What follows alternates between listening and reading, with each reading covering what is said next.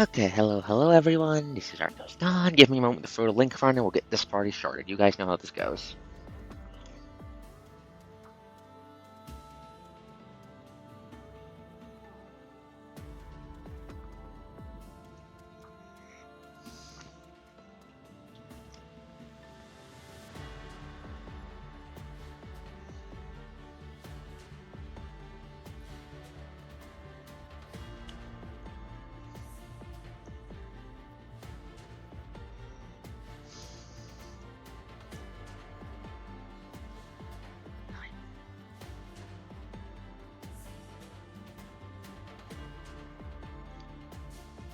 Okay.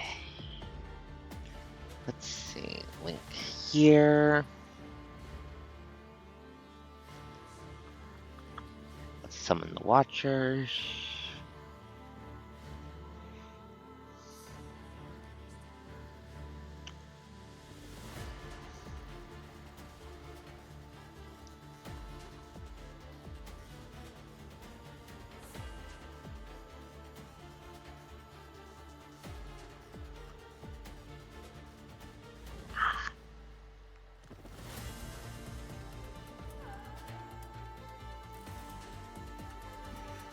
Okay. Just keep throwing the link around. There. There. Okay.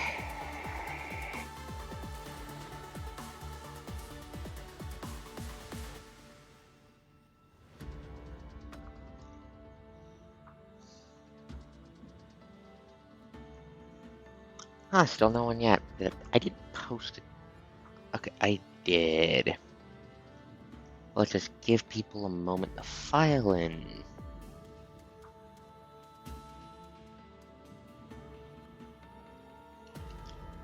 Okay. Hello, Dwarf. Up.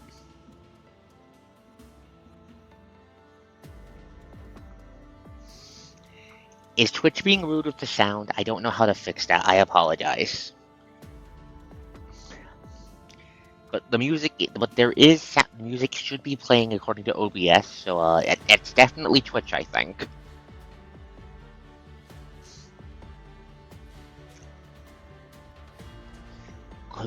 Could it be the firewall or something?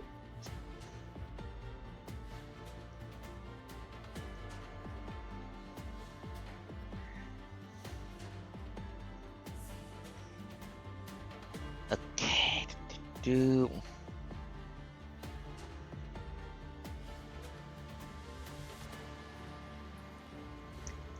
Just give me like 5.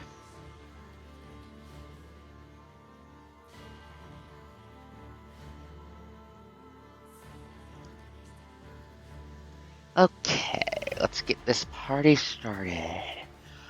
Okay, let me just descend from the app throne. Shrink, tiny ass ghost. Hello, Mon. No, we're done the uppy tower. We blew up the tower. We blew up the tower. Well, we didn't blow it up. We hacked the tower. The tower has been dealt with.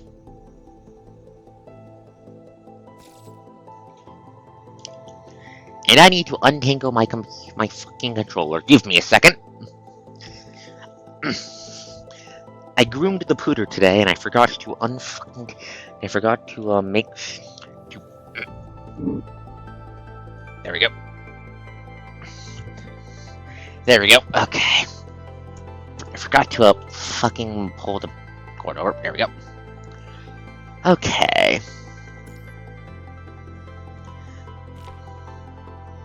Good morning, Commandant. Good morning, Lucia. I hope that days like this, when we share each other's company, will continue for a long time.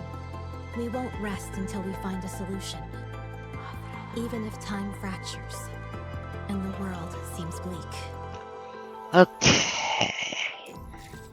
Okay, so first we're going to do our dailies. Then I'm going to double check the Phantom Pain cage and make sure I didn't forget to do it. And if I did, I'm probably going to scream.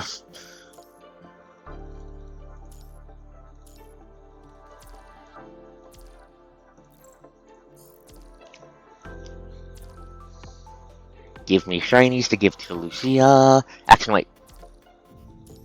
I know you turn heads, Commandant. Lucia, I need to show off something. Da da da da da da da da da da da. Lucia, pretty, that is all. Anyways. Coast Brain, focus, we have dailies to do. Then we need to move on to the next chapter of PGR.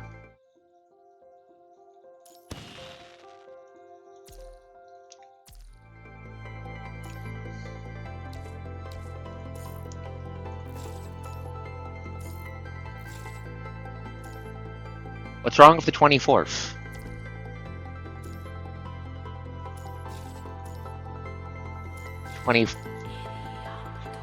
Checking the month, please. I don't see it. Oh. Well, that's not an stream day, so I'm not competing with that.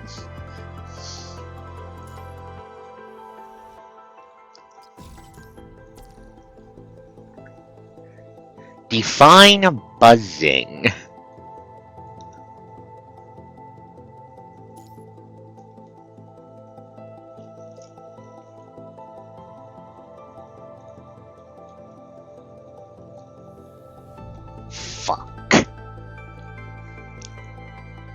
Fuck. God damn it, Pass Coast. I'm going to throttle you, Pass Coast. Hi, Zana. I'm currently cursing out Pass Coast for forgetting to do the Phantom Pain Cage. Oh. As much as TF2. Yeah, I'm glad I'm not streaming. I'm glad I'm not competing with that release date. Then I think I'd lose. Okay, have I done Warzone at least? No, I haven't completed that because I'm fucking dumb. I don't stream on Tuesdays. They're not planning on starting streaming on Tuesdays anytime soon, right? 4 days is my limit. 4 days is my limit right now.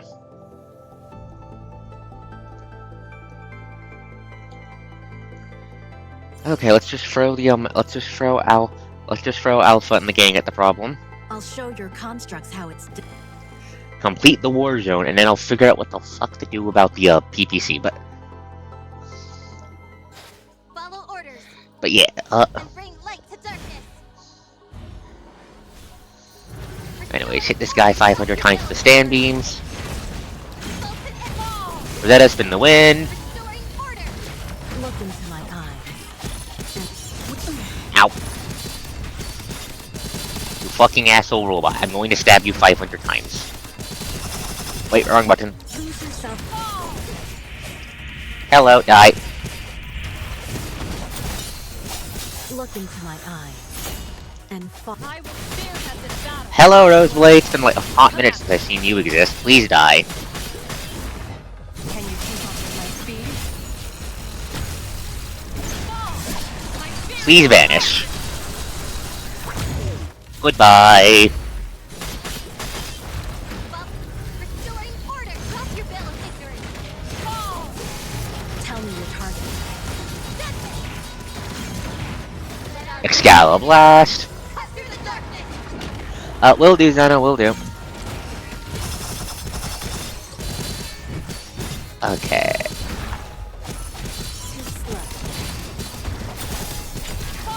The flames of the abyss. Fuck you, Judgment Cut. Can you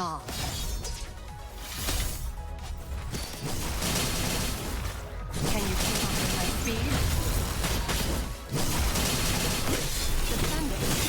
Do you think that's of any use? I cast Big Shot. And I casted this at you.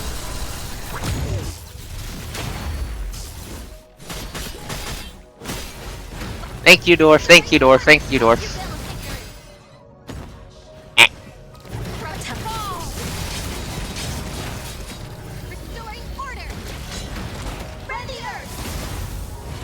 Look into my eyes. Give me a blue orb. Give me a blue orb. That is not a blue orb. Ow. Give me fucking...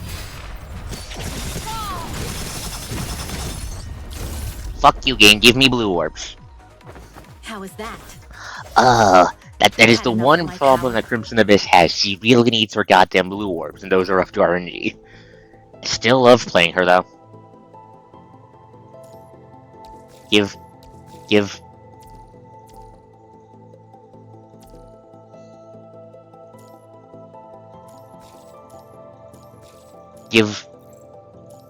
card. Give holy card. Okay, we have the undead fucker, who I'm not. We have the undead fucker who's on a hates. We got Trailblazer, we got Lilith. Okay, so fun fact, Lilith fucking dies horribly to Lilith, but we need Lilith for the Void team, so this is kind of a problem. Okay, no, you don't like fire. Okay, no, we'll throw Alpha, we'll throw Crimson, we'll weave in Super Nanami at son of a bitch. Watch my movements and act accordingly. Maybe?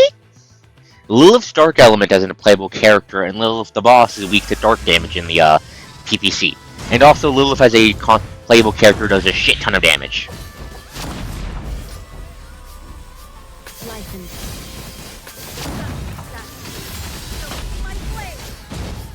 and death. Now you're on the other Eat a this. A this. I really need to upgrade 21. What is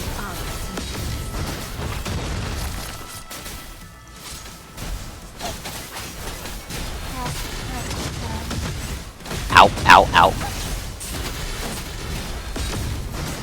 Get back here, you son of a bitch. I cast Bonk in your general direction. Nanami. Oh, delete his. Ow. Nanami, stop taking damage and delete his bones.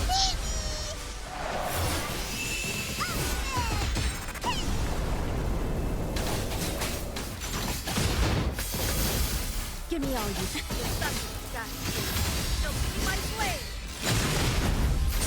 Life and death. Now you're on the other. There we go.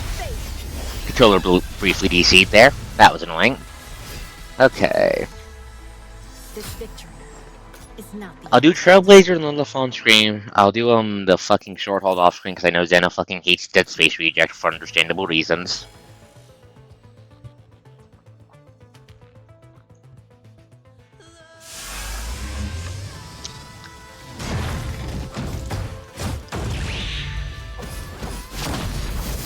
Get parry, idiot.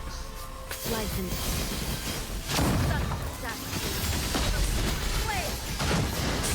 and death. Now you're on the other side of the rock.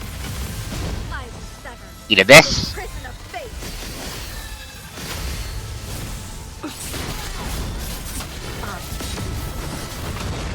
Stop dodging my bullshit. Get clawed a bunch up, you asshole.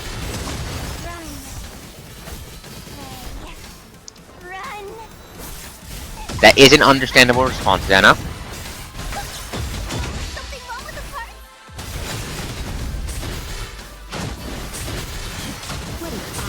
Get back here. Get back here. I'm not done beating your ass. Ow. Damage is illegal. I hope you realize that, Trailblazer. The end of this.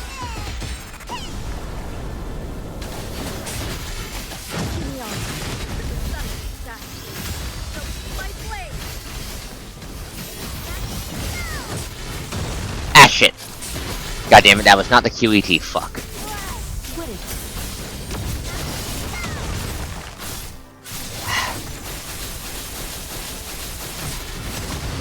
That was a misplay. Anyways, Nanami should kill this guy anyways, though. Non-me murder.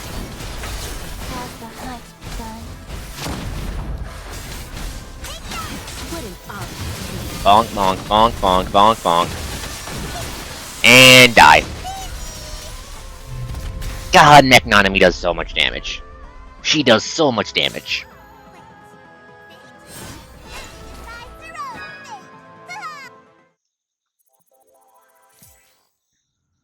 Okay. Okay, Nana Knight does so much goddamn damage, but I really need to remember to fucking upgrade 21. That's like the one thing holding back my lightning team.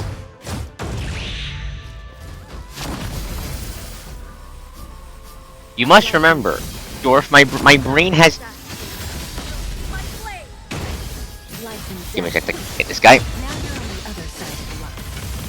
Dwarf, I can't remember if you were here for the Lancer game I was part of, because that was streamed on a different channel.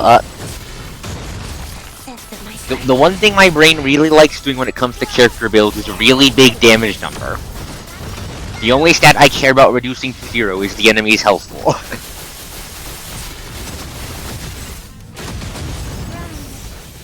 Seeing as how you can in fact just dodge everything, TM.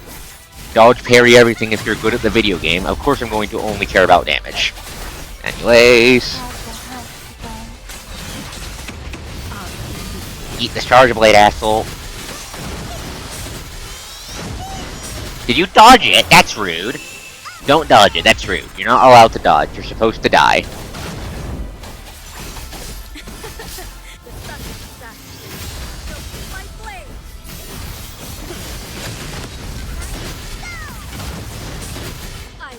Okay. Get back here, kill this son of a bitch. 21, fuck him up.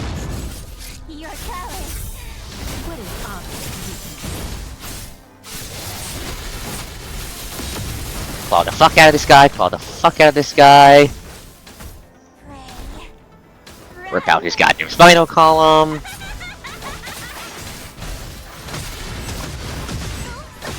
Ow.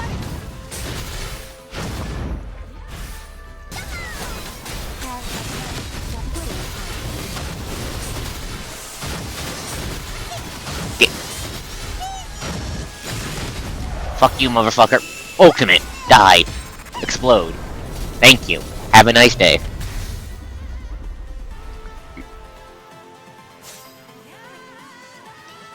What's that supposed to be? What's that supposed to mean, Xana? What's that supposed to mean? I like Luna too. I like Luna too. She's cute.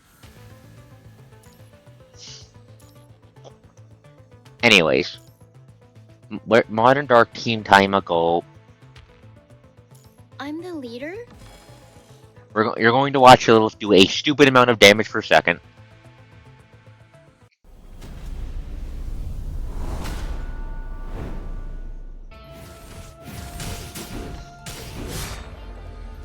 Spin the wind, Mitch, spin the wind, Mitch. It's up to you. First stage ultimate. You're the lucky customer.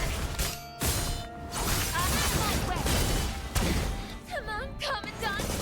I mean, yes, but I like Liv. I also like Liv. Anyways, yeah, Lilith just nuked like half of Boss Lilith's health bar. There's a reason I went. Lilith's going to fucking murder her.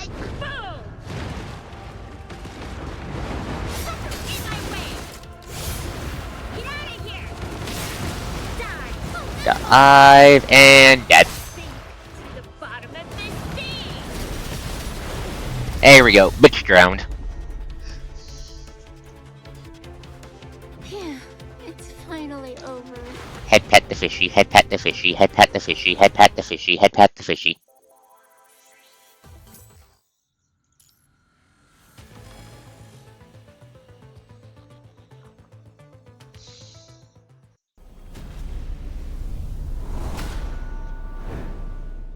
The fishy is cute. Ow, ow, ow. Fuck you. Eat spinny hat of death. It's up to you. Go all in or fold. I am here to confiscate your illegal health bar.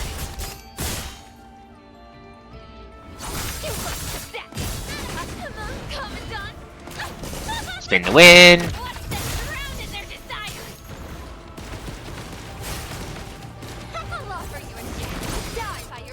Ow. Ow. Stop with the fucking card bullshit. Get back here and let me beat your ass. It's time for your daily drowning.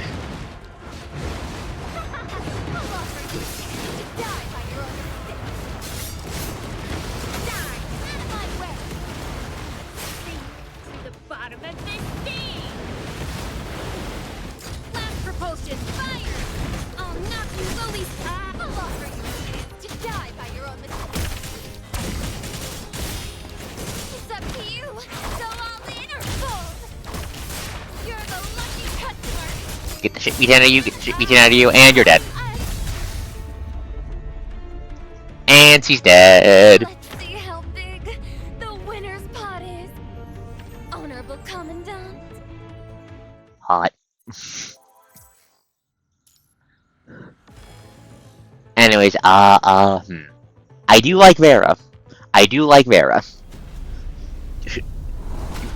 You can't Luciify my love for my affection for Vera.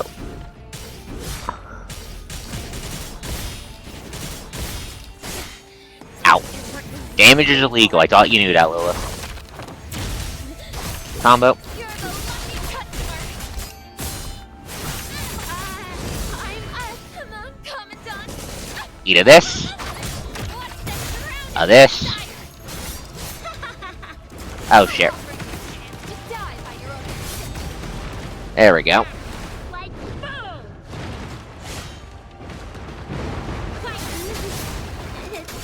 Ow. Do not hurt the fisty. Drown. Piranha, cast bonk.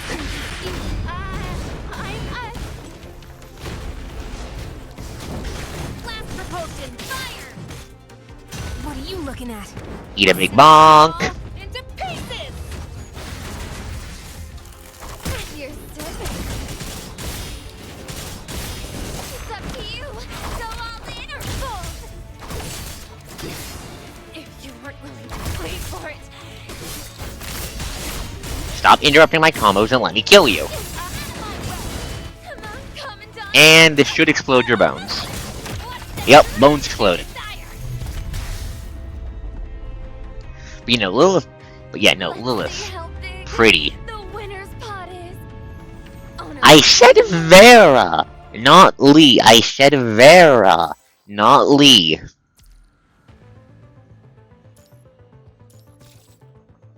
Skulls acquired.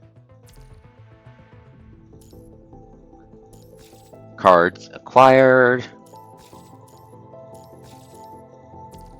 Okay, who do I need to fucking SS real quick? Are you SS? By the way, I got Ismail's signature weapon. Look how good it looks. It looks so fucking cool. Girl, please stop summoning a sun indoors.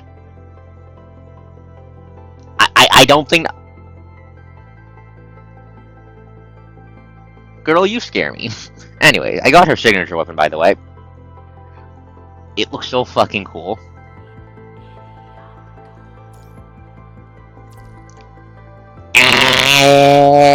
I make the air gesture in your general direction. Anyways. Evolve. How many do you fucking... You need... 9. Okay. Shop. Phantom Pain shop. Helion.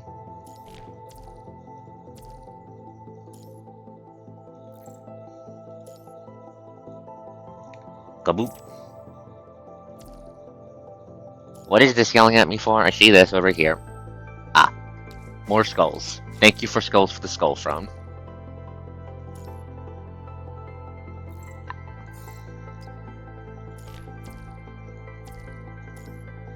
Okay. Okay. The last bit of... Alright. Time. Main story. No. Renewal.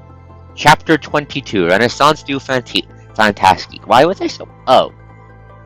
That's why I was so concerned about this chapter taking fucking forever. Game. I have a question for you. Game, I have a question for you. The question is why. I have a question for you. The question is why. I mean, I play fucking Yap Night so I can deal with it, but why? But why, though? But why, though?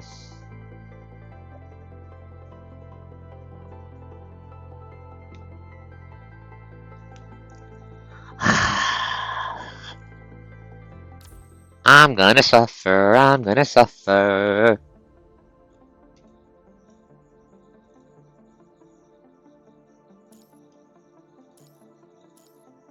51 stars. Okay, deploying the calculator. That's how many playable stages? 51 divided by 3. 17 playable stages.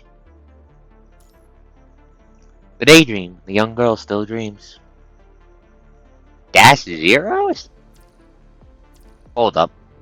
So I'm immediately suspicious. I'm checking something. Be right back.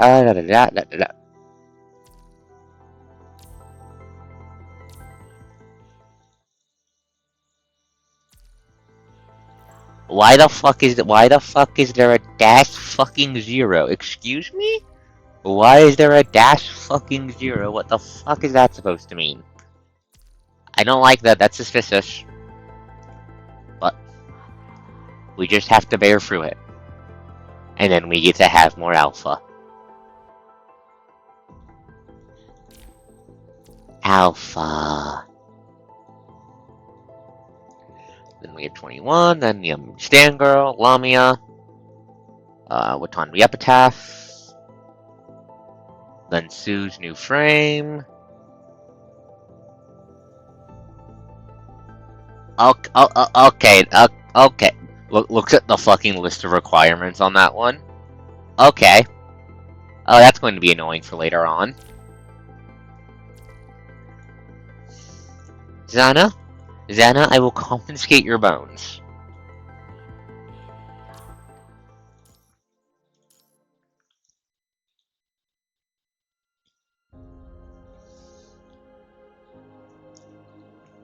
Isla had her own little fantasies about what Earth would be like. No, auto off. Isla had her own little fantasies about what Earth would be like before her first assignment. Having only read about Earth in textbooks, she'd often imagined what's become of Earth now.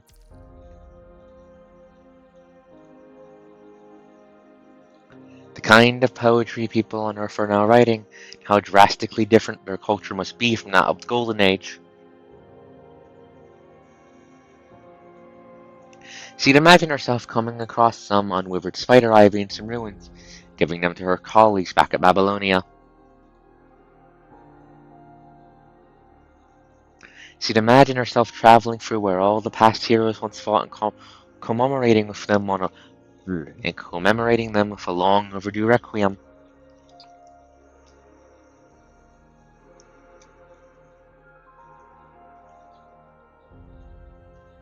Cruel might be reality, and yet she was determined to remember every second of it by heart with her eyes wide open. Oh, those are some pretty ass. Oh, those are some pretty goddamn eyes. Oh, those are some pretty fucking eyeball. Those. That's pretty. That is very pretty.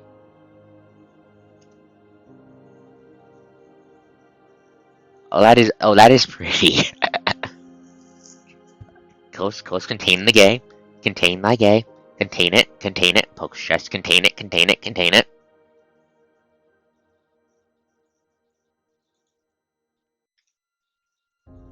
Give me a sec, trying to do something in the background. Button.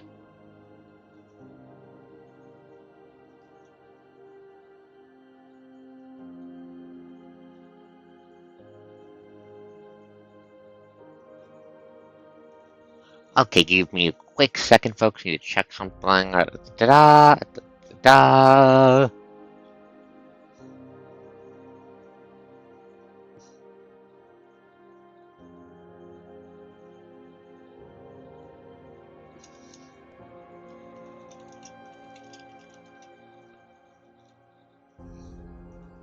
Okay.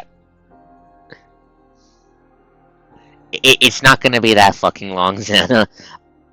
I think the fan base would fucking riot if it was that goddamn long.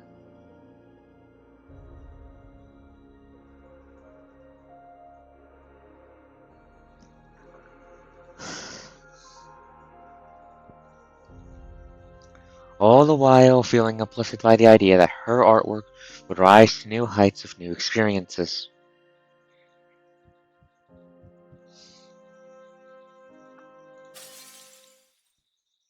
Until, that is, reality shatters her imagination into pieces, pieces upon which she now finds herself standing.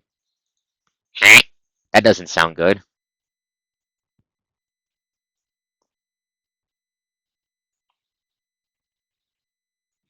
Softly, what the fuck?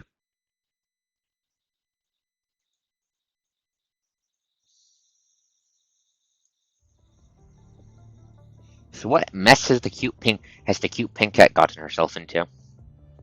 Team of a dozen constructs is now making its way through the wild. They have lost 2 members, and the survivors are not faring well. With severed neural circuits, alloy bones exposed, and bulgily clumps of vital fluid in their skin, several constructs cannot walk without help. Ugh. Oh, this is Isla's old frame. The pink-haired member walking at the end of the team is the least damaged, being one of those meant to be protected. She stares blankly at the team, keeping a distance from them.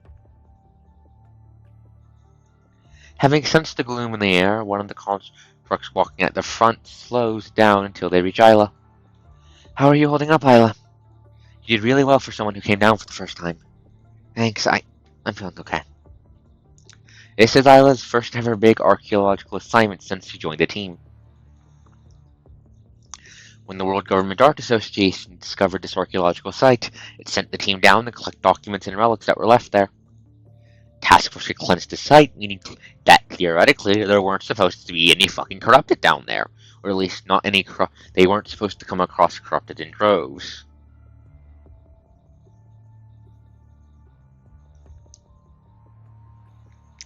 As fate would have it, however, they found themselves surrounded by countless corrupted, ones infected by previously undetected punishing virus. One of the archaeological team traveled deep into the site with the task force team that had come along. Oof. The task force team managed to escort the archaeological team to safety with all the documents and precious relics they had, at the cost of 2 of its members' lives. You seem anything but okay, though. Wait, your name is fucking Orpheus. I just realized that. Were you name tagged before? No, you were not name tagged before. Why are you called fucking Orpheus? I know what that name means. You're going to die horribly. You are a mook named. You are an elite mook named Orpheus. Chat, this gal's going to die horribly. Start taking bets. How's she gonna die? How's she gonna die?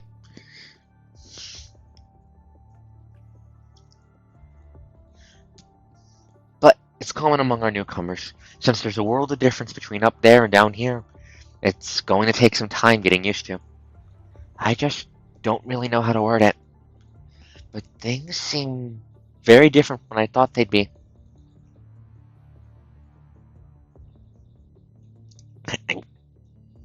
I mean, I still remember Rex's straight face and how he'd always suddenly crack everyone up with a joke out of nowhere.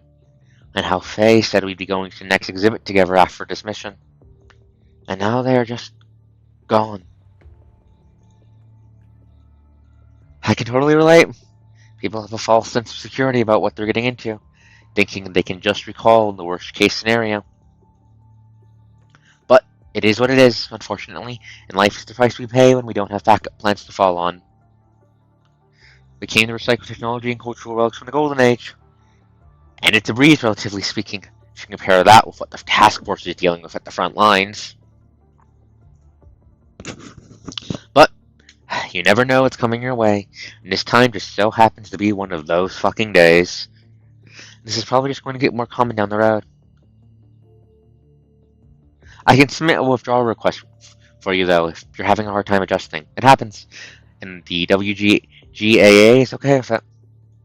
No, that's not what I mean. I'm not quitting.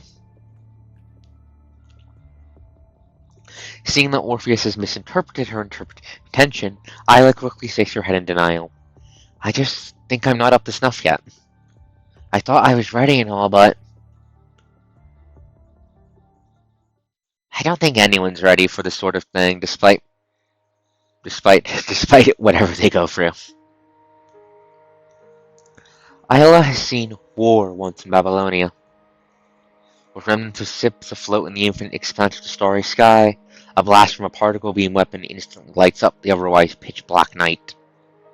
The moment beholding the same view as her dear friend, she thought they had an unspoken rapport established between them.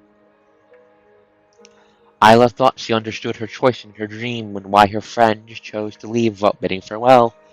Oh, this is referring to Selena. Oof. I wonder if we'll run into her in this chapter. And yet, she now sees that she knew nothing. When her friend was out at the hetero space station finding it corrupted, Isla was sitting by a porthole looking down from Babylonia, the comfort of a greenhouse where gravity, humidity, and temperature had been adjusted to suitable levels. I don't think Orpheus is going to die from gay, considers how Orpheus dies in myth. I'm 90% sure Orpheus won't die from gay. Once he finally got a real taste of reality, however, her legs grew so numb that she wasn't even able to take a step forward. Our paths will be rectified as long as we portray the world as it truly is. This is what Isla seemed to have heard when she saw the space station awash in the debris of war. It was a secret message Lena left her, and that was the answer that Isla's idealist of a friend had found at the end of her journey.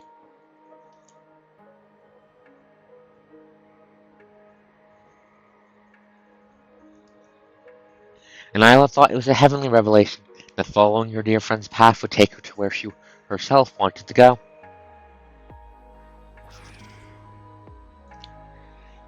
Once she saw the punishing torn world with her own eyes, and heard weapons thrust through the corrupted.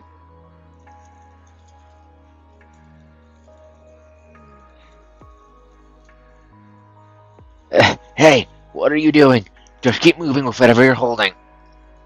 Our mission is to send you back home safe, guys, so do us a favor and soldier on now. Once he looked at all the bloodstained constructs in the eye and witnessed people she had only just befriended being torn into pieces, she grew hesitant. She was not as brave as she thought she was.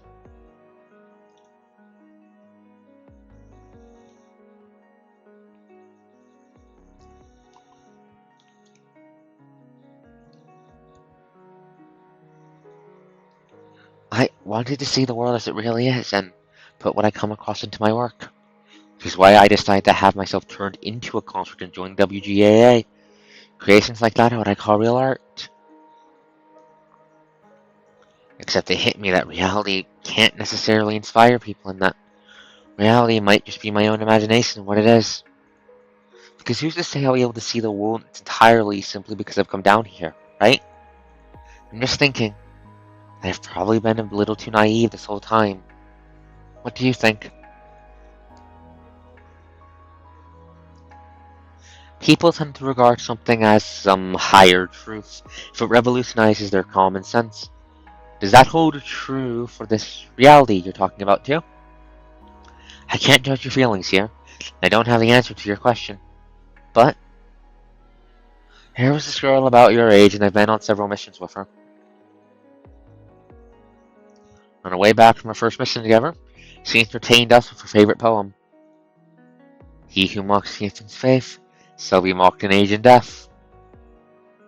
In a gentle tone, Orpheus starts reciting a poem Isla knows by heart. Yeah,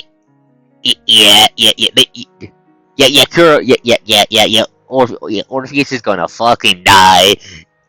Big death guaranteed. Start taking bets. How is Orpheus going to die horribly?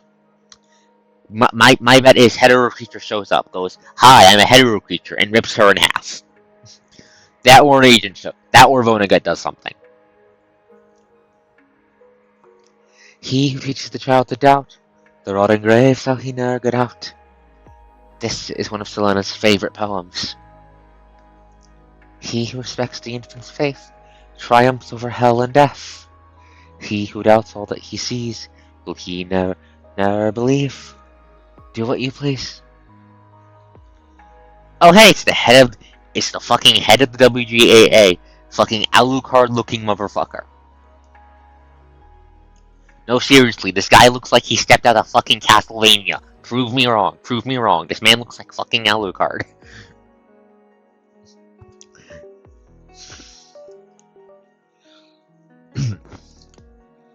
We're recorders, witnesses, articulators, and creators. What we fight, we cannot see. Which is why people mock us and have a hard time imagining the purpose we serve. Yeah, I understand you. He looks like they took a Castlevania Alucard and stuffed him in Helsing Alucard's coat. That's what he looks like to me. That's what he looks like to me. He looks like they shoved fucking Castlevania Alucard into Helsing Alucard's fucking coat. Except we do know the purpose we serve, and it is a value from which we will not back down. And I can see in your eyes that you too wish to stand guard for that value.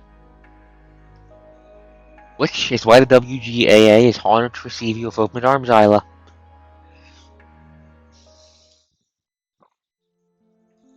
Having finished their mission, the archaeological team arrived at a human settlement. The settlement is built upon a deserted city. With a far cry from most conservation areas in terms of infrastructure, the settlement has proper mechanics in place that make life here possible. It's also fairly safe, with ground force members permanently stationed around. With Babylonia's transport craft still a good way out, the team has quite some time to spare in the settlement. Slowly turns head to Zana. Huh?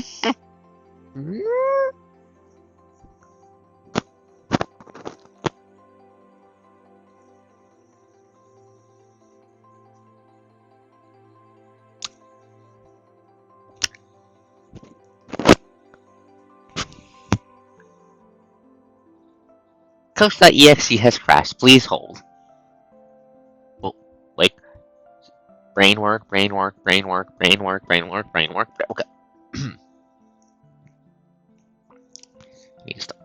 I need to stop pushing my goddamn knee into my fucking desk. No, do not skip. With Babylonia's transport craft still a good way out, the team has quite some time to spare in the settlement. Isla's looking determined.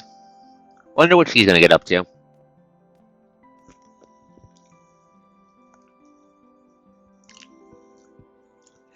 Perhaps, Xana, perhaps. Isla walks around the settlement, taking her time observing this place that's been put together by the humans here who built it with whatever they could get their hands on. Once he looks into a simple tent, he sees an old mechanic pick out useful parts from a pile of mechanoid remains sent here by the ground force. Passing by a makeshift outdoor kitchen that really just a cooking range put under an overhanging meat rack, she sees the chef cooking with ingredients she never even thought edible. God damn it, now I'm hungry again. Fuck. She sees an old lady sewing an undershirt with a rusted needle and a man sharpening his hunting instruments with waste parts.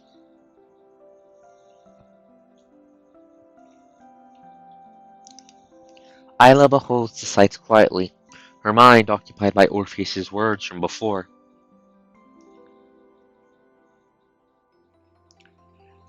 I will neither confirm nor deny until we see the man again. Eat this, you damn thing. There are kids around taking turns being constantly corrupted with twigs in a make-believe. Of course the kids are going to do that. Hey, it's my turn to be a construct now. Hold on, it's my turn next. Boys will always be boys, huh? Blink, blink. Mini-live? Why is there a feral mini-live? Why is there a feral chibi live? Excuse me? Why is there a feral chibi? Why is there a random feral chibi live? Why is there a random feral chibi live? Excuse me? I'm not, Xana, I'm not hallucinating, alright? This looks like a feral chibi live. Why is there a feral chibi live here? Liv has not undergone mitosis. I don't think Liv has undergone mitosis. Don't call her that, Bad Dwarf. She is not bigger than the coast. She is not bigger than the coast. But why is there a feral mini Liv?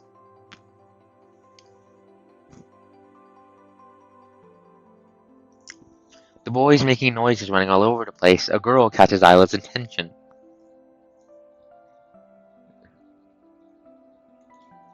if Liv may underwent fucking mitosis, we would have gotten like an ominous. The only time it could have happened would be if this was hetero fuckery TM back during the Imperia framework, and we didn't get any signs of that sort of bullshit happening.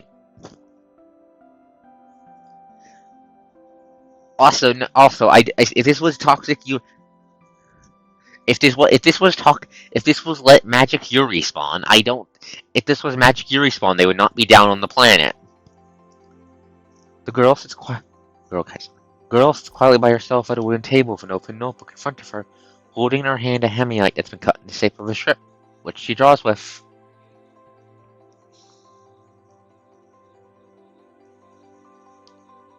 Occasionally putting her hand under her chin and looking at her picture with a frown, the girl is fully focused on her drawing. Millie, says the words on the cloth badge under her jacket.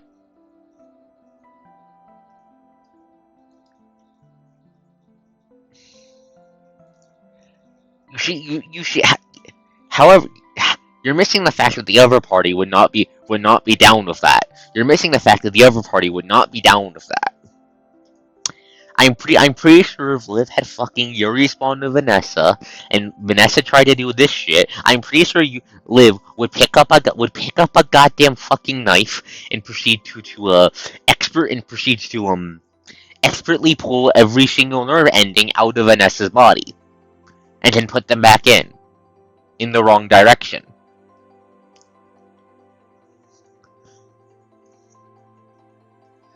Ayla walks up to the girl and strikes a conversation.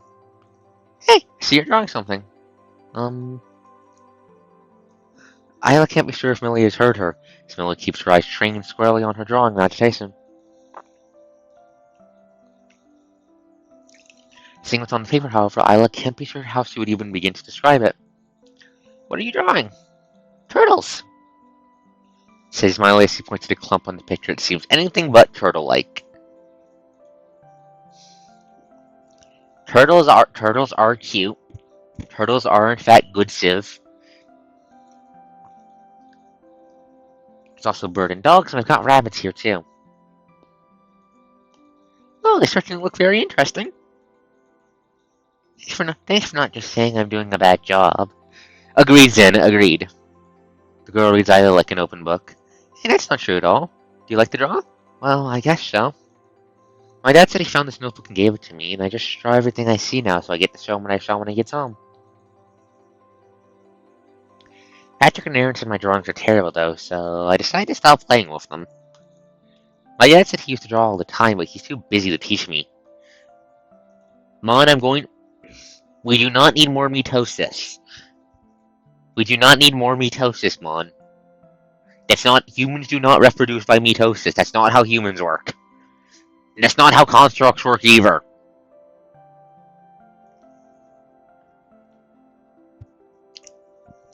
And before you say anything, no, Lucia and Alpha do not count. That's cloning, that's cloning, not mitosis. No, we don't need mitosis either. We don't need that. We do not need that either.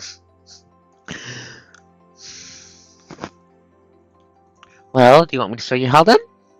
Are you good? None of the people here can draw. Oh, but you're from Babylonia, right? Patrick said that constructs from Babylonia are amazing. Are you good at drawing too? Depends on the person, but I do know a thing or two about drawing. Well, here, I have about 70 empty pages left. Try not to use too many of them, though. Ayla sits down beside Millie. Ever so carefully, Millie passes Ayla her notebook and the hematite crayon. Any idea what you want me to draw? Are you okay with drawing anything? As long as it's something common enough, like kitties or puppies. I'm good with plants like dandelions and hyacinths, too. If you... cutting... It, no, that would get you a dead coast, not a thermonuclear blast. I'm not that tiny. I can be seen with the naked eye. I am not fucking microscopic. Well, can you draw me a hydrangea then? What? Hydrangea. I only know the name of the flower, but I've never seen it. No, it would not get you a thermonuclear blast.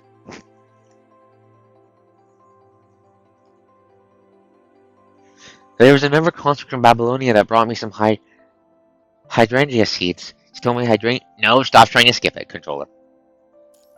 Stormy hydrangeas have these beautiful blue flowers when they bloom. Have you seen hydrangeas? Are they really that pretty? Isla nods with a smile at Millie, who's looking at her excitedly. Well, I guess you'd say I have. And yes, they're very pretty when they bloom. In fact, Isla has never seen another actual hydrangea, other than the pictures that she came across at Babylonia's Education Center, which struggles with what little resource it has to raise all the plants it has the pictures for. Isla, however, decides to give it a try anyway, hoping her attempt will give Miley a glimpse into a world she's never before seen.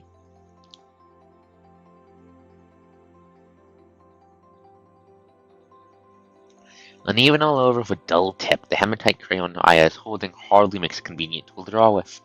If a tool as suitable as this and a lack of proper instructions, Isla can't imagine anyone making any meaningful progress at all at drawing on their own. Now let's add a bit here and here. That should do it, I think. Isla shows Millie her finished work. Wow, this is amazing. It looks so real. Are hydrangeas really this pretty? Well, this is based on what I remember of it, and I'm sure it's different from how you imagine it because it's not even blue. Just wait until you see a real hydrangea in your garden. I'm sure it'll be a lot prettier than the one I drew. Drawing is not as difficult as it seems. I'm sure you asked seeing me draw just now to start with. This is what you need to do. Isla shows Millie her ways, which Millie quickly picks up. Where did you learn all this? Never thought about any of the things you said just now. So where did you learn all this stuff? Did you have a teacher who taught you this in Babylonia? I'm from the WGAA. It's an organization at Babylonia. People from the WGAA are experts in art. That's where I picked up a lot of what I know about drawing. WGAA? What's art anyways? Well, art is... Isla decides not to bombard the kid with the technical definition of art she knows like the back of her hand. Thank you, Isla. Let me see. Millie, what makes you want to show your work to your dad? Huh? Well, because my dad is always happy when I share my drawings with him. I just want to show him what I see and do out here every day because he's hardly ever home. I think that's a beautiful reason for you to keep drawing. To me, at least, art is something that's creative with motivations like that. I'm going to throw a rock at you. Gently, but I'm going to throw a rock at you. Be nice to kids.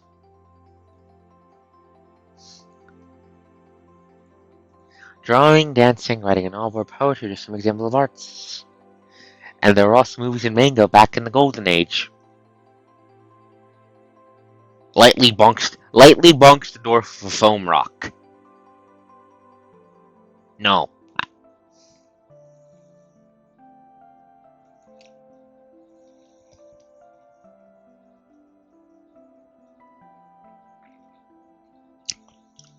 She mentioned about... She's talking to a kid. She's talking to a kid. Manga. I'll be right back. Moments later, Millie comes back with a booklet. This is what you call manga, right? That's what my dad calls it too.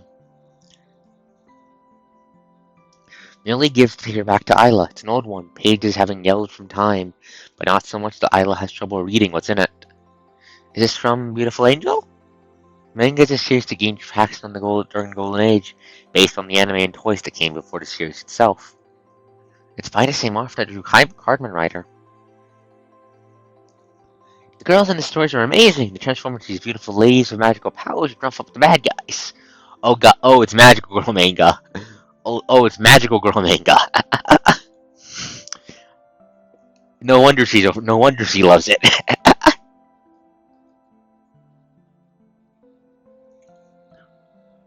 Bonk. Lightly bonked dwarf.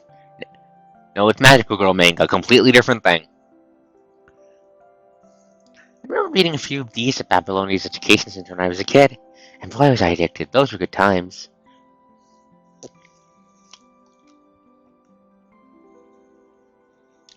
Really? I'm so jealous. This is the only one I have. I've read so many times already, but Dad said he can't buy another one. To borrow one from you, I can trade yours with this one. I'd love to help, but I think they only have a few copies in Babylonia, and I don't think I can even take them out. Not every magical girl is gusting about magical girls. I bunk them on.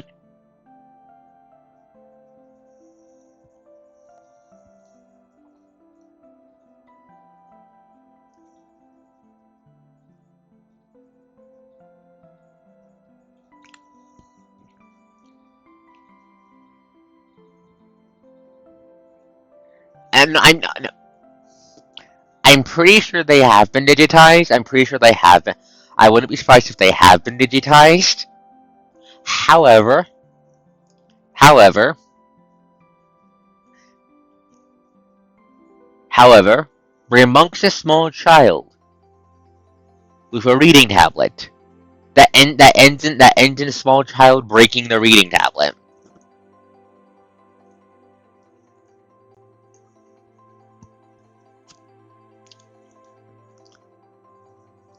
No, I don't know. I think this is I think this is electronics vulnerable.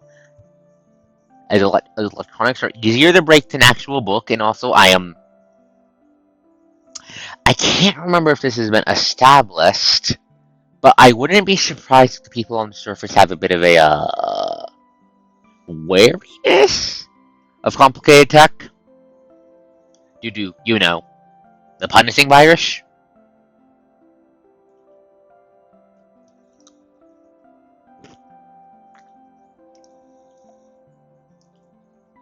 I didn't say Luddites. I didn't say Luddites, but Luddites. But I didn't say that. I said they don't. They don't hate tech. They clearly don't hate tech. But I imagine they can get wary around it until they're sure it's not going to end up getting infected or anything. Also, what Xander said, I don't think they have the stuff here to support or maintain a computer yet. They're not that built up. Oh no! I really want to find out what happens next.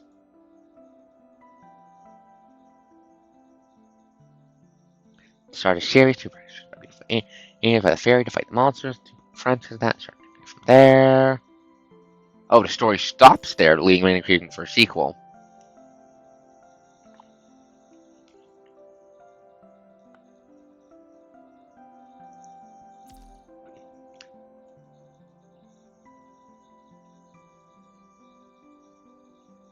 Well, looks like this never received much attention from WGA. Of some business on the art value, but I don't think it hurts to preserve them. Say, you wouldn't happen to be able to draw something like this, right? Melly thinks out loud, stopping Alan in her tracks. You're suggesting that I draw make? Oh, yep, you like it too, right? I never tried it. It requires a totally different set of skills and knowledge. I would be really happy if you could do that for me. Well, I'd be more than happy to help you with anything if you ever need me to. Millie suddenly lifts her head, seeming to realize he's asking for a difficult favor. Hey, here you are, Isla. Time to get moving. Transfer craft is here and we're set to go in 10 minutes. Oh, gotcha. Oh, are you leaving? Yes, I'm going back to Babylonia. I see. Well, guess I'll see you next time then. I mean, I don't know when it's gonna be, but my dad said he's gonna be taken to a non-conservation area in a few months. I think it's gonna be really far from here. I hope you have a safe flight home. Thank you, Millie. Having bid farewell to Millie, Isla makes her way to the transport craft with Orpheus. Have fun? Did you have fun hanging out with the kids? Not kids, just her. Happened to see her by herself. Most of us from the archaeological team choose to avoid having any contact with people from conservation areas, though. All because we're not task force? People living on the Earth think that all constructs from Babylonia are superheroes, but we all know that can't be further than the truth. See, we're nothing without the task force help. Say, how would you define art? Oh, caught me by surprise there. Well, let's see. It's not clear-cut, and it depends on which theory you buy into. To me, art is both something that's within and out of our reach.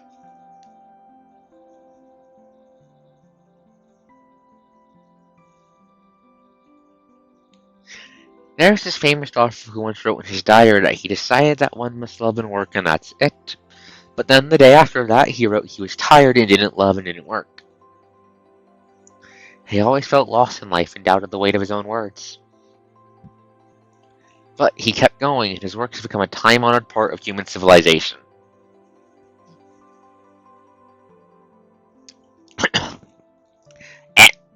Considering the last time a reference to an offer came up in a storyline, Dorf, is that quote from Vonnegut? The offer, I mean. Is that quote from Vonnegut the offer?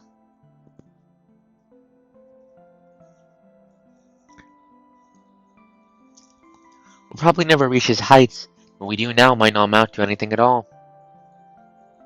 Still,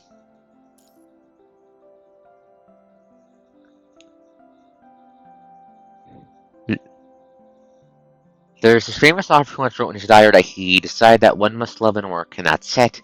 But then the day after he wrote he was tired and didn't love and didn't work.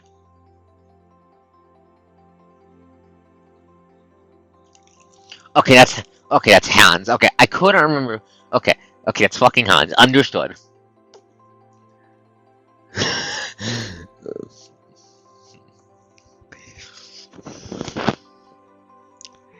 Fucking wonderful. Okay. I only know his reputation by proxy. How bad is it? How bad is it? How bad is it? How bad is it? Enlighten me with the fruit of knowledge, so I may smash it into the face of God. Still, Isla has her own reasons to push forth. She can't say with certainty that nothing will ever change her. For all she knows, she might have a change of mind tomorrow.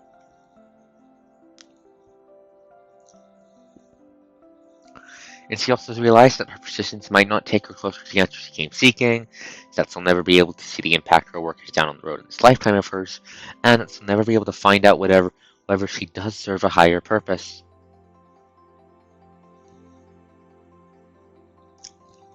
Is that literal? Are you being metaphorical there? Are you being metaphorical there, or are you being literal? Please tell me you're being metaphorical there. Please tell me you're being metaphorical there. So you're saying this man would literally just...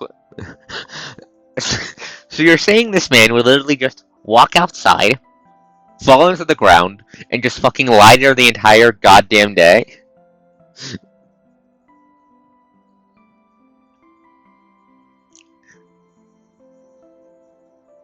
How? Oh no. Oh no. Oh no. I see. Massive fucking weirdo. Also, quick tangent. Isla, I'm pretty sure constructs are fucking immortal. I don't think that you don't fucking age unless you age. The only equivalent of aging you have to worry about is mental development and wear and tear on the frame. I don't think you can actually die of old age. If you don't get murdered in the fucking war, you'll probably see the impact of your work.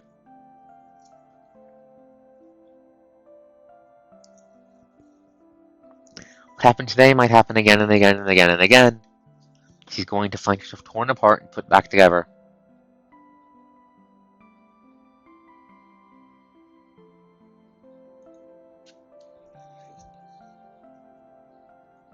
Considering who he got summoned, considering who summoned the poor son of a bitch. I'm pretty sure that's because of I wouldn't be surprised if that is why that didn't happen.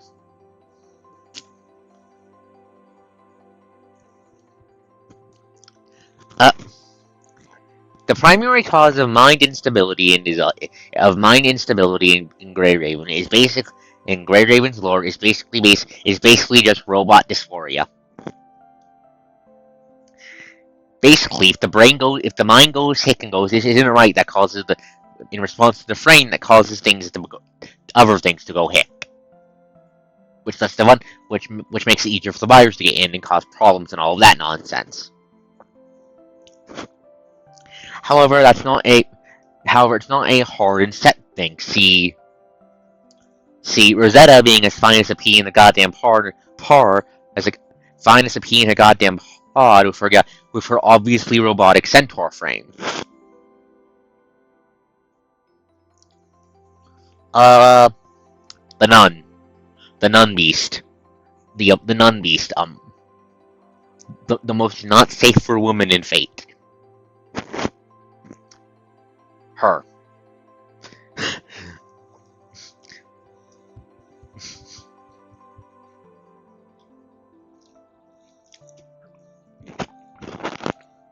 Still, she regrets not choosing this path for belief so naive. Looks like how Millie's excited to show her father her drawings, and how she desires to find out what happens next in the manga series. Please don't say that ever again. I'll be right back. Isla, where are you going? Without answering Orpheus, Isla turns around and goes back the way they came. Huh? Hey, thank God she's all around. Did you forget something? Yes, I did. It's very important. Taking a knee, Isla is now at eye level with Millie. My name is Isla, and I'm from Babylonia's WGAAA. Can I borrow your manga? It'll be really helpful when I draw a sequel, says Isla as she points at the manga from the Golden Age. Oh. Takes a few moments for Isla's words to sink in. Really? Are you going to do that for me? Yep, here, let's pinky swear. I can't draw right now, but I'll get to it when I'm back in Babylonia.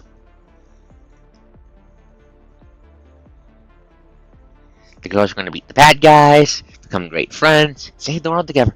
Ooh, forgot to remind you of a spoiler alert there, but hey, who knows what's going to happen, right? So stay tuned. You probably won't ever be around when you're done. It's fine, I'll come find you. Go through all the conservation areas there are until I find you. Isla realizes this is probably not a promise she'll be able to keep. Still, it's not a promise she regrets making. When I do, I'll give you your manga back, along with the new one I will draw for you. Promise. Renaissance du Fantastique, Chapter 22.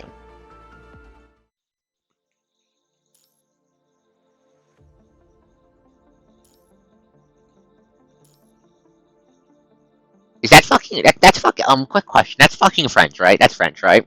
Are all the chapters going to are all the chapter names for this going are all the fucking mission names in this going to be in fucking French? Because I do not speak French.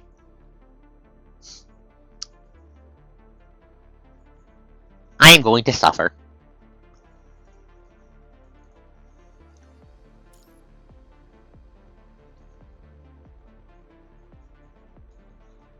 I'm summoning the Google Translate demon. Please hold. Summoning. Come on, get out of the fucking hell portal, you fucking fat ass demon. Get over here. Start hitting the demon with a stick. As I tell the words. I'll do Moulin de la Galette.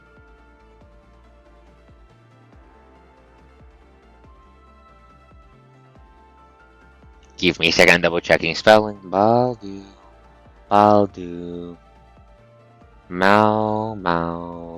Lin. Dila, Galette.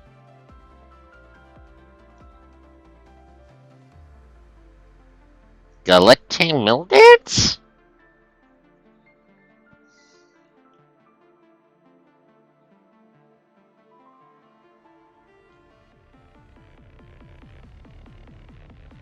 Is that what translate to, or is Google Translate, or is the Google even fucking with me? Please hold.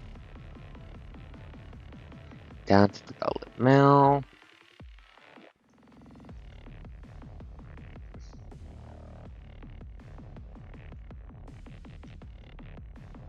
No, down to the Moulin de la Galette. Okay, so yeah, so it's definitely a dance then. I'm going to be having to summon the Google Demon a lot tonight, aren't I?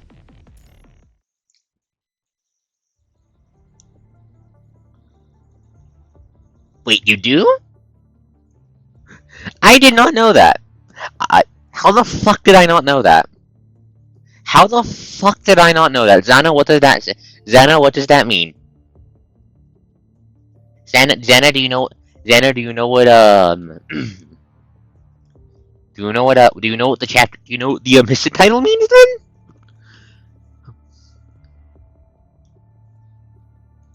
Yeah, I'll put it in the chat for you so you can read it. Give me a second. Badumulendila Galete.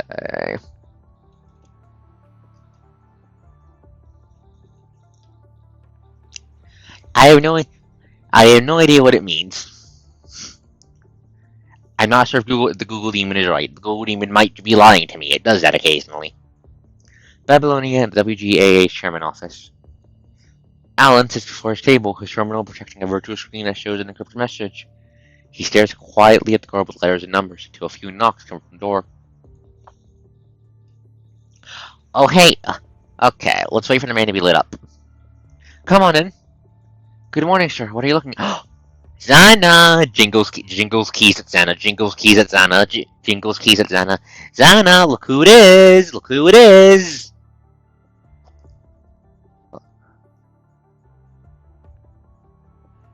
Okay, dance in the mill. Thank you. Huh. So this is where Leone first shows up, then. Good morning, sir. What are you looking at? Hey, Leone, I've been trying to crack this email that arrived in my inbox for the past few days. I would just ask one of those guys from the Science Council to do that, unless, of course, you happen to know a thing or two about cryptography yourself, sir. I'm not completely unfamiliar with it, and it's more fun when you do it yourself. But no. God damn it, he does look like the fucking love child. He does look like someone stuffed a gender-bended L into fucking Alucard's goddamn coat. God damn it. I can't unsee it, son. Could be a message from the future, an extraterrestrial being, or maybe it points towards treasures some Golden Age art masters left behind. Or it might be a practical joke, but I guess that's just right up your alley, no? Well, how can I help you today? Are you guys working hard or hardly working? So, the Zana is making useless noises, I see. Understandable. She is pretty. People can't wait to see the exhibit's performances again, but I've asked our new hires to take care of those things, though. I'm actually here to speak with you about Isla today. I have Kaleidio's details here. Science Council's approval and mind compatibility taken care of. Kaleidio is good to go, theoretically speaking.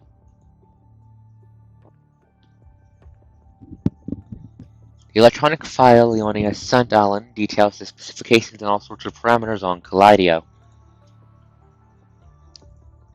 Doing better than what I was hoping to see. This is WGAA's hope for the next few decades, and I hope it's going to shine like a newborn star. How's everything coming along with Fire's Warbler, by the way?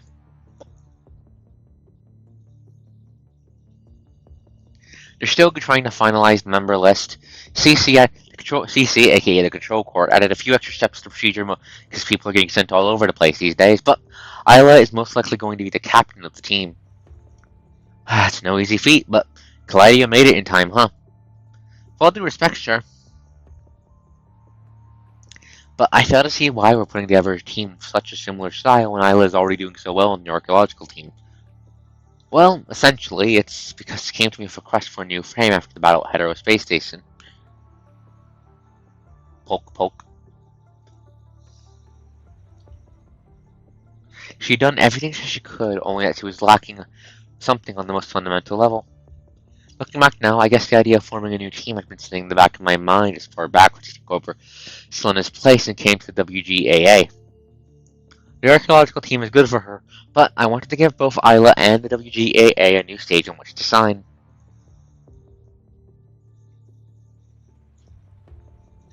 The task force is a complicated place. It's got all sorts of different thoughts and credos.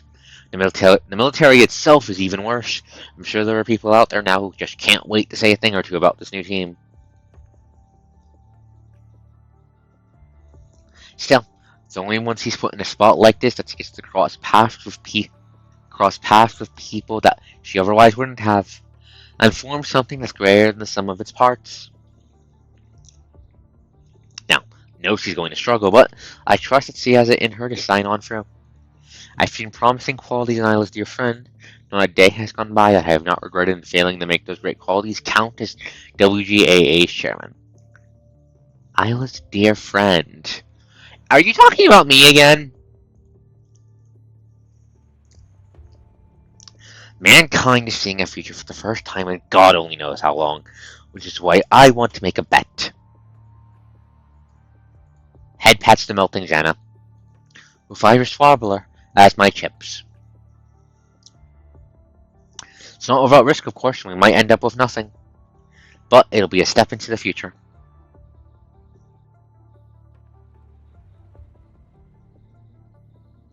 Hello, it's Gordon Freeman, man. Hello, Gordon Freeman, man.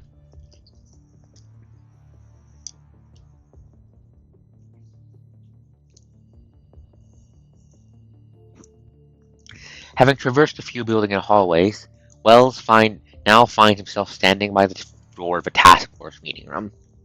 When he lets himself in, he sees the person waiting for him. Seeing Wells, the young commandant inside rises immediately to salute him. Sicker from task force, reporting for duty at BST 0900. How are you doing, sir? Thank you for coming at this hour, Commandant. It's okay, Xana. It's okay, Xana. It's okay, Xana. You have access to Google. You can Google her.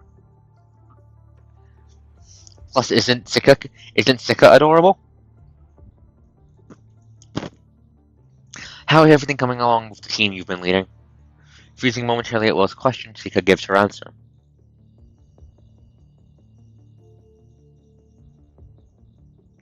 They've been released from the team, sir. Jessica and Randolph have been set to Red Scorpion to fill the vacancies of their lost members. As for George, he joined Pelican and is now out on a surface mission. And I myself am currently on standby at Babylonia, waiting for CC to notify me of my new assignment. Sika sounds understandably upset because the Commandants, having their team dissolved and reassigned is not unlike having the command center directly criticize them for the lack of leadership. Oh, that's not the control court. Wrong CC then. Making headway there, I see. They have my best wishes wherever they go, of course. Sir, I understand risking my feet wet and still a far cry from the best comments we have here. But still, I saw potential in Nafiode and all. It was just a bit more time too. It was an appropriate decision that came out of the staff's evaluation regarding team performances.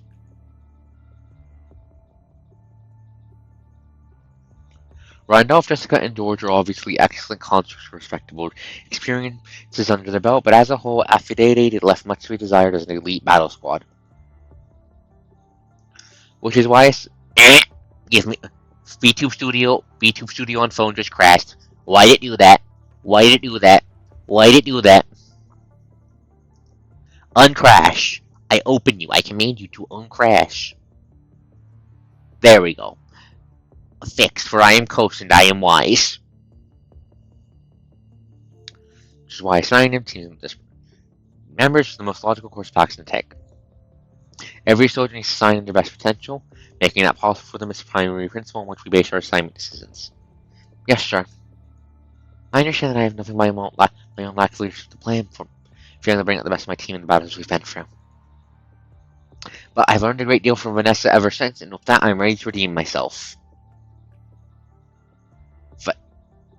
Oh, she's cooked. Oh, she's cooked. Hey!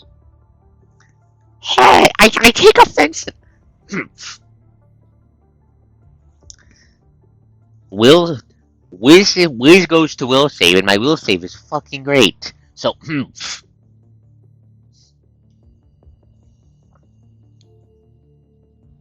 that's not wisdom.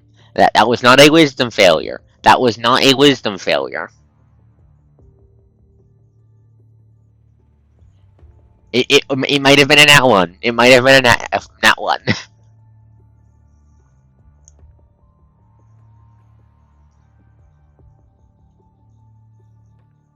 But learn from Vanessa. Cooked. No, no. It might no. That was a nat one. That was a nat one. That was a nat one. That was a nat one. That was a nat one. That was a nat one. That was a nat 1. That was the coast brain moving faster than the coast brain could think. Than the coast was thinking. So, shush. I go shush at you. Anyway, she's been learning from Vanessa, ergo she's cooked. Come next battle, I'm certain I'm able to.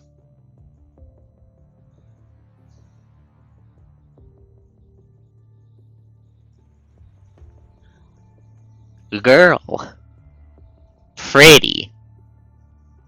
Girl pretty. Applies. Massive debuff. I think so, yes. I think so, yes, Donna. Come next battle, I'm certain I'll be able to. Sika. Will's cuts her short. You see Arcos is your goal, don't you? Oh, hey, I'm being brought up. I wonder what in character Coast is doing right now. No, from what I can remember, what some of the character stories I've read off from some of the character stories I've read off stream, probably training with a member of Grey Raven. Well, I kept a close watch on your academic performance as a tactical instructor for your class.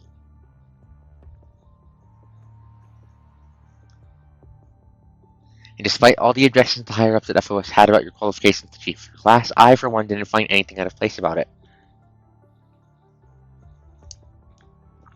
Both Grey Ravens and Strike Hawk's Commons graduated as the chiefs of their classes. Both their own squads went on to become the legends people know them as today. Oh hey, Chrome's being mentioned. Good for that. Good for him. Everyone has such high hopes for you and hopes to see you shine as next legend because your first chief. FOS will have applied to task force after the two of them graduate top of your class.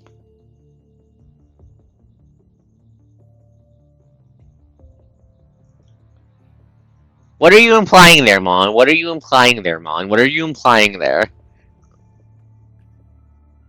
I plead the fifth.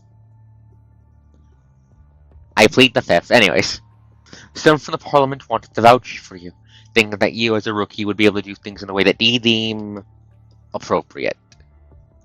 Which is something they can't ask of the wild horse. That's Arcos. It's still a core. I still get to plead the fifth. Anyways. Considering the precedence for how chiefs of the FOS and to ask, Lol, Lamau, eat shit, Parliament. I can't wait for Sika to go fuck it and go fucking crazy like all good commoners are. It'll be funny.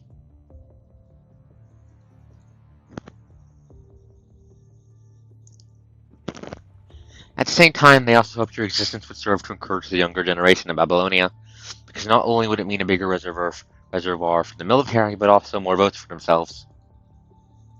Hence your immediate assignment to Aphrodite right after graduation. But with great expectations, of course, comes massive responsibility.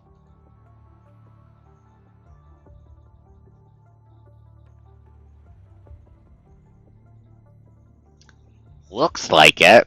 I'm not sure if we knew that before, but it looks like it.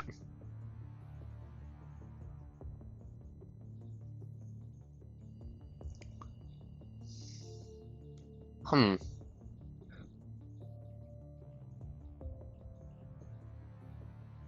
mean, how he said a reservoir. I think it's being available for the military. Period. You don't have to be active service, but you have to be available. Is the read I'm getting, which unfortunately makes sense because of the existential threat that is the fucking punishing virus.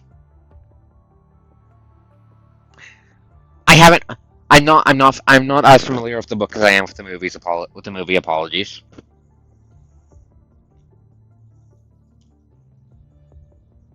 But be it Chrome or Argos are going to get to where they are today because they are chiefs.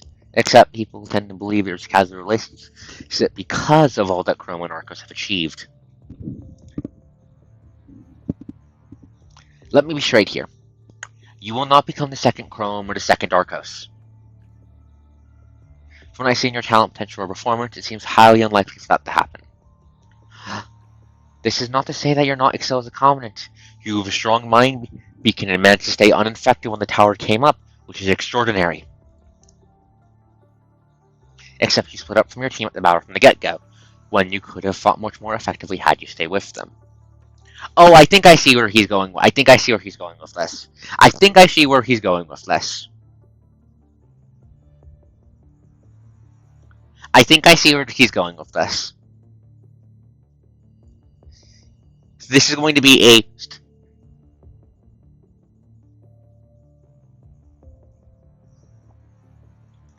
I don't think that's quite what he's going for. I'm thinking this is going to be a... Bonk. Stop trying to copy them.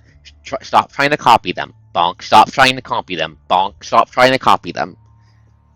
They didn't get to where they are by copying anyone else. Bonk. To stop trying to copy them.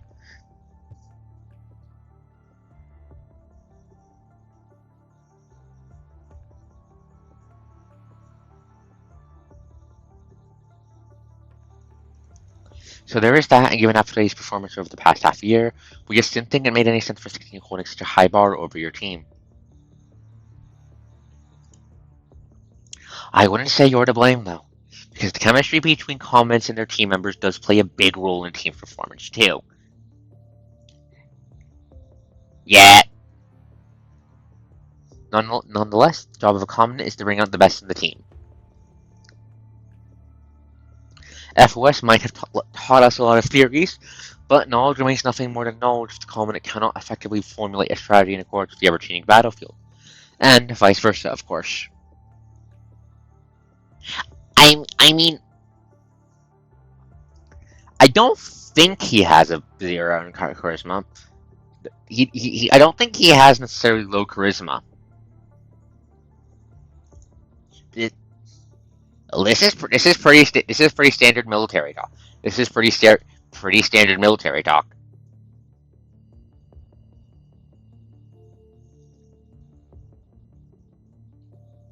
Is this you speaking based on the staff's principle, sir? I've been part of the staff for far too long to say my logic is free of their influence. But everything I said just now, I didn't say it as chief of staff, but as one of your teachers from FOS, if you will. You'll not figure out what you really want going down a path walked by someone else. Yep, this is a stop trying to copy them. Go play to your own strengths, not someone else's. I was right, I knew it. Yes, of course, sir. I'll keep everything you said in mind. I know I can be a little naggy sometimes, but old habits die hard, huh? Oh. Yeah, that's definitely playing up that's definitely playing up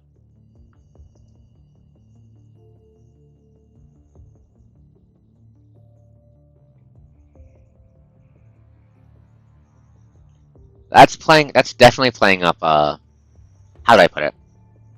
The next generation sort of done like vibes he has. Because I don't think I've commented on it yet, but all of the major but the 3 major comments we see in the Coach's generation of comments all have some form of connection to higher ranking stuff in Babylonia. For example,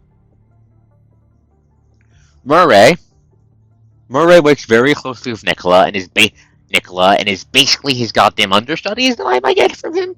With how Murray is directly managing Nicola's preferred blob squad in Cerberus.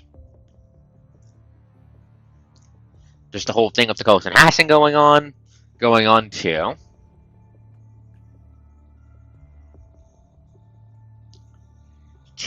And meanwhile, Chrome is flat out a member of the rich families, and is directly plugged into them from his adopted dad. Again. Not really. This is military charisma. This is military charisma. Charisma isn't a one and done thing.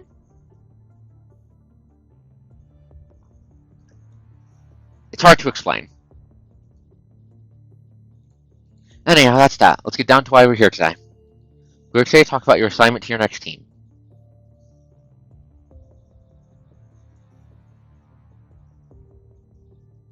Also what the dwarf said.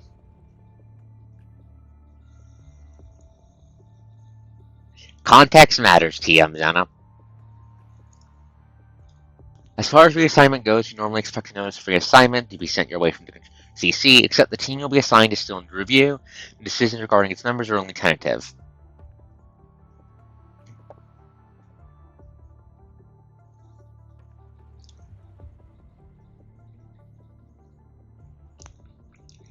Yeah. Yeah, he's basically going, no, you're not. I don't think I didn't get the vibe of I object to the and you will never be part. I object. The vibe I got from what he meant is that she could go very far as a commentant if she stopped trying to copy what the other big comments are. That was the vibe I got from him.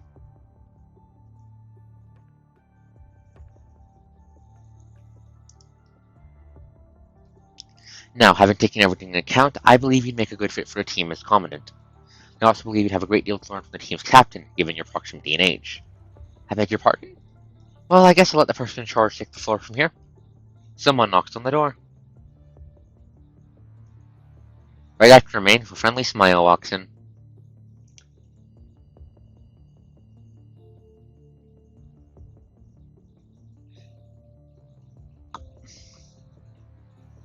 Uh-huh. I'm listening.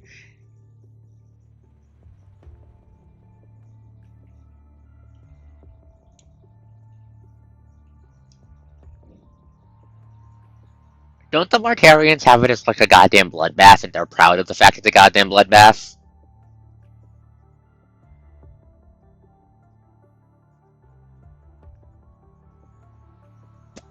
I knew it. I knew it.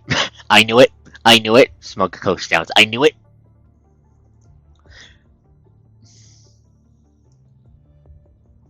Right after man with a friendly smile walks in. It sure has been a while, Wells. I don't believe I've had the pleasure. My name is Alan, and I'm WGAA's chairman and Irish Warbler's organizer. It's a pleasure to meet you, Sika.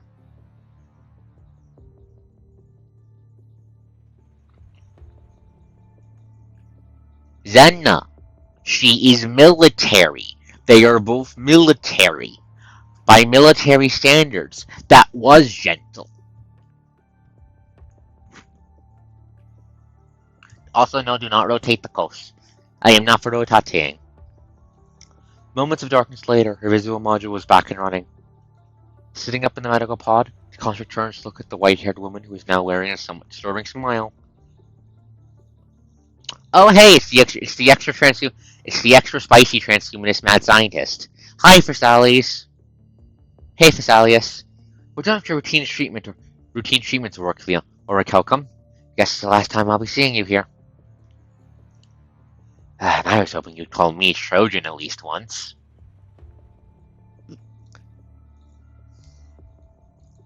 Says the female conscious for a smile. Oh fuck, she's pretty. Oh fuck, she's pretty. Oh shit. Oh crap. Oh no. Those are some good eyes. Oh, those are some good eyes. Oh, those are some good eyes. Says the female conscious for a smile.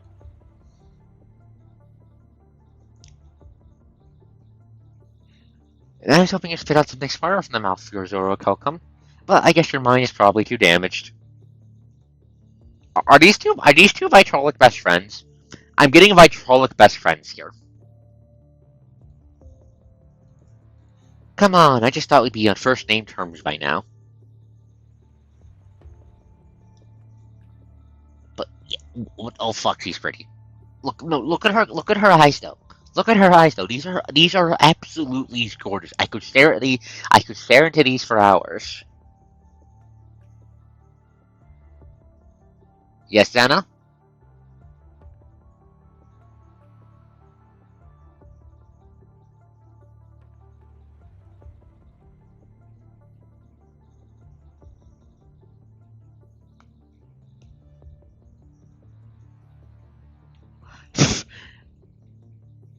Not just purple. Shiny purple. Radiant purple. Good. Pretty.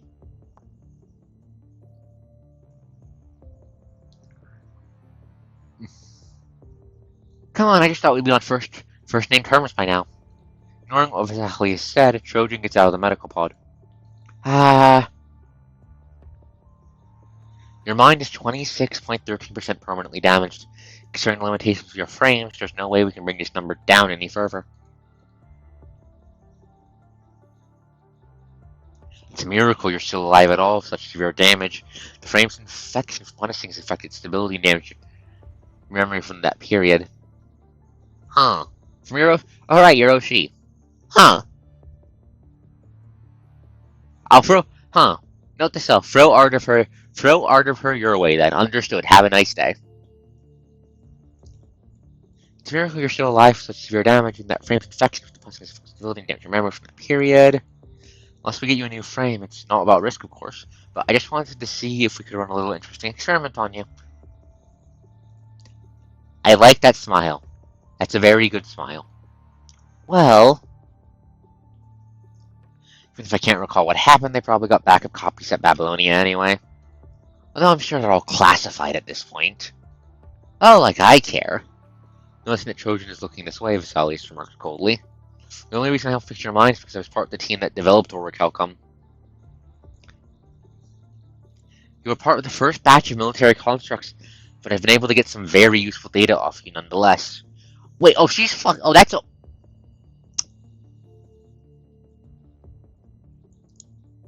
That's the same. That. For reference chat, who aren't getting why I'm going. Wait. So that means he's the same generation of constructs as Kame, Lucia. Luna was a prototype for that. Luna was a prototype for them before she went Ascendant.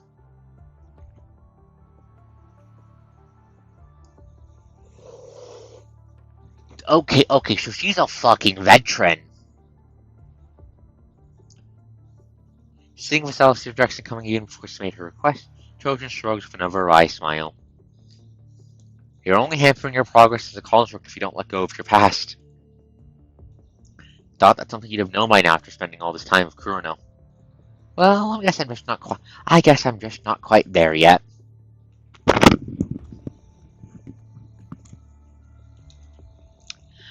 I do like how Vasalius' warpedness isn't because he's a unempathetic piece of shit, but because she generally fucking cares. She's just weirdo. Big fucking weirdo. Look at that cute weirdo, pal. Look at it. I'm going to stop simping now.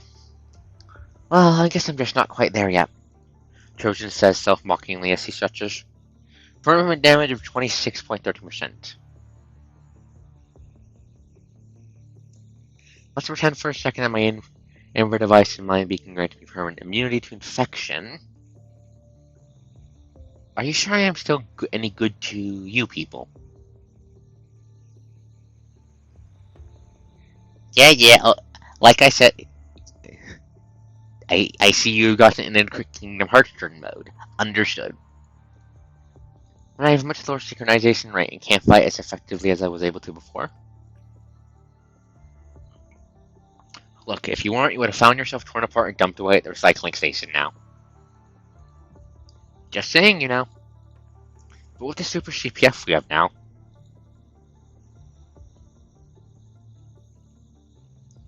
I'm sure the task force is going to have a much easier time doing what they do, and I don't suppose the elite squads won't take an old bag with such a negative track record, unless, of course, Kurono is trying to sell me off to my old boss for cheap. You're not going to tell me you missed your days back at the Norman Mining Corp now, are you? I'd be happy to keep you around as a guinea pig, though. That's not my decision to make. Yeah, I'm definitely getting Vitrolic best buds weirdos from these two, and I like it. That's a neat dynamic. Gee, they are. Actually, forget it. I'm not getting myself involved in this. By the way, would you happen to be interested in art?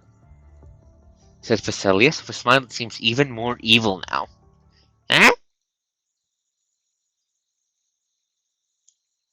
On Earth, we're on an area of ruins zone within the zone of influence of the Inver Hetero Tower.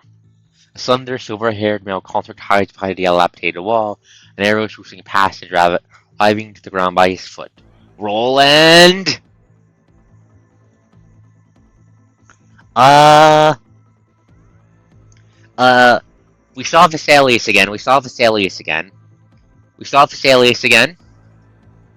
We met a new contract by name of Trojan. She's fucking old, an old ass vet who is somehow trucking along with above 1/4 permanent mind damage.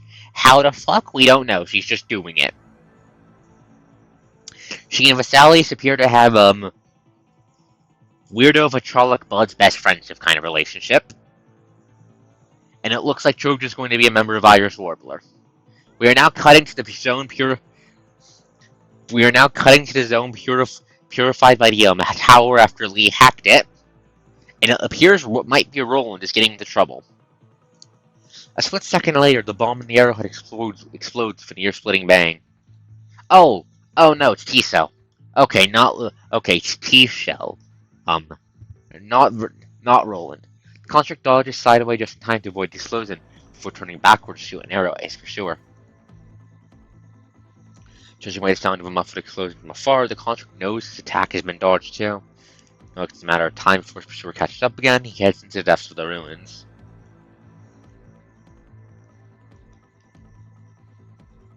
Give me a second. Checking something.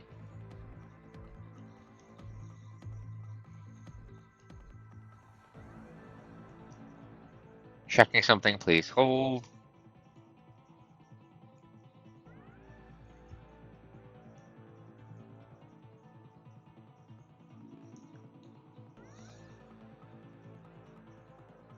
Okay. Please hold. Checking something.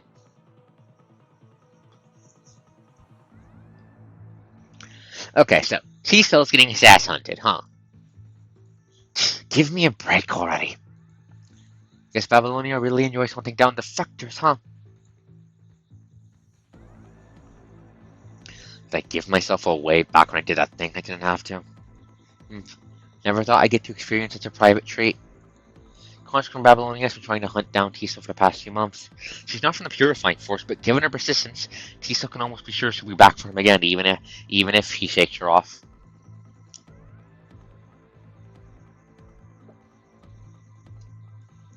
Guess I wouldn't be dealing with Fliss had I stuck together with the Ascendants. Wait, you ran off from them? But freedom is too steep a price to pay in exchange for shelter. Ah, understandable. Oh, I'd rather you stick together. Then I could get rid of you all at once. Oh wait, this is Stando Power Girl. T-Cell dodges out of the way before a metallic arrow could hit him. The arrow rams into a wall, its flesh reflecting the burst from the reaction force. The shot was deadly, so much so, had the arrow hit T-Cell, it would have gone straight through his armor and killed him if he had not been affected by the punishing. I surrender now if I were you, T-Cell. I forgot how... Stop slapping me, game. Please stop trying to murder me with pretty eyes. I surrender now if I were you, T-Cell. This is a female construct with light purple hair. She walks out from behind a wall. String on her bow at full draw. She's ready to send the arrow flying straight at T-Cell if he so much dares to move a finger. That bow you're holding there. She has a damn Buru tag. I know she has a Buru tag. I'll throw that at me later. That bow you're holding there. It's no problem, Xana. You're not going to blame the weapon for your own skill issue, are you? Oh my god. Oh, I love her. I love her immediately. Justice Shuni goes, skill issue, bitch. Dodge better.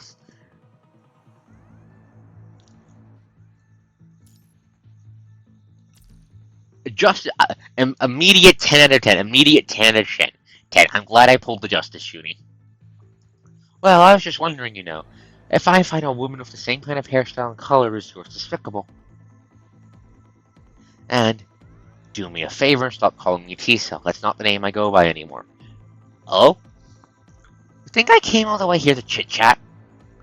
Tell me where the other defectors are, and I might just spare your life for you to make an appearance at the court-martial. You think you're going to give me an open fair trial for what I've done if they catch me, huh?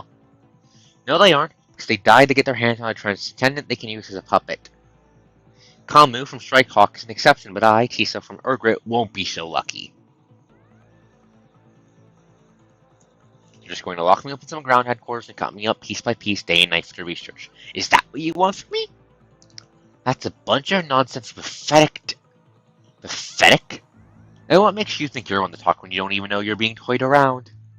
Says T-Snow with a smile as he flips the switch from his hand. What is with this man in rigging places with fucking bombs? This is the second time he's done that. He did it back when he was trying to kill Vanessa, too. What are you? Before the construct finishes her sentence, T-Cell activates the electromagnetic trap he set up beforehand, sending a powerful shockwave through her body that paralyzes her. Don't worry, I'm not going to hurt you. You seem to be an interesting person yourself, and it'd be a shame to kill someone who has the potential to pass the filtering. What are you talking about? There's no point in being here any longer, so I'm going to have a talk with our Miss Rookie first. Farewell. Let's hope we get to work together next time we see each other. You never know. Damn it! Construct watches T-Cell leaves, unable to stop him.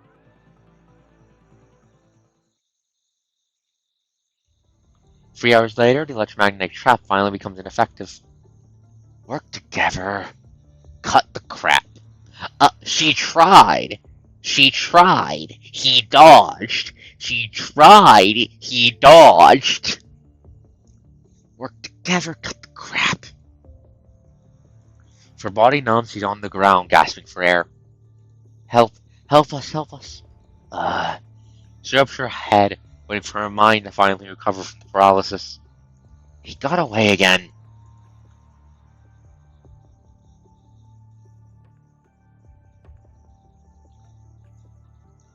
She thought she could catch at least one defective when Imperial Commander Nicola had set. Now the intel from Purifying Force is all wasted. Are you Blops?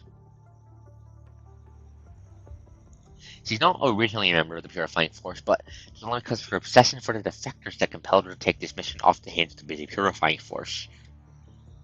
Her legs are still numb. She gives up trying to stand and lies down on the ground instead.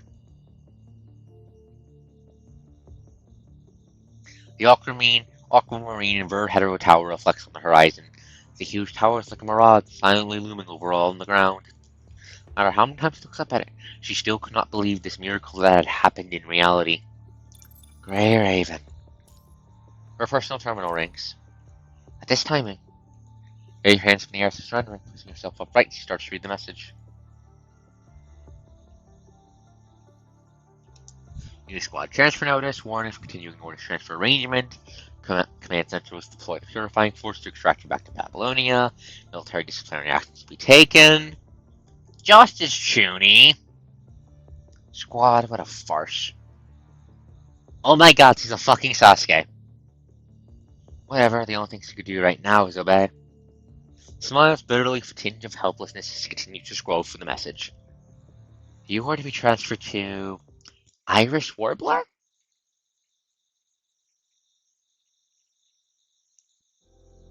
Babylonia, WGAA. That's enough for today, Arcos. Oh, I'm here. Pretty.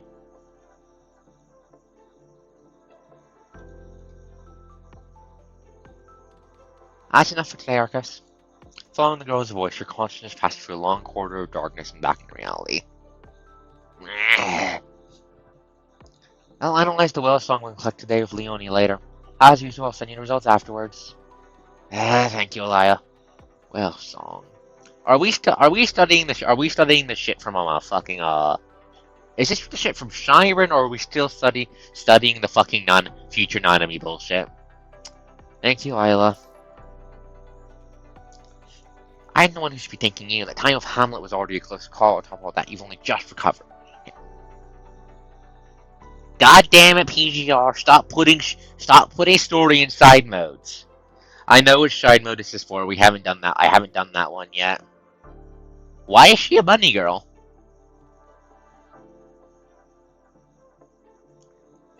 Because. Boing, boing. 2 reasons. There's 2 reasons. They're right here. You've only just recovered. Hope we can find Selena soon. Okay, so they're looking for Selena. Understood. Using Caprio and Hamlet to verify connection. You also visit the WAA to help Isla search for whale song signals on Earth. Okay, yes, that's the. I know what fucking side mode this is. God damn it. Okay, motherfucker. Do I need to sit down and do a goddamn side mode stream? Cause I do the fucking roguelike side modes? Cause there's a couple of those. If they're going to have plot shit in them, fuck. It's not an easy process. Thus, you're the best choice for forming a remote connection with Selena. We're only able to do so back then thanks to the help of Hamlet. It's not an easy feat to replicate. When you're able to establish a temporary unstable remote connection, mostly what you can capture on automatic noise is not much use, and not much that's actually useful.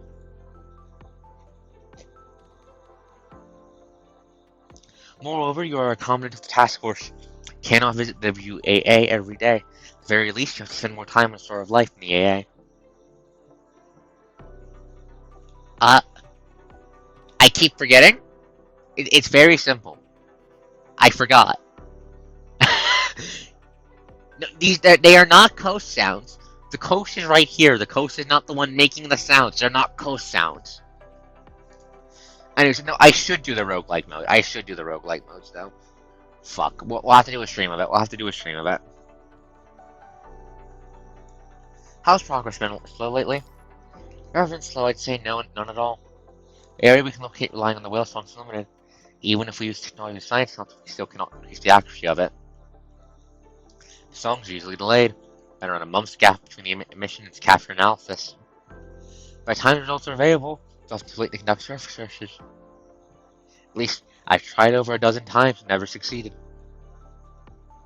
It's possible I'd like to send a message to Selena back from Babylonia, but it has never worked for some reason.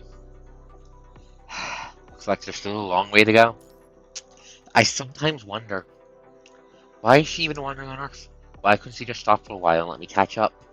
She already forgotten me? Forgotten everything we've been through? Isla, it's going to be okay. Truthfully speaking, if we can't improve the accuracy of the persisting system, chances of actually finding Selena are close to zero. My friends at WAA said out loud, but I'm pretty sure they've tried to convince me to give up. To be honest, I'm not doing something personal death to be able to find her. Data doesn't lie. Just can't ignore that and be 100% confident in what I'm doing. I know, that's why we're here. We're going to cheer her up and make her happy. And find the other cute girl. And make them kiss. Not going to give up. And no matter how she is now, no matter how different she is from Selena in my memories, no matter why she's wandering on Earth, I just want you to know that there's a place you can always come home to here. All I have now is not even a wish, but merely an obsession. Want to be wrong and call me stubborn. Me too, Isla. Also, if we do find her, have to let her know about the hardships she put us through. I won't shut up about it for 3 months now, at least half a year. The pink-haired girl smiles fondly. By the way, Isla seems to recall something. You're still sitting in the connection pod when she moves closer, bends down and places the back of her hand on your forehead. Boobs. No fever or anything. Looks like your right is right. Vitals are shown on the screen, but I just want to confirm myself. I'm used to it. That's the most worrying part! You nod hopefully at Alice's persistent attitude. Moving electrodes from your chest and taking off the remote connection device. Stand up from the connection pod. Your gaze wanders to the huge theatrical set of Hamlet that's next to the connection pod. Understand, mostly thanks to data harvested from Hamlet the last time that you're able to help Isla. Isla and the owner from WA performed some technical upgrades to it, allowing it to capture whale song signals from the surface more easily and visualize the information. Saying that only you can see its messages.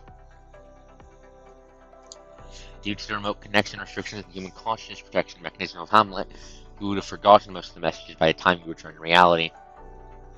As if you had a dream but cannot recall anything from it, your memory is slipping away from your fingers like sand. Every time you recover from the state of immersion, it will leave you feeling helpless for quite some time.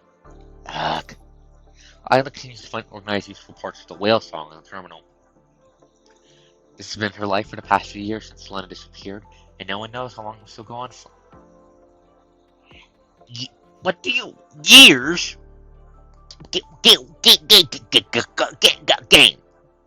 Game. Selena vanished on screen. Has it? What do you mean? It's been years since the second red tide. Has it? Has the passage of time? Oh. Time.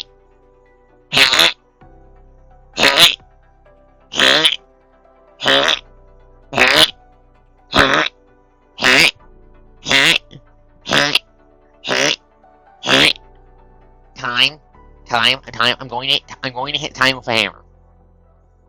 Stop flowing. Stop flowing faster when I'm not looking.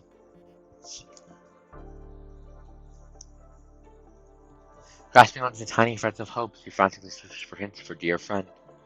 Must have experienced countless failures, countless disappointments, countless moments of hopelessness. Even so, she is yet to despair. The game will smile every day while staying success. Where does her motivation come from? Right.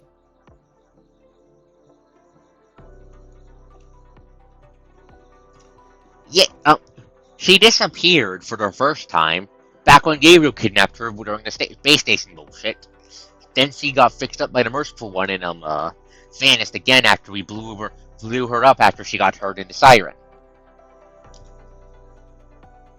So she's vanished twice now, technically. I hope she doesn't turn into a monster again the next time we find her.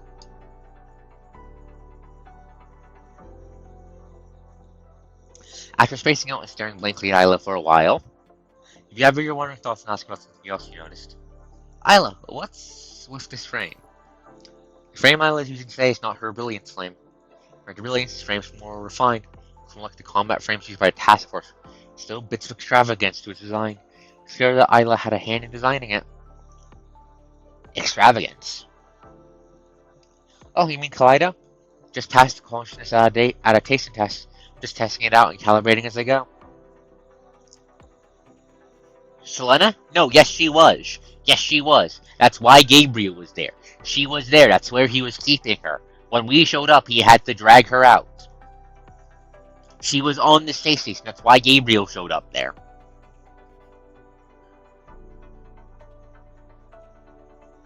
Feels quite different from your previous frame.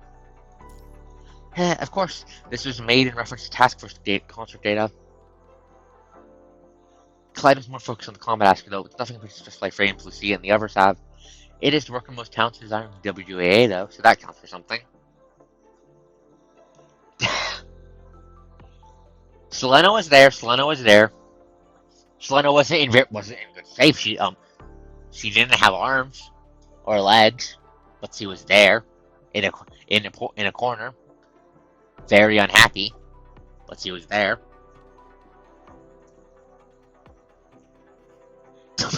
Dorf, please! No, that's gonna be Lucia. Anyways. Leonie even bragged about it in front of Eisma when I went to do the consciousness adaptation test at the Science Council. Just that I might have been able to help Hetero Tower if this frame had been finished earlier. It's the thought that counts. But why a combat-focused frame? Yes. So I can battle, of course. Isla throws a few punches in the air to demonstrate.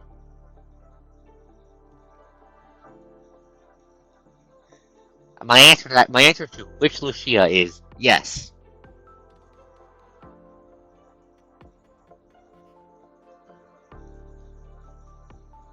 Lee, can you make a bigger gun for me, please? Okay, anyways. Isla throws a few punches in the air to demonstrate.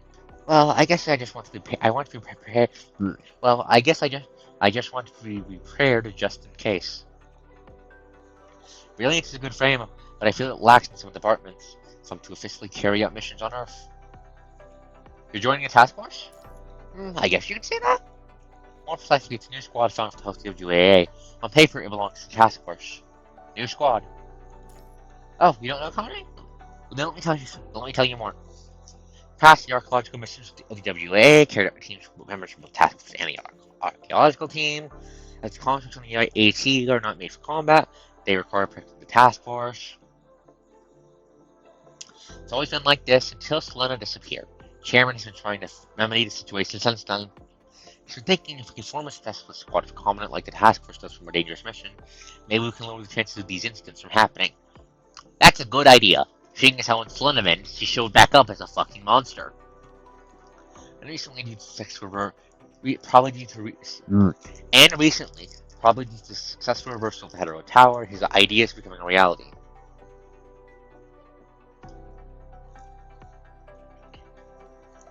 Xana, next update.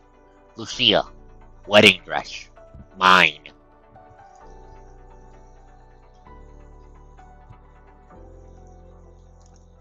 Probably due to the successful reversal of the Hetero Tower, his ideas becoming a reality. After all, the WGAA is also responsible for receiving scientific technology from the Golden Age. With the increased research area, these kind of missions are rising in importance. And the chairman even agreed to a bunch of extra conditions. This is paying for the expenses for the team, deepening our cooperation with the Science Council.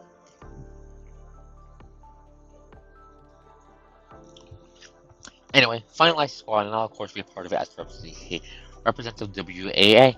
Need a social support, am I right? So your new frame was built specifically for that? To be precise, I've been wanting a new frame ever since the space station mission.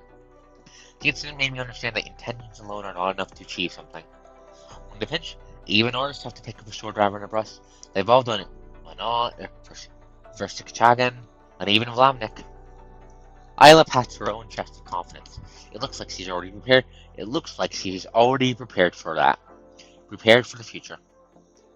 Boing. You have to admit, there are times when you envy Isla's optimistic personality.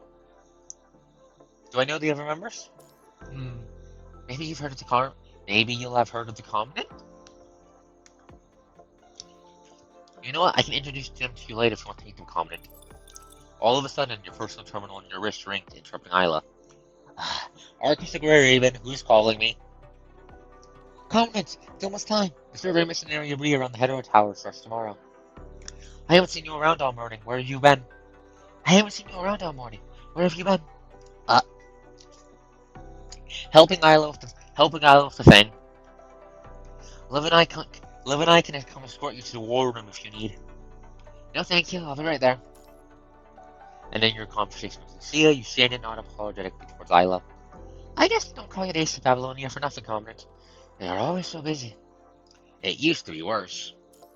Well then, I'll have to leave introductions until next time. I'll definitely bring them over to Grey. I'll definitely bring them over to Grey Raven's Lounge. But I would have expected for you to let your team members know your plans. Why didn't you?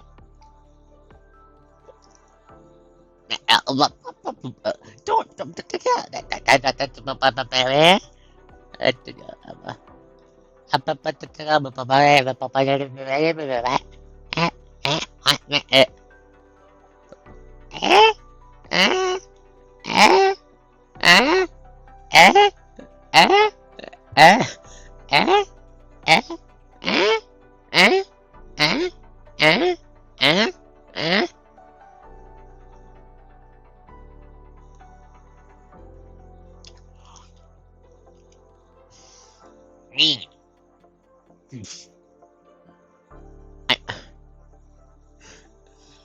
A hint of realization changed Tyler's smile, making it look meaningful. No, I turned off the face. Shut up. I just don't want them to worry.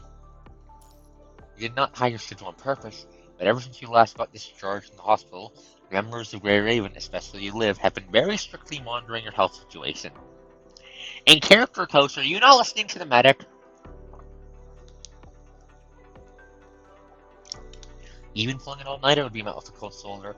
If you tell Liv that you've been going to the WGAA and attempting such remote connections, you shudder at the thought. I'm pretty sure Liv would chain me down to the bed if I did that. I unironically think Liv's response to that information would be the go down to the fucking start of life, grab whatever they use to restrain unruly constructs, and then use that to tie me down to my goddamn bed. Shut up. I plead the fifth. Shut up.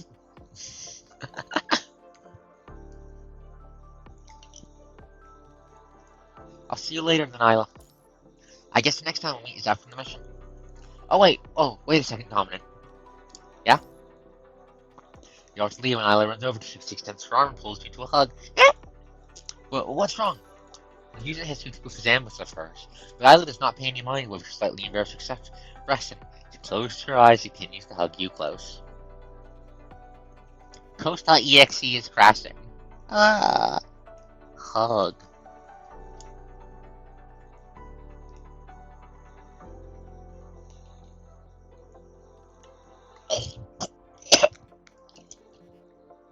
Apologies.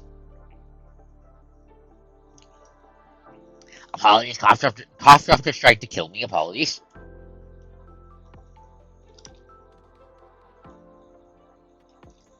The blushing face is kind of subtle. It's kind of a subtle blush. Anyways, apology. Cough drop tried to kill me. I know it was an accident. It was an accident. I know not to breathe cough drops or moves. I know that it was an accident.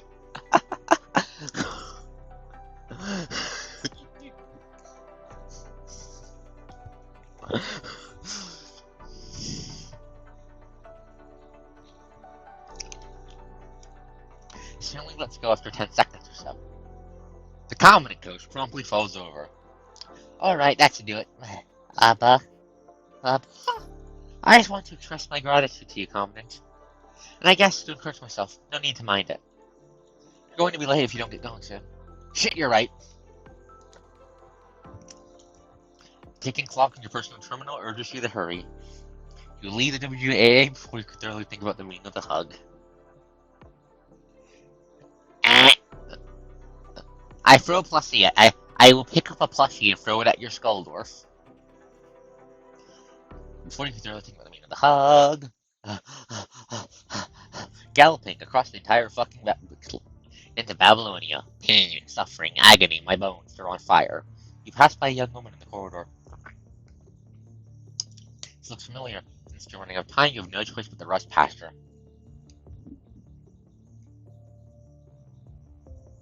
What's that? Last time we met, I was quite nervous back then. Must have left a bad impression.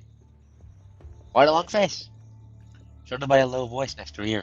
Sika turns to find a female conscious with short purple and blue hair speaking to her. You are Trojan, my number BPO-74 if I'm not mistaken. You're my new Commandant, right? Trojan, hello, I'm Sika. I'll be temporarily taking on the role of the Irish Warbler Commandant. Pleased to make your acquaintance. That's so, polite and young. You're too young in my opinion. Heading to WJA to find the captain. That's why you're here as well, isn't it? Oh yes, that's right. You're not going to say hi to the Commandant like you want to. No, now's not the time. We should meet up with Isla. Let's go, Trojan. WGAA is up ahead.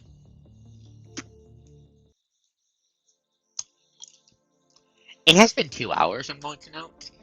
It has been 2 hours, I'm going to note. We started this roughly, 40 or so, we started this chapter roughly 40 or so minutes in.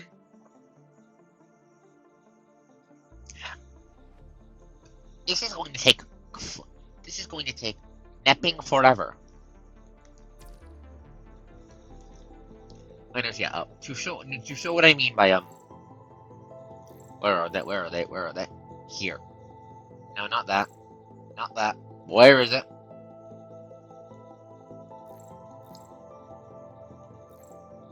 Where is it? Here. These are the fucking roguelike modes. These.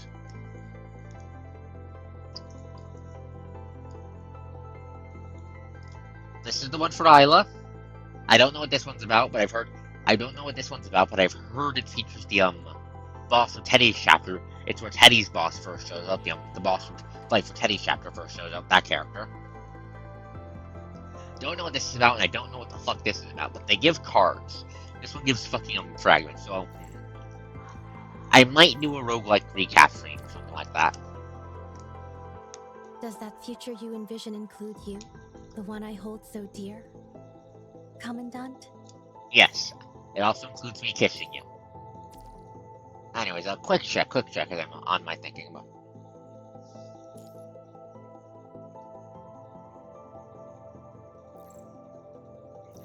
You're true, I'm just joking. Where's what I'm looking for, mate? Okay, 2 or so days. Then, Wedding Lucia. wedding, Lucia. I will explode. You will see me explode. Next time you see Lucia, this Lucia. The next time you see this Lucia, she will be in a fucking wedding dress.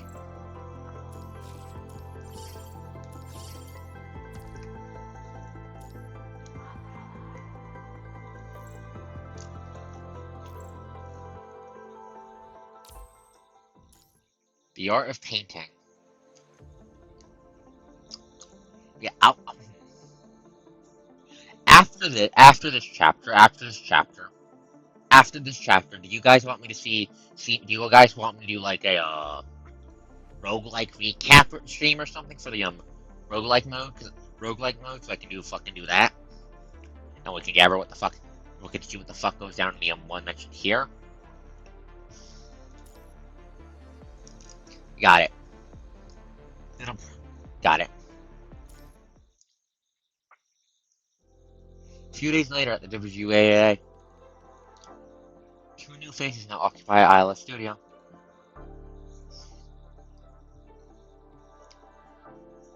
Commander Seeker and Trojan, with our newly formed Irish Warbler, have been undergoing emergency art training with the help of Captain Isla. Never thought I'd be holding a paintbrush of all things. This is like some activity at a retirement home. So the news goes with young volunteers. I don't know what to feel. Head pat the old veteran, head pat the veteran, head pat the cute veteran. Sika and Trojan sit in front of carefully positioned fruit and flowers with a sketchbook on their laps. Oh, come on now, Trojan. There were a few artists who only started painting in their ordinary life back in the Golden Age. If that doesn't undermine your achievements. Considers.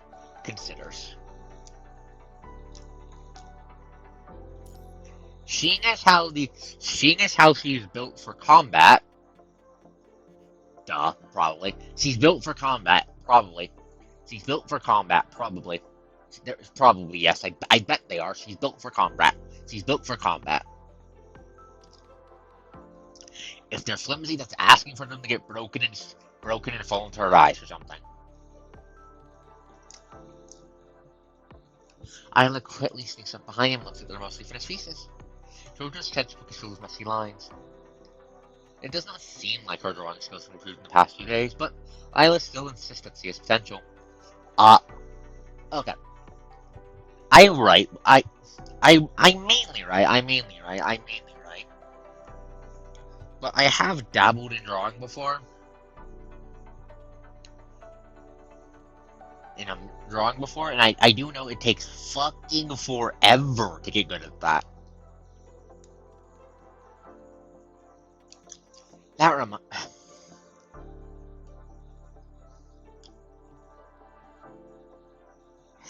need to get back into consistently doing that.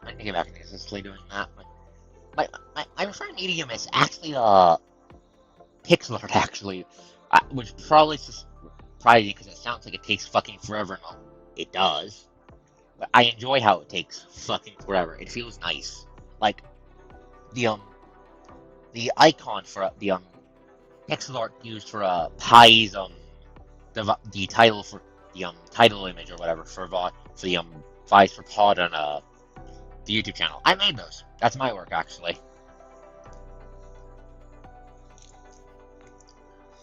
Trudy's sketchbook is filled with messy lines. It also does not seem like her drawing skills have improved in the past few days, but Isla still insists that she has potential. It's a good pastime, I guess. Even things like authenticating antiques were popular entertainment back in the Golden Age. Other than painting, Isla has also taken pure charge of WAA, or artwork and artifacts from the Golden Age and before restored. Now I think I understand why folks back then loved to bid on these in the antiquity market. Oh, I read about that. I heard Chairman Allen used to be really good at that when he was young. Too good, in fact. He was banned from a few of the shops. Glad you are enjoying these activities. Our squad is a bit unique compared to other squads, so these are essential skills. The establishment of Irish Warbler seems to be linked to surface construction plants. I've asked senior consultants on the archaeological team, and they say determining the protection value of things is part of their missions. I also think this is necessary training for us, which is why I requested it.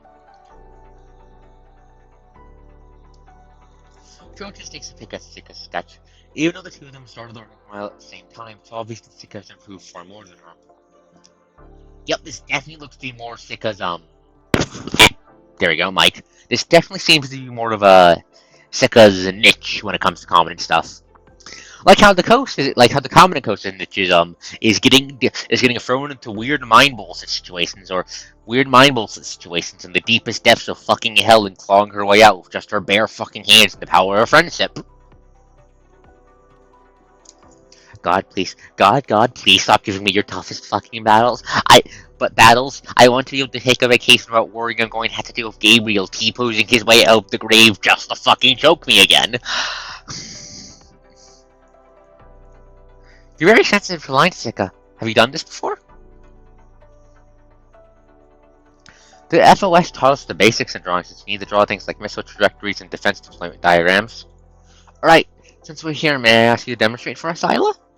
I really want to see how someone from WAA like yourself usually creates. I heard that you're quite the famous artist. I'm also curious as to how a painting can be sold for more than 1 million black cards in Babylonia. Oh, the gacha currency. It's canon. It's canon. It's canon. 1 million. 1 million. Do you know how many Lucias I could get with 1 million black cards? I could get like 10 Lucias. I could get like 10 Lucias.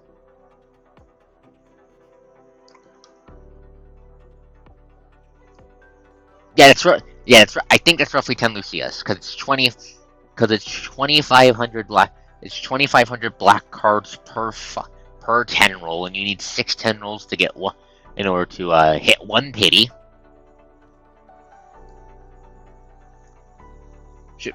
No. Maybe more like 20 Lucias. 1 million is a very big number.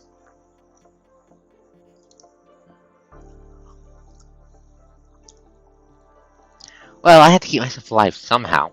Tell the truth, I also don't wish for my paintings to sell at such high prices. I don't really understand what goes on in those collectors' minds. But I need new brushes. WAA needs funds for its operation, so I guess I was doing my part as a member. That's very realistic. Well, I guess we could end today's lesson like this. Isla nods and takes out her easel, visiting the drawing board. She clips on a piece of drawing paper.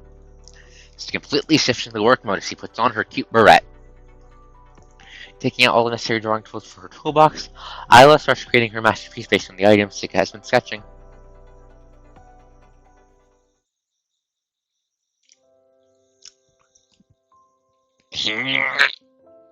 Cute.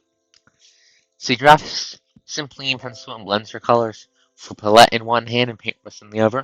She blesses the monochromatic lines with colors of the rainbow. Bit of this here, some of this there. That looks about right. Paintbrush dances across the paper, leaving trails of the spectrum on it. The blink of an eye, the lifelike painting is born out of the overlapping colors in this little square of white. Seeing how Sika and Trojan were captivated by her creation process, Isla starts to explain. The shape, colors, and lighting, those are the basic components of a drawing, and it is exactly these three things which have caused famous painters to dedicate their whole lives to art.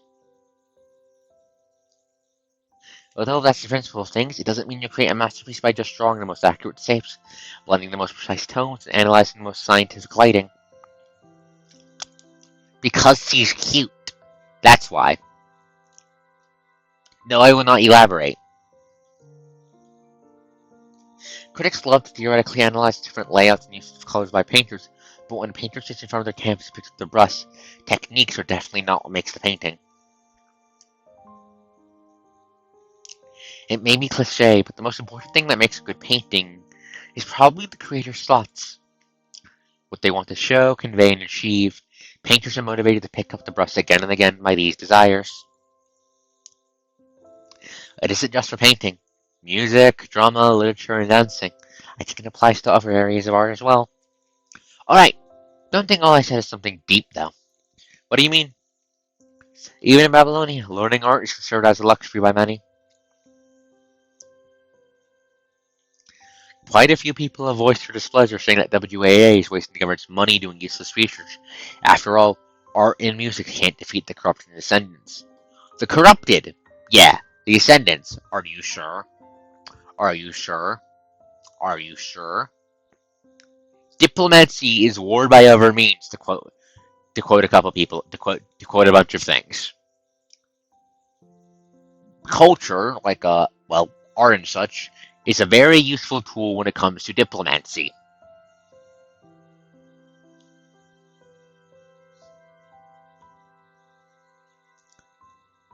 That, and if a real fucking nerd TM sends, well, you can just bribe the real fucking nerd TM by giving them consistent access to their favorite art, to their favorite media.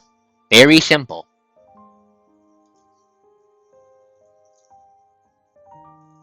Also, dipshits, this stuff is good for maintaining your own morale. That's kind of important when you're fighting an extinction war. But art does not exist to be a castle in the air. It should be worshipped by the people. It shouldn't be worshipped by the people, rather. It should be part of life, something within reach. Even when war rages on, art should not be a luxury limited to only the lucky few.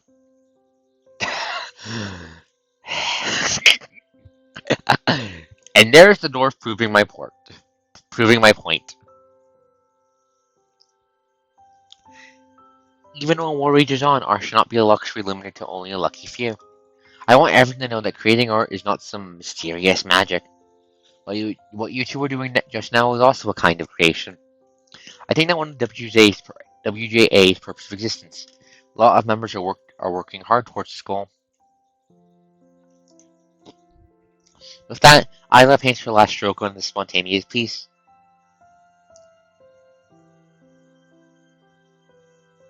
Purpose and goal, huh? No need to overcomplicate things. At the end of the day, I just like to paint. And if others are interested in what I like to do, then I'm happy. Looks like you're getting along well. Middle-aged man with long gray hair appears at the doorway. God knows how long he's been standing there. He smiles at the fray and enters the studio. Hello! I'm so sorry for not noticing you sooner, Chairman Allen. This isn't the Army, Sika. No need to be so formal. Chairman of WJAA. My name's Trojan. Pleasure to meet you. I would like to thank you for including me in the potential members list for the new squad. I wasn't the only one responsible for picking out members. It was decided with regards to opinion from various places. It is my honor to have a veteran consular such as yourself join the team. It's not what Sally has told you. But compared to other places, I guess this is more suitable for me at the moment. Oh, I hope everyone feels like that. Was there an emergency, Chairman? It's a bit complicated, and I'll explain in detail afterwards. But simply put, you three are about to go on your first mission as a team. Without the fourth member? Where's Bow Girl? How is it? Can you get a more detailed analysis report? No. Due to an unknown electromagnetic signal disruption, we will not be able to obtain more precise information if we don't deploy the task force to survey the area. Signal disruption, you find at the source also to prevent any attempts at communication. Communication? We've tried sending commonly encrypted radios, but we have yet to receive a response. According to high-definition photos taken by your drone, this area does not display human activity. Contrary, though little in amount, we have detected mechanoid activity in the city. Wait. Back when this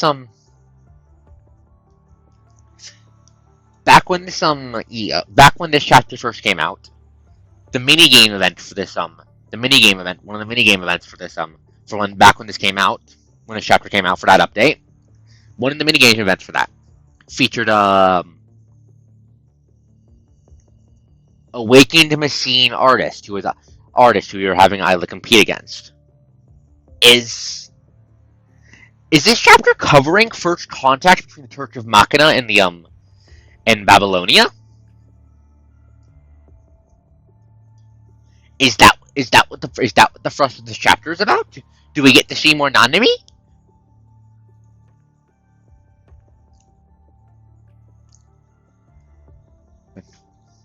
Corrupted mechanoids? Impossible. This area is still under the influence of the Head Tower. Even if there was virus there before, the concentration of the virus should have dropped to a safe level now. Yeah, that's another point towards it being the Church of Machina. Because this is in the virus be yeeted zone. It can't be corrupted. and the Church of Machina are corrupted. Wells, what's wrong? Coming in related, Hassan asks Wells, what's the current situation with the abnormal signals the satellites detected before? One can only assume right now about a survey report task force on the front line. We're still trying to decrypt the signal, but one thing we can be sure is that this decryption method is not used by any known forces on the surface, nor is it something from the Golden Age. Yeah, this is definitely the Church of Machina. This is definitely the fucking Church of Machina, then. Could it be the Ascendants? Control the virus so it's not unusual for them to operate in low viral intensity zones.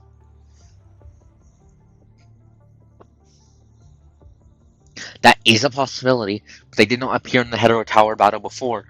What would they be trying to achieve by sending us a signal from somewhere like that at this time? No matter who it is, the fact we can't decrypt it means we shouldn't let our guard down. From what we can see in the video taken by drones, we need to immediately deploy the task force to investigate the area. Where's Commander Nicola? We think the kind of mission should be carried out by elite squads like Cerberus, right? Cerberus or Cardabu. Grey Raven or Strikehawk can also be considered if we don't need confidentiality. I mean, if this is the Church of Machina, then the best person, then Grey Raven would be the best team to send, because Grey Raven has had repeated encounters with the goddamn chainsaw gremlin. We know how she works. We can talk to her. She considers us a friend. We can easily just clap her hands together and go, Nanami, wanna save the world? And she's gonna go, fuck yeah, let's do it. Nicola is currently organizing a general survey around the tower, so he doesn't have time to take care of this. The squads you've mentioned are already carrying out missions in their respective areas. God damn it! So we're not going to be able to clap. So we're not going to be able to clap hands with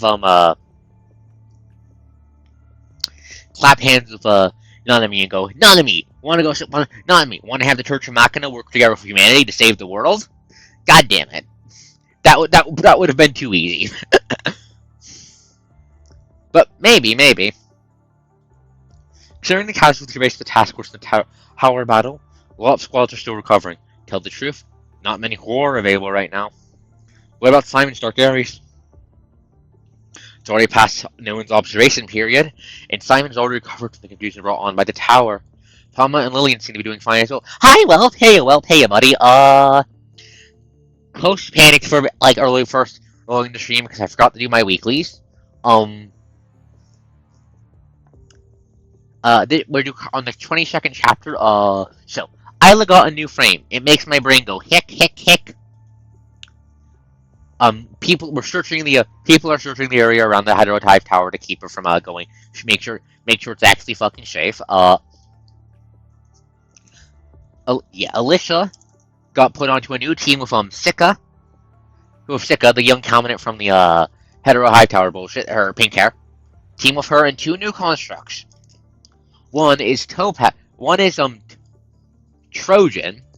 a veteran construct who is well, Xana clapped eyes on her and went goals immediately, so that should tell you everything you need to know.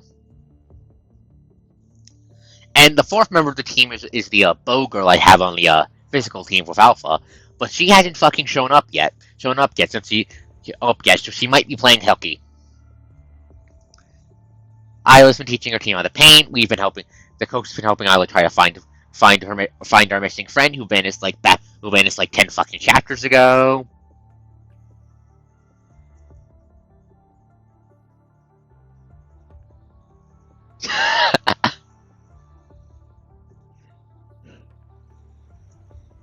Xana, DM Whelp the Burrow. Anyways, yeah. We've been helping just a bunch of stuff around Isla, doing things, getting help and such. Now they're talking about weird fucking robots, TM, that are operating in the anti-virus zone. They're weird. Babylonia has no idea what the fuck they are, and we're too busy to be thrown at the problem, so they're probably going to throw Isla and Co. at the problem. Out of character, am like 90% sure we're dealing with the first contact between Nanami's little faction, Nanami's band of maniacs, and the Church of Machina and Babylonia. Which is going to be, well, it proves that the devs have no fucking chill, because we know from No Crimnonomy chapter that this is an event that, if it goes wrong, could spell the extinction of humanity. Fun. Oh, also, yes, Zena definitely thinks that. Yeah, Zena really likes her. Palma and Lillian seem to be doing fine as well.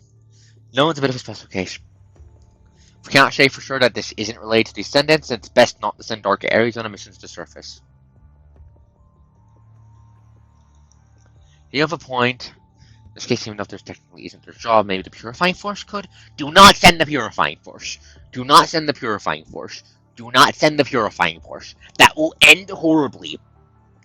Some dipshit with itchy trigger fingers is going to fuck it. Itchy trigger fingers and friend killing trauma is going to fuck everything up. Do not send the Purifying Force. No need to stress, Wells. Don't we have a newly formed squad that ticks all the boxes?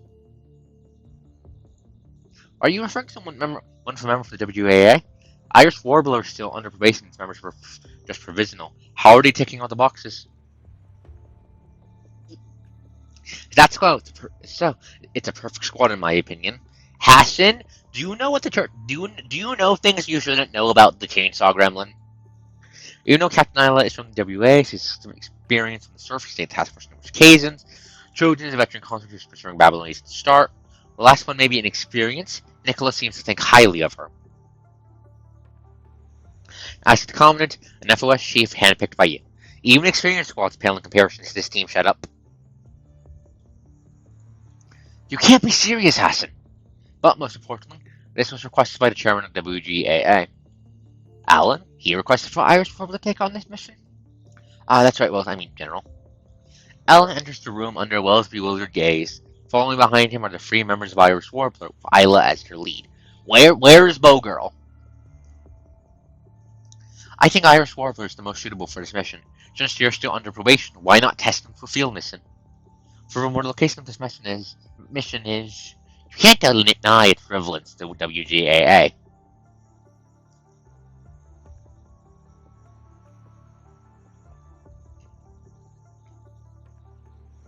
A city from the Golden Age. Reconstruction of the city made using the picture data from the drone subtraction to Mel Durham as Hassan and Wells briefly explained the situation. Alan stares at the blue's virtual projection of disbelief. To be precise, it's an unfinished city. Only its general design and planning was completed back in the Golden Age. It was far from finished for human occupancy. An unfinished city, huh? I can see why the Church of Machina was set up soft there. If humans can't use it, why wouldn't they move it and start building it for their own use? Yep. Custom City. It was built it was only starting to be built right before the virus showed up. The outbreak of the virus happened not long after Jacksonville constructed the city, started resulting in its abandonment. After that, this area has been one of the dead zones with a high concentration of punching virus. Oh, this was a dead zone! That means the only person we could send there before we got access to Hyperreal was made was fucking Kamu. Till all of that had been reversed by the Hetero Tower. Not long ago, we captured a string of enormous signals originating from the city, and our drones were able to capture what you just saw while we were trying to decrypt them. The definition of the image heightens a past explanation. Just judging from its appearance, the city is a magnificent piece of work that's a different style from the rest of the world. Why are there so many fucking windmills? Why are there so many windmills? Was this supposed to be the eternal prison for Don Quixote? Newly refurbished buildings and roads dot the land, accompanied by a complex infrastructure railway system, is a huge upgrade to the conservation areas that humans currently use. Most importantly, it does not show any damage from the punishing virus, as the whole of the post-pandemic age and reconquest age are both just fever dreams, which time had forever stopped during the glorious Golden Age. Oh, it's a city in mint condition, no wonder Babylonia wants it. Looks like a brand new city built recently, but no human forces currently have the resources to do that.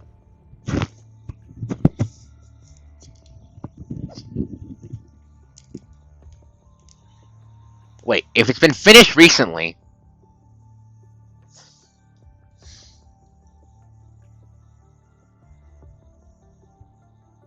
If it's been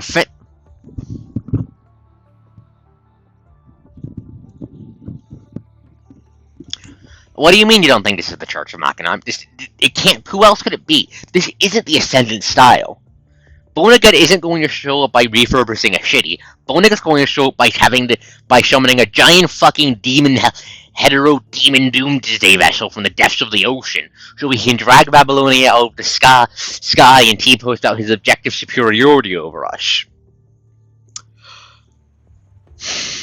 So it can't be the Ascendants.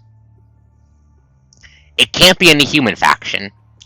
That leaves the Church of that leaves Church of Machina as the only reliable faction capable of doing this. T-Cell is an independent transcendent. He's not a member of any faction. The Justice Shuni is trying to fill that man with arrows and seems to fucking hate him. I don't think he's going to work with him. I think I wouldn't be surprised the reason he has not shown up yet is because he's still trying to kill T-Cell. And even if it was those two, where would they get the fucking resources to pull this off? T-Cell's a transcendent. He can't go wooby 500 piles of hetero matter. And even if he could, it's in the AoE of the fucking Hinver hetero tower, meaning the hetero matter would just go, you know what, existing is cringe and evaporate. It can't be Ascendant work. This has to be the Church of Machina. I don't know what else it could be. You're right, without the protection center purification filter, it should have become ruined ages ago. In reality, this is what has become the surrounding parts of the city. For the most central part of the city still maintains infrastructure, as if someone was deliberately protecting it. Yet there's no human activity, but there are mechanoids wandering about. Relic from the Golden Age, a complete yet empty city. Those 2 points alone are enough to raise suspicion. President Hassan General Wells, did aircraft encounter mechanoids with unique behavioral patterns on a mission before? Oh? Sicken's question is like a key to Pandora's box. Hassan and Wells exchange a glance, their expressions immediately bleak.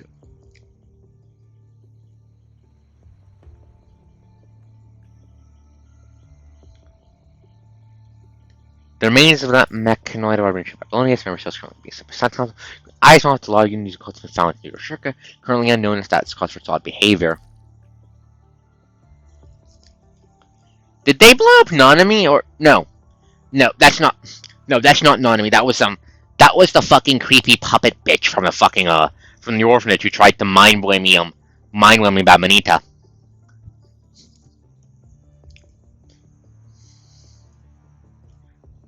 Not that, and I don't think that one was a member of the Church of Machina, but yeah, this fucking stinks. This is so goddamn sus.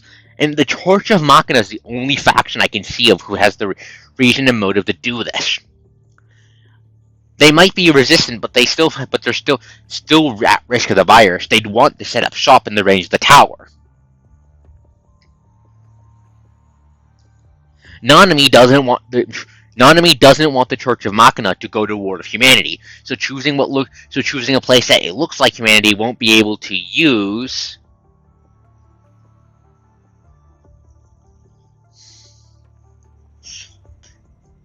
to set up shop there.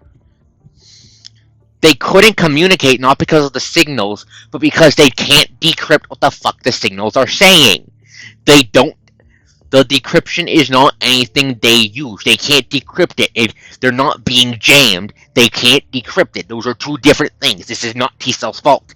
I don't think he has the resources to do this. But the situation of that orphanage does provide a lot to consider.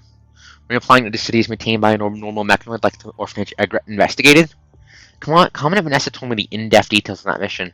Although there's a large difference in the scales of things with the information we currently have, I think we shouldn't rule out the possibility. Nevertheless, we'll need a squad down there for recon. From what Chairman Allen has been saying, Irish Warbler is the best choice for this mission as you have links to WGAAA. That's right. Retrieving relics from the Golden Age, which were abandoned during the Great Evacuation, has always been the WGAA's responsibility. Looks like the girls are going dungeon crawling. The city itself signifies the end of the Golden Age. It is the last crystallization of human civilization before the coming of the post-pandemic age. T-Cell was... fuck. I'll check the goddamn backlog.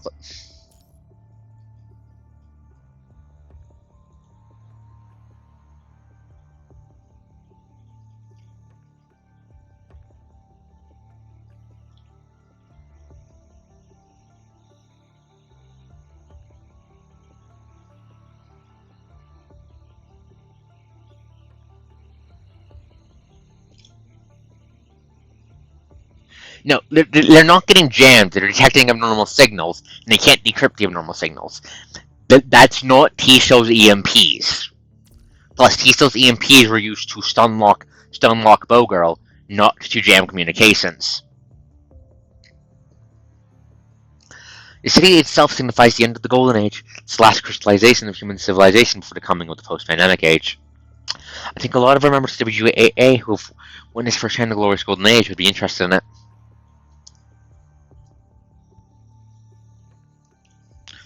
That was part of our consideration when we first decided to form Irish Warbler. Since that's the case, why don't we examine the necessity of the existence of a squad like Irish Warbler through dismissing Wills? Considering the current situation of the task force, I do not object. And as Chairman Allen said, the city's relevance to WGAA is undeniable, so it would make sense for the investigation to be carried out by its members. Isla, what do you think as a member of the WGAA and the captain of Irish Warbler? Isla stares at the three-dimensional projection in the center of the room and the coordinates displayed next to it. Her lips are pursed and a complicated glow takes over her pink eyes. Isla, do you notice something? Although they have not always known each other for long, this is the first time Sika sees Isla, who's always smiling and bubbling with positivity displays with serious emotions. The city's coordinates, the same as where Selena's whale song seems to be found a few days ago, originated. Does the Church of Machina have Selena?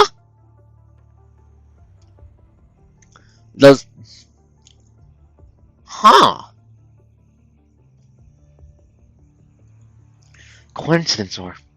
She closes her eyes and with a hand on her chest, calms herself down and reverts back to her normal self.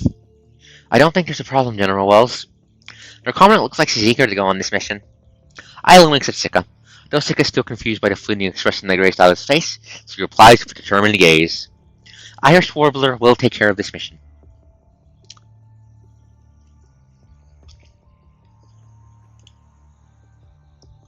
Isla, I wonder what happened. After the meeting, Sika walked to Trojan down the hallways. Isla had left him with a see you later and was back to WGAA. Maybe she noticed something and had to confirm it back to WGAA. Maybe. We should gather more intel before the mission starts. You're the commandant, you get to decide what to do. Oh, isn't that Miss Top Student? Hearing a familiar voice, Sika's face turns white as a ghost, as if she had swallowed a whole frog. Trembling a bit, she looks up to greet the person walking over. Good morning, Commandant Vessa. Isn't it about time you stopped with the Miss Top Student thing? What? Are you not satisfied with my praise, Miss Top Student? Vanessa, why are you being a bitch? Why are you being a bitch to the cute? Why are you being a bitch to the cutie pie? I forgot. Bitch is your default setting. Never mind. God, she has no right to look that cool. Vanessa chuckles as she emphasizes pronouncing the nickname. Or so that you're keeping your distance from me now that your training period is over. I guess that's to be expected from a new chief. Just look down on a normal commandant like me who can only flaunt around her experience. No, it did not. No, it didn't. I reject your reality, Darth, and substitute my own. My own has Lucia drop-kicking Vanessa down out of an airlock. That's not the case at all. I respect you a lot, Commandant Vanessa. Nessa, the Airgret Commandant. That's right, she's also my senior at the FOS, though she was already graduating by the time I got into the academy. When I first came to task force after graduation, I trained under her for a while. She's always taken good care of me and taught me a lot. She's a really good senior. You're right, it would make Bambanita sad. Lee, do you have any connections we can pull to get Vanessa benched into a desk job forever? I want her to get benched into a desk job forever. She's always taken good care of me and taught me a lot. She's a really good senior. Is that so? Trojan? What the fuck? I can just hear the "what the fuck are you talking about" from Trojan. I can just hear it.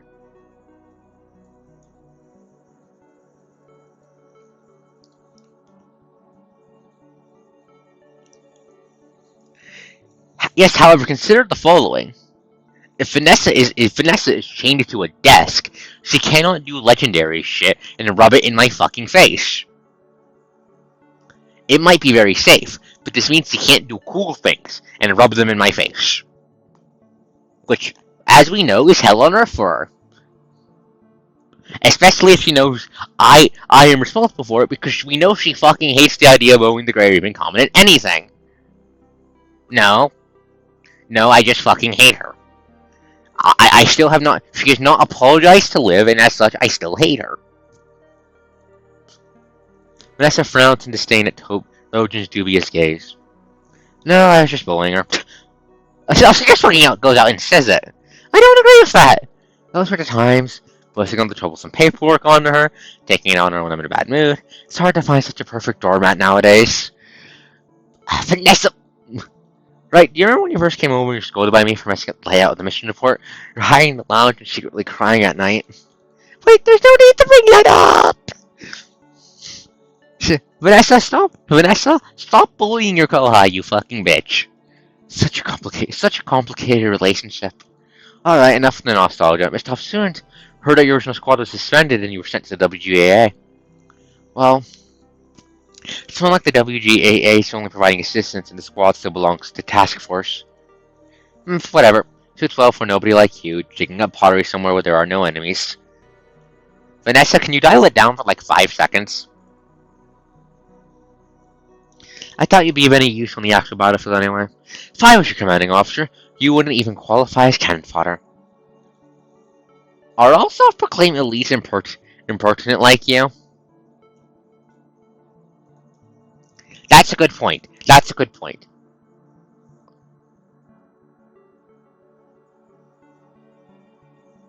This might be Vanessa being the sun. I can't read her. She's pure evil in my eyes. Joking, mostly. Are all self-proclaimed elites impertinent like you? I'm just speaking the truth. Useless trash should stay where they belong. I'm not the one taking that, but the general staff disbanded your little squad. Listen up, not just targeting you alone. I heard the efficiency of the new comms this year decreased by 30%, but I guess if someone like you was chief, then the FOS really isn't what it used to be. Babylonia generation. Wouldn't be surprised if humanity ends in the hands of your generation. Piracy struck the FOS, so I would never let you unrealistic idealists graduate in the first place.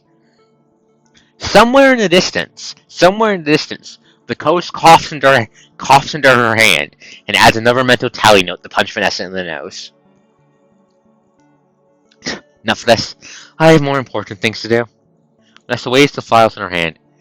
It contains information about a lot of constructs. Looks like she's currently recruiting a new member for Urgret. Who died this time, Vanessa? Who'd you blow up this time? Goodbye, Miss Top Student. I've heard of her before, but actually meeting her in person, that was an experience. Children stroked with a sigh after Vanessa leaves. It's alright, I'm used to it. Vanessa's like that to everyone. And she's right most of the time, so no one can refute it. At the end of the day, only actions can make someone change their mind. Well, it's good that you're all fired up now. Alright, let's get a move on. She cheers for herself quietly and leaves the conference room together with Trojan.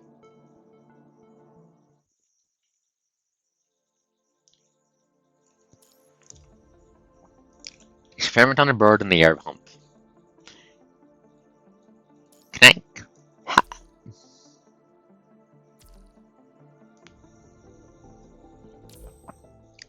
1, 2, 3. Free. 5%. God damn it. Wrongs reflect the part of us we don't want to see. As you're standing in front of backlit mirrors. I'm just bitching about how long this is. Each mirror reflects a helpless, confused self. I noticed that this chapter is in fact around 61 bits long. I'm going to be suffering. Each mirror reflects a helpless and confused self. One knows that nothing can be grasped, but one still tries in vain. You sent me a thing. I will gaze upon the thingy.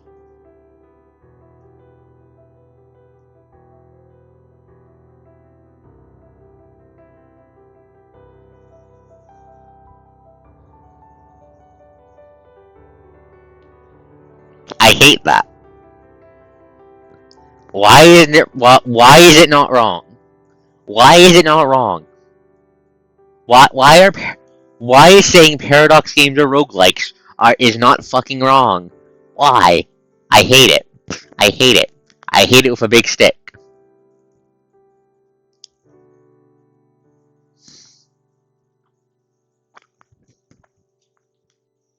One knows that nothing can be grasped, but one still tries in vain.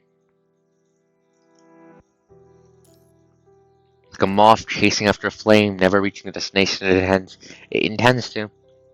Moth chasing a flame. Is that a Honkai reference? The World Government United Army, 3rd Artillery Regiment, the Concert Company, including Captain LeBron, a total of 127 fearless warriors. Your sacrifice will be remembered. We'll carry on the road you paved for us, till the day we claim back our homeland. May you rest in peace, humanity's children. Deafening salutes and gunshots fill the air. A strainer chest tightens with each gunshot. She got first again. See someone like Lanston and Arcos? I mean, slowly looks up. Head slowly turns towards Luna. Head slowly turns towards Luna. I mean,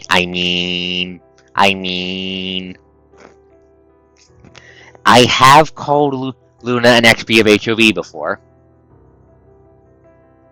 I have called Luna an XP of HOV before.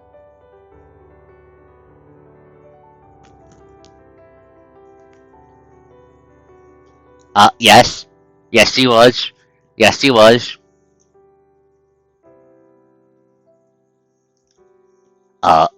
Then she got very showered on humanity very fast after she got thrown out by Kurno as a defective prototype to die. Which is where she ascended. No customer etiquette.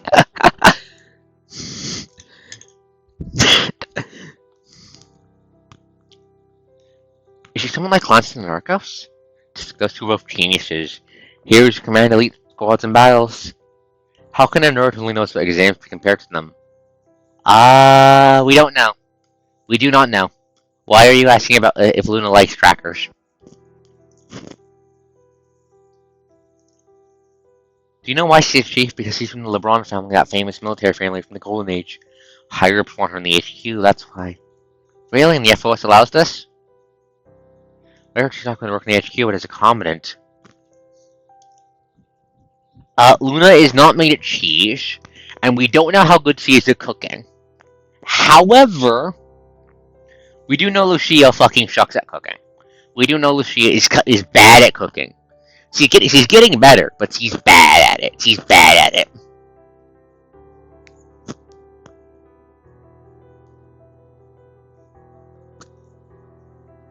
Different timeline. Different timeline. Different timeline, Dwarf. Shut up. Different timeline. That is not the only case of the name existing within the world. Shush. That's what my friend said. Her dad works in intelligence, so I bet it's true. And even as a commandant, do you seriously think she's going to fight on the front line? The string tightens.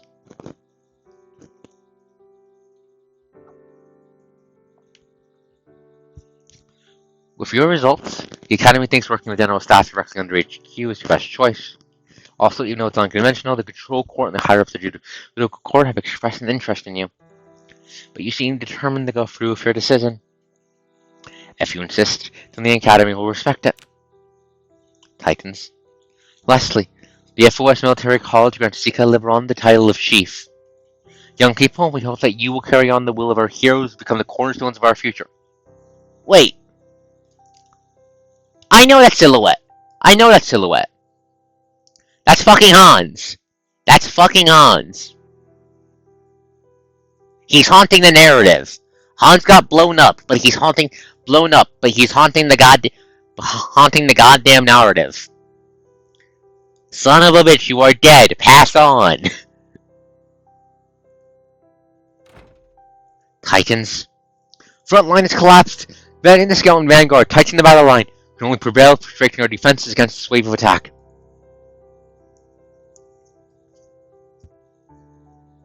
The narrative. I was pronouncing narrative weird. He didn't even leave ashes. He was at ground zero of Babylonia going, you know what? Fuck this area. Laser cannon! That doesn't leave a body.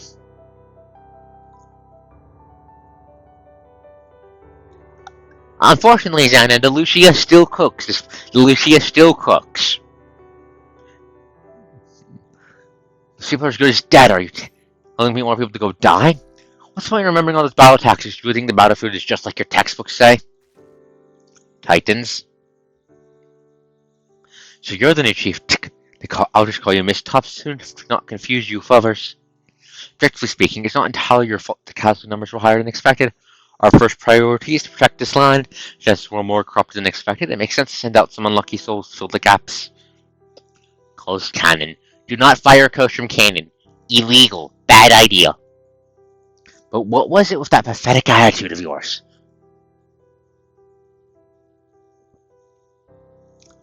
Was it necessary to look that miserable just because a few more constructs died? You can't even get your priorities straight.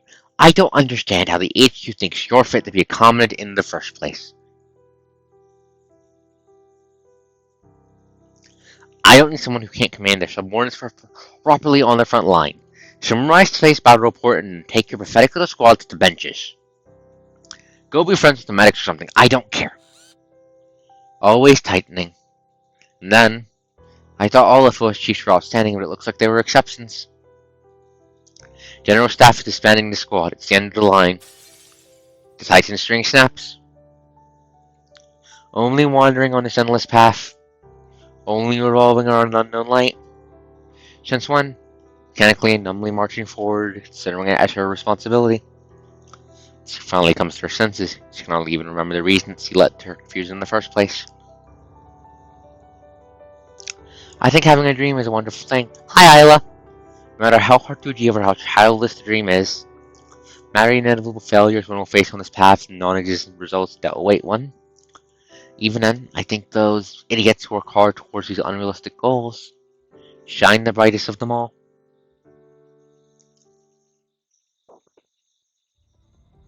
Sika! Still half asleep, are you? Think someone could sleep for all this noise while we're entering the atmosphere? Like I said, Vanessa does have an unfortunate tendency to be fucking right about everything. See, right about most things that don't involve other hero units. She's just a fucking bitch, and I want to T-pose over her, and hit her with a brick, and throw her out a window. I mean, yes, canonically, yes. Yes, Lucia is in fact trying to become a better cook for the Commandant.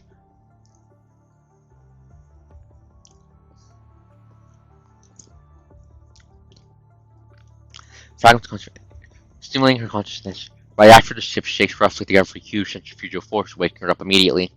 Ah! Oh, you're awake, Sika. Huh? What? Wait, I fell asleep. When? Have we already reached our destination?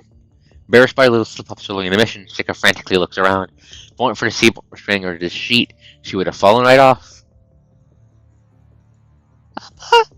A boa? A ba?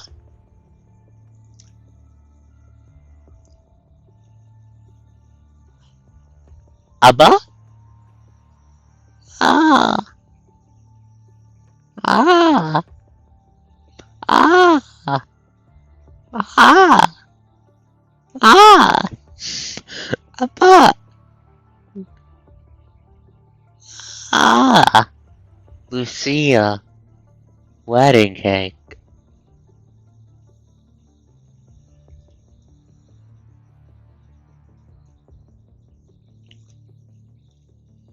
Two wedding cakes.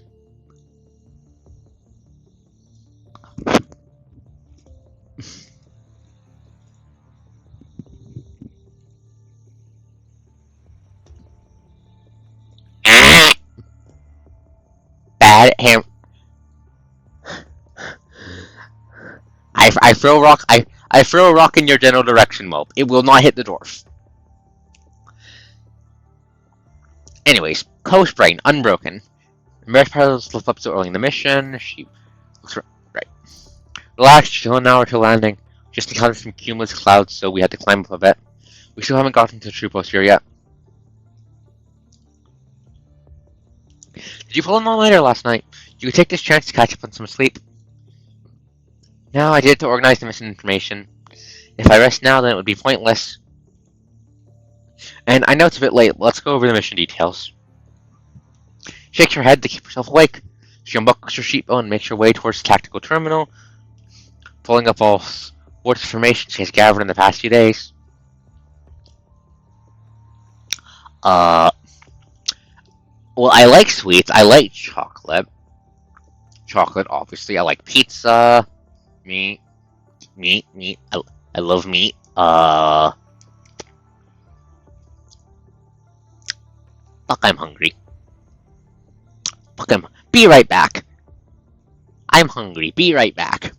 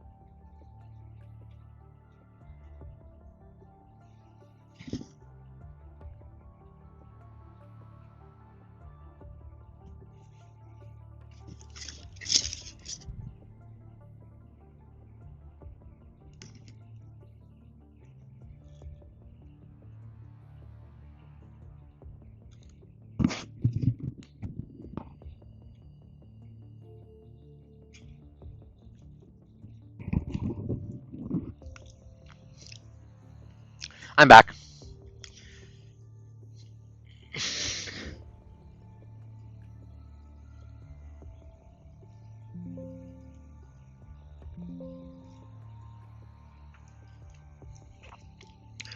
I do like baked stuff. I do like brown. I like good food. Yeah, I'm sorry. We ordered Domino's earlier this week, and I wanted to finish off the cookie brownies you bought. Evil artifact. Okay, let's see. How bad is it? How bad is it?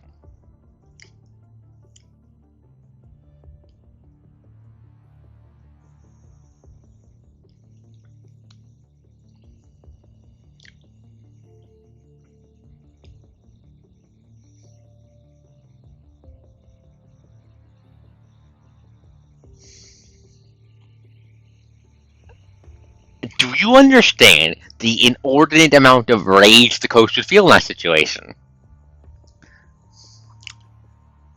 If I steal the cursed fucking Genderbend artifact to use it for magic HRT bullshit, and then it refuses to perform magic HRT bullshit, I would break down the gates of heaven and beat God to death with his fucking throne. Then again, I'd also do that for $5. That doesn't say much.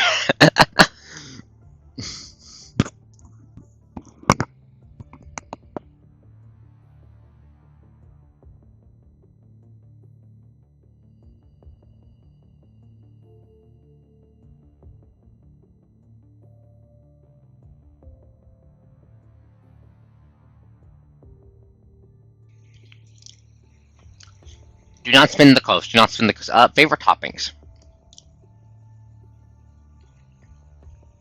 Well, and besides, bacon, hamburger bits, mainly those, and extra cheese.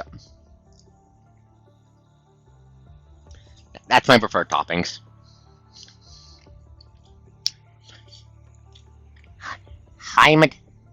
Hyperactive thyroid requires a lot of fucking shit to fuel it. Shake your head to keep yourself awake. Skim buckles your seatbelt and makes your way towards the tactical terminal, pulling up all sorts of information he's gathered in the past few days. As much as the rest of the pizza. As much as the rest of the pizza.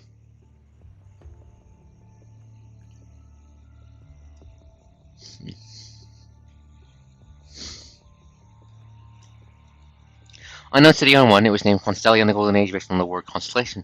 Chief designer was Mitchell Vasari. He was an important member of the WGA back then and was a renowned architect.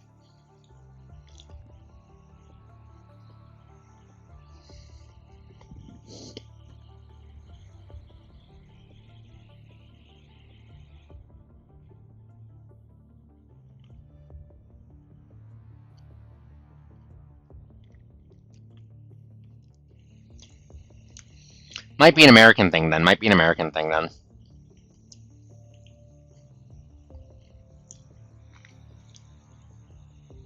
Constellia has now been rediscovered by Babylonian. It's estimated 20% of the original design has been constructed. Even then, it's quite a sight. If speculation is correct and this has been maintained by a rural mechanoid, then it will have to be prepared for a fight. Although it's not the corrupted, we cannot underestimate the threat level of this mission. And then I can put this to good use.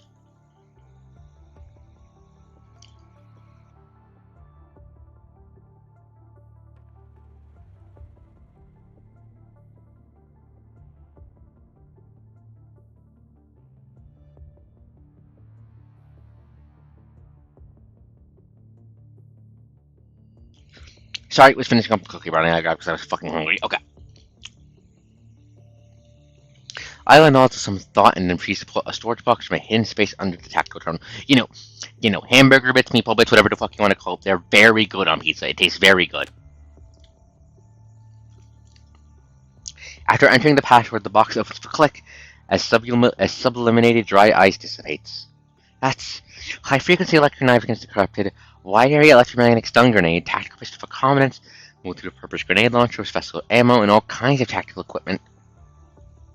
How did you get your hands on these? Aren't these the latest trial weapons from the Science Council? I didn't think our squad's weapons could get us these. Let's just say I know someone in the WGAA who has links to the Weapon Development Department. Oh, that'd be Leone then. How do you not burn your tongue, Juan? Yeah, I know, right, Dorf? I know, right, son? I know. I would be so mad in that situation if I steal the if I steal the cursed magic orb of turns you into a girl, and it doesn't work on me because I'm fucking trans. I would break into the domain of God himself and beat him with my left shoe.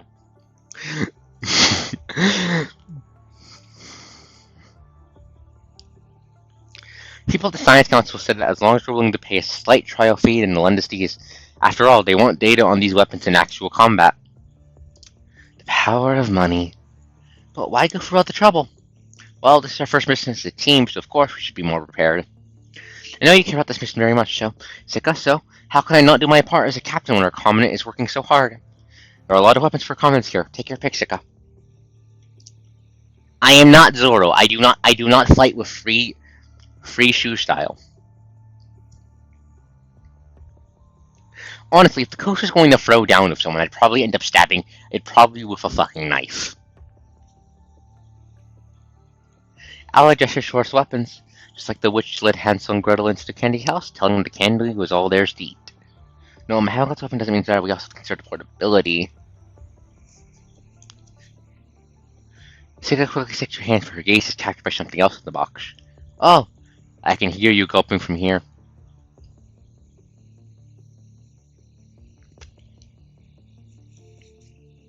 Yes, Mon?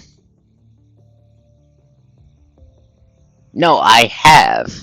It's also been it's been like a decade and a half since I last watched Ed, Edd n Eddy. So...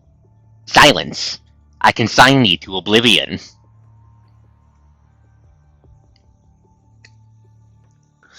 You see, I charged pistol. 7th generation as well. We were still using the 6th strap back at Southwest.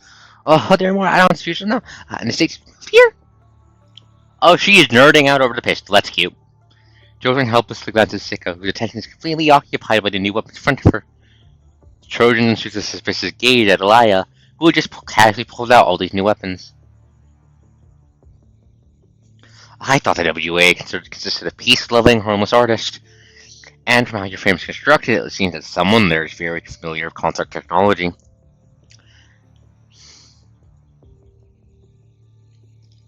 People join the WAA because they like art, but apart from that, everyone has their own story. WAA would also welcome you too if you ever discovered your passion for art. Trojan chuckles at Isla's invitation and starts to pick out a suitable weapon from the present box.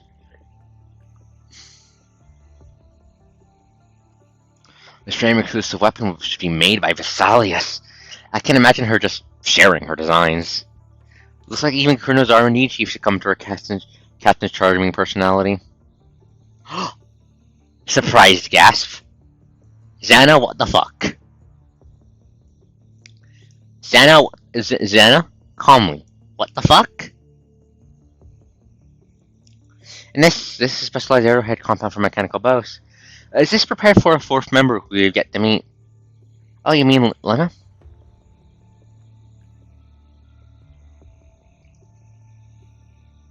Squads and task force using consist of 4 members, and Irish Warbler is no exception. Other than Isla and Trojan, Lena is the last temporary member of the team. I remember Chairman Allen mentioning it used to be in Caribou, which is a blob squad, so that explains why she's so fucking weird.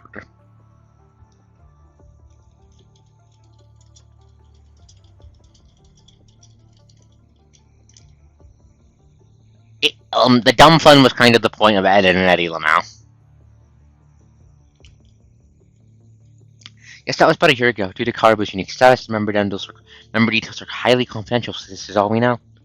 Drawn from Caribou, she's been carrying out missions alone on the first rarely returning to Babylonia. Because HQ never updated a personal profile, even I don't know what she looks like. As she's on the surface for whatever reason, she's requested to meet us at the destination, dismissing Constellia instead. Former Caribou member, HQ really wasn't kidding around when they formed a squad. Don't think I don't know your credentials don't pale in comparison to theirs, Trojan. You've been serving Babylonia since the Arcadia evacuation, if I recall correctly. When we're talking about surface time, that's similar to current Captain Purifying Force, but she was still fighting on the front lines not too long ago. She's way stronger than me.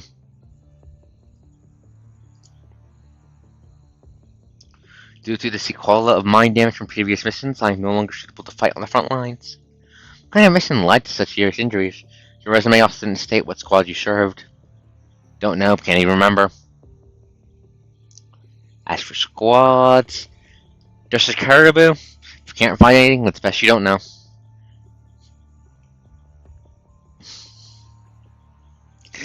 Just like how there's always 1 or 2 members from mysterious past on team. So if everyone has mysterious powers no one knows about? Isla, stop being shoony. Where'd you learn that weird knowledge? Time like that ever comes, run. Don't count on me being able to save us all.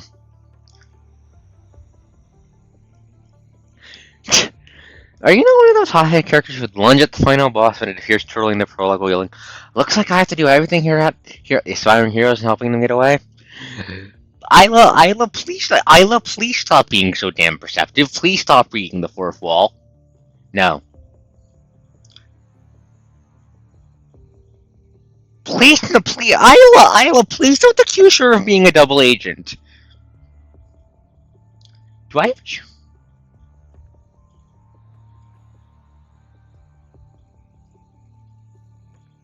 I bestow upon you, Isla, the dumb sticker. It goes right above her boobs. Or you want to look like a machine on the dive just for actually the agent who works for the final boss is planning to fake their definite port battle where they would later assume false identity go against the protagonist. I just say you're quite imaginative, and neither of these scenarios sounds like a good ending for me. But it sounds more dramatic for stories in novel or movie. Dramatic plot and complex character relationships have always been what captivate readers and audiences. The audience. Unfortunately for you, Isla, you're in a gacha game. If you say so, anyway, we should focus on the mission first. Not being able to follow Isla's train of thought, Trojan decides to direct the conversation back to the mission. We're almost above our destination. At Trojan's reminder, the 3 of them walk over to the window and look out.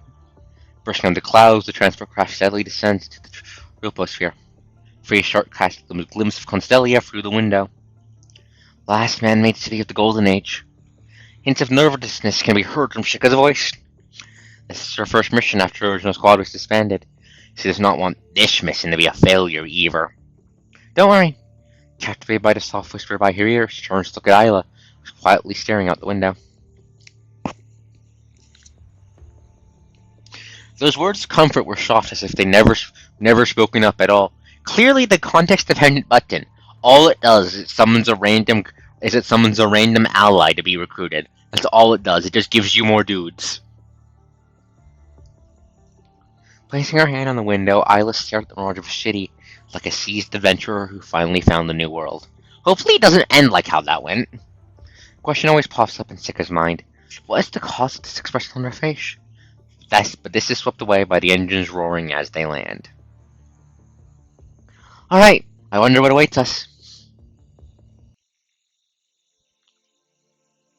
Give me gameplay?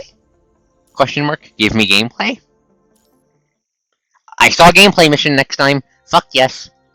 Even when they step foot on the ground, the sight in front of them still seems unreal. What surrounds the city is a bunch of ruins, just as Babylonia's intel had stated. Originally, Castelia was supposed to stretch on for tens of thousands of square kilometers, a scale as large as Kowloon. Numbered cities from the post-pandemic age are like children's sandcastle in comparison. But the unattained glory of the past is merely an unachievable fantasy to current humans.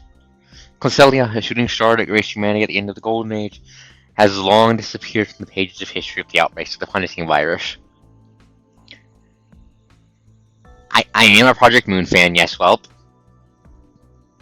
But now, though it may be small, a miracle has happened without people noticing. As if some form of time reversal magic had been cast upon the city. The further to the ruins they go, the more orderly their surroundings become. To the point they reach an invisible line that separates the areas. To cross the line, all the weeds and troughs on the ground are replaced by neatly planned roads. Crumbled buildings with battered walls are now brand new skyscrapers. It's as if the city is alive and hidden in the wilderness. Yet the most surprising part is not out of how placed the city is, but the strange tower standing at the center of all this contradiction. A windmill? The huge blades of the tower spin slowly like a vortex, attracting the eyes of visitors. Although we've seen the vague outlines of it in the images, this is more than I imagined. Nanami, why did your cultists put up a windmill?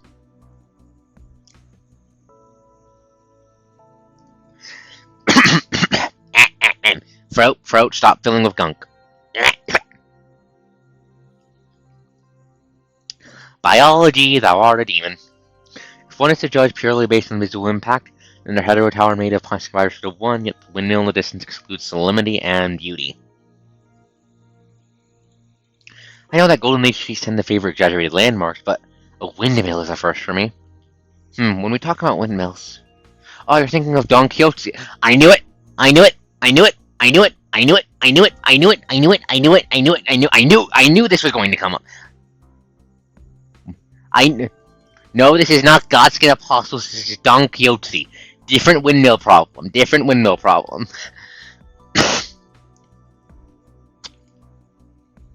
Also, I don't want to deal with fucking Godskins and fucking Elden and fucking PGR. I don't want to know what the fucking Black Flame would do.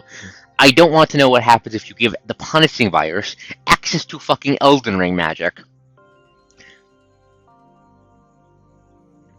Considers. Rotates thoughts in head. The sense of the punishing virus turning into an outer god. Probably by eating the Scarlet Rot.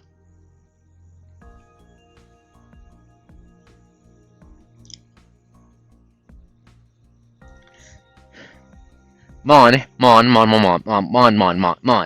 friend. Hetero creatures are made entirely out of pure punishing virus.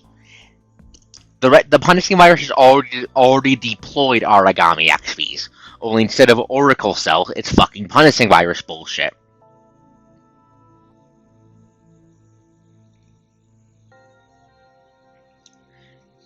Even if Origami looked more fucked.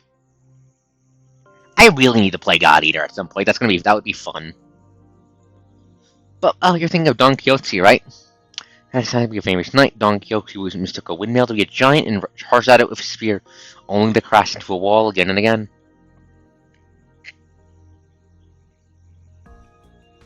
Doesn't seem positive just from the synopsis. What was their intention to make the most eye-catching building in the city like that? That, I don't know. You're not even going to try to explain it. There are 1,000 hamlets if there are 1,000 leaders. My interpretation may not be what the designer had intended. And we just got here.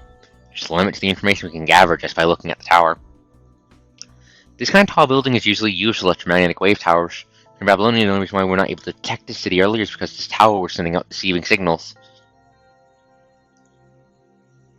The windmill may be some sort of huge electromagnetic interference device. It may also function as a CPF, looking at the low pointing virus here. Huh. If the windmill is at the center of the city, then we should be able to find answers here. You're technically right, but it's not so simple.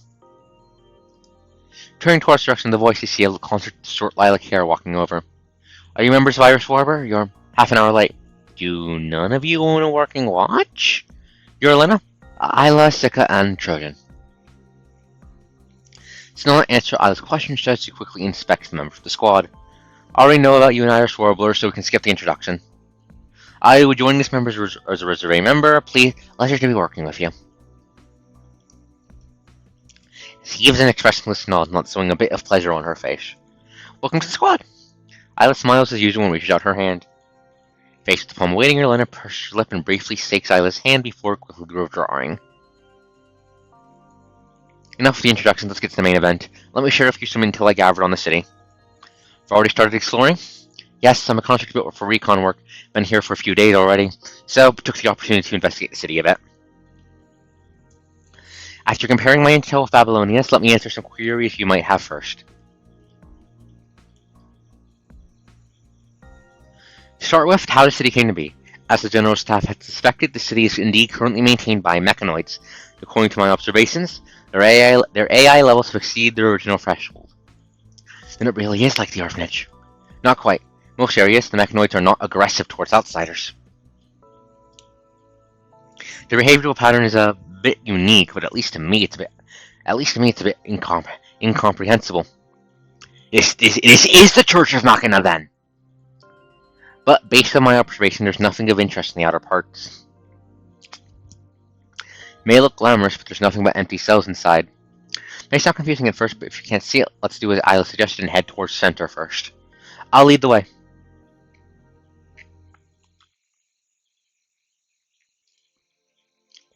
Under Lena's lead, Iris Warbler sets off for the windmill by walking along the main road. Girls, girls, girls, pretty. Unfortunately, Topaz has a skirt on, so I can't see her butt. I'll suggest they take a short rest before they reach a plaza near the windmill. They're almost toward Concelia, and get to encounter a single mechanic at this point. But the spinning windmill, the flashing building lights, and the irregular changing signal lights all signify that the city is currently operating due to some unknown existence. If it's the Church of Machina, they might be busy praying. Something just feels off.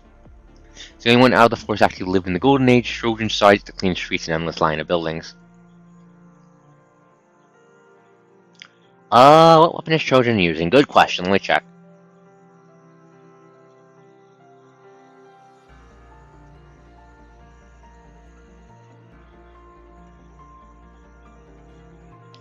Wrong button.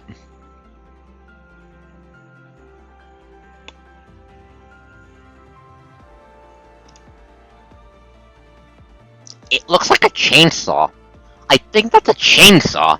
I think she uses a fucking chainsaw like Nanami. That looks like a chainsaw to me. Maybe two. Maybe she dual wields. No, I think No, these look on closer inspection. These look like teeth here. I think this is a chainsaw.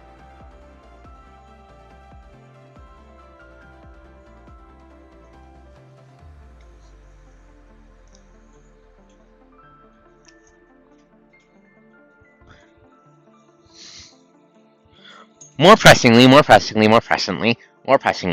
that's flaring red, so that's bad news. And I don't like this stoplight. Do you know why I don't like the stoplight, chat? It reminds me of that fucking TD from fucking Wuwa, the stoplight bash, and their stupid stunning bullshit. It needs to be yeeted into the stratosphere. Different from Babylonia, which is heaven for only a chosen few, Earth used to be covered in bustling cities that could house millions of people. Do people of the Golden Age live in places like this? Not all of them, but at least when I was born, more than 90% of human settlements had been highly urbanized. Though not all cities were as grand as this one, they are definitely better than our conservation areas nowadays. No problems supporting daily lives for citizens. No, do not eat the coast. I do not want uppies. Most of the production process was carried out by machines. Humans were free to live their dreams. Renaissance, Age of Enlightenment, the Industrial Revolution. The flower civilization is able to bloom thanks to hundreds of years of history. That is the Golden Age. What we see now is just the tip of the iceberg. Yet the outbreak of the punishing virus was able to destroy all of that within decades. How ironic. Sadly, that is also true.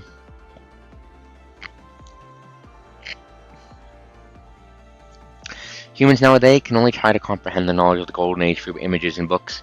Even the professionals of the WGA, there's always a barrier when we try to understand the thoughts and concepts back then.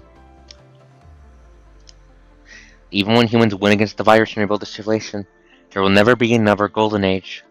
However, ever since the tower was reversed, the rumor that Babylonia has been planning reconstruction to the surface.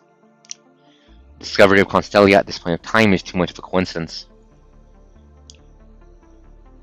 This area has always been a dead zone. How are mechanics able to rebuild the city without being infected? Let's put the question aside for a moment. The Necnoids only want to secure the living space. There's no need to preserve this area to perfection like this. Trying our best to preserve these ruins from the past is not because of nostalgia. Isn't the goal of our mission to find out?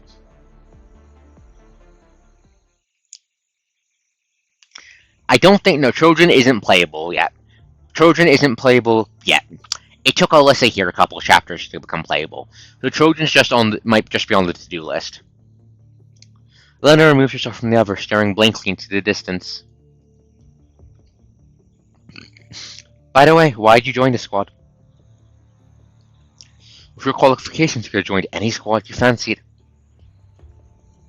Are you secretly an art lover? That's my choice. It doesn't concern you. You're not even going to satiate my curiosity a bit? You're the one talking, Trojan. I hate people who pretend to be mysterious. Isla, please. Since we're teammates, I thought I'd be able to know more about the task force from you guys. My frame data and non-canon qualifications are listed on squad list. The other parts do not concern you, they're irrelevant to the mission. I wish to decrease the frequency of small talk. We're a squad, not a tourist group. So cold. As Isla and the others were trotting away, Sika had been trying to re-establish contact with HQ from her personal terminal. It's no use, it just won't connect. It's not going to work, already tried it. City's using some unique interference that blocks all electromagnetic signals from outside. All normal long-distance communication devices are useless here. But short-distance comms within this squad should not be affected. We can also locate each other through mind connection. Right? About the normal mechanisms, I've had a few pictures. Should be clear on the ones Babylonia has. Let me send them to you. Guess there's no need. Lena looks towards the corner of the street. Create! Create! Hi there, little guy! I have to finish creating before my teeth. My work is 100 times better than his. Hee. Oh my god, they're competitive. They're competing with each other now. That's adorable. The Mechanoid passes through the streets without noticing the four of them in the plaza. Is that the abnormal Mechanoid mentioned in the report? Since he's here, why don't we follow him? It's part of our investigation. Right, we should record his behavioral patterns.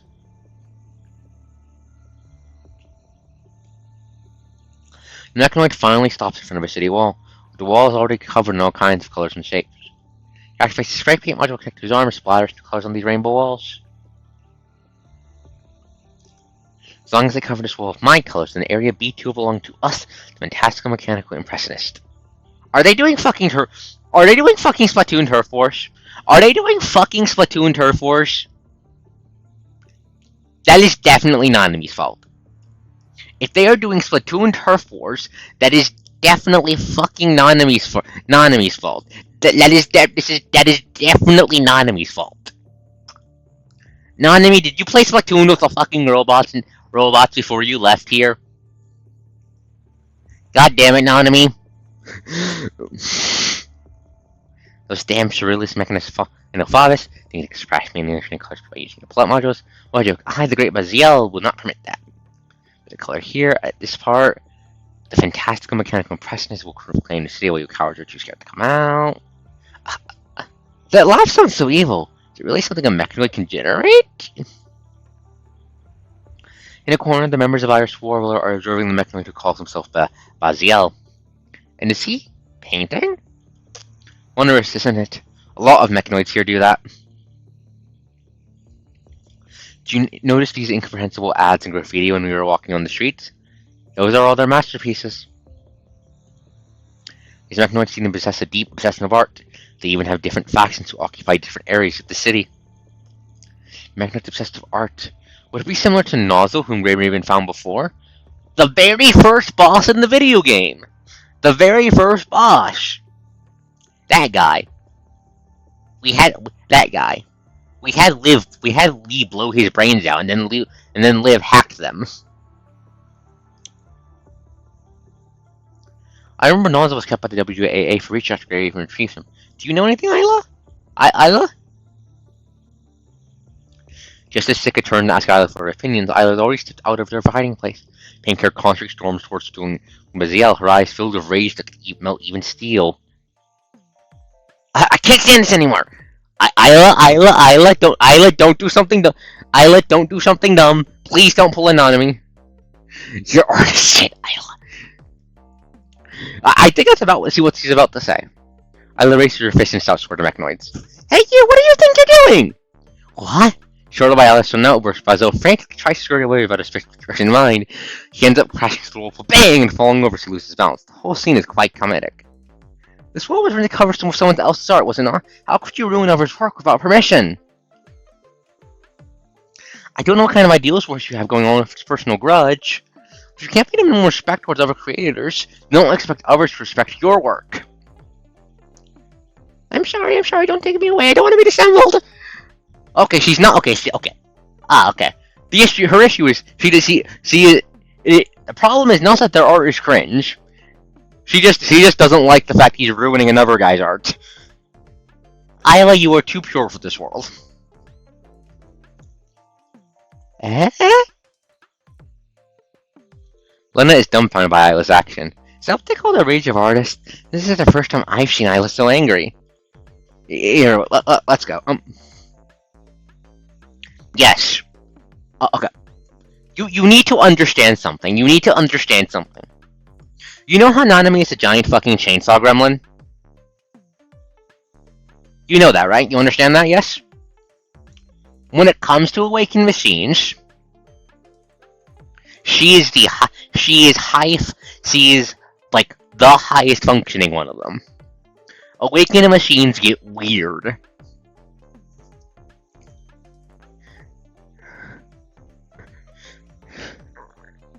Yeah, Trojan looks grouchy but resigned, and I love it. I want to head pat her. I want to pat her head and fluff her hair. Give her away, let's go. What should I do? Cervantes, you're right. Cicely and Monet are both gone, and now me.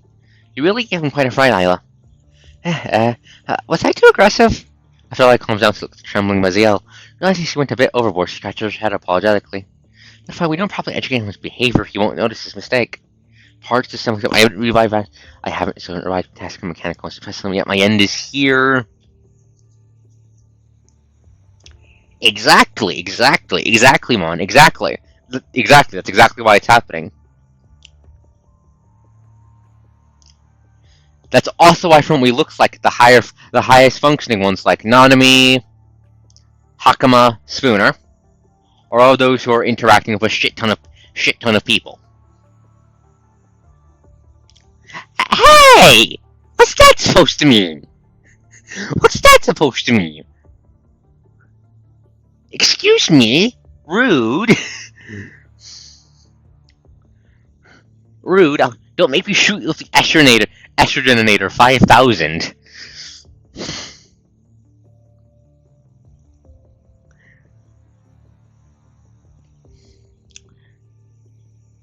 My wisdom and intelligence are higher than those, thank you very much. Also, the threshold for being dumb as an animal in the stat in Pathfinder D&D is like 4 to 3. 6 is in fact human level. What Mon said.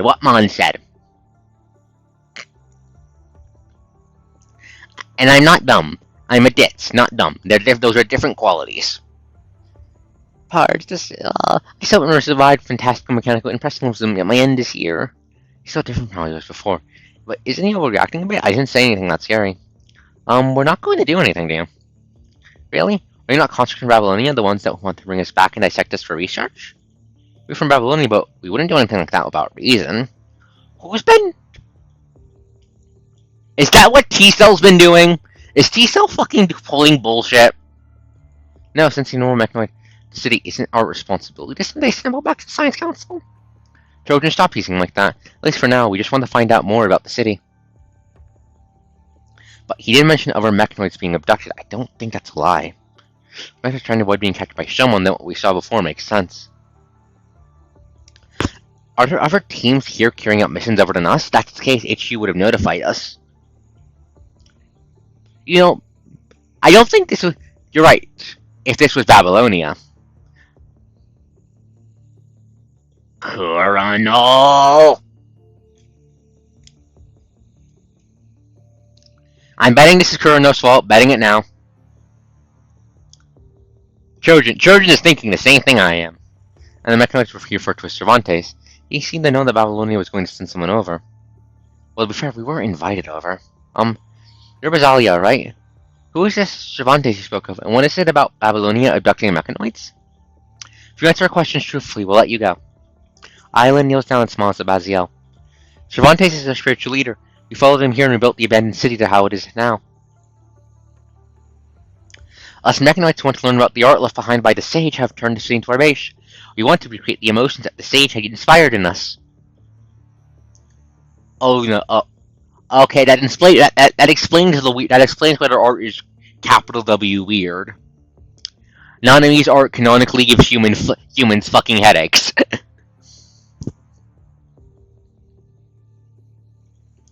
Cervantes never joins us. He's always in his museums in the tower left behind from the Golden Age. 2 months ago, he suddenly announced that people from Babylonia would be coming to the city and told us to hide.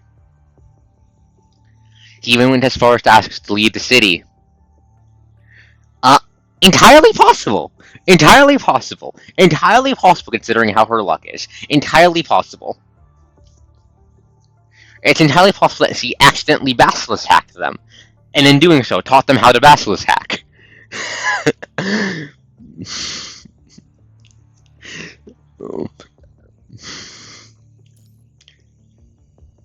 months ago, suddenly announced that people from Babylonia would be coming to the city and told us to hide, even when it's forced to ask to leave the city. Streets are a battlefield. If we don't occupy it, it'll be occupied by those sureless mechanical feminists, multi-dimensional mechanical cubists. A fantastical mechanical impressionists are the originals and most traditional.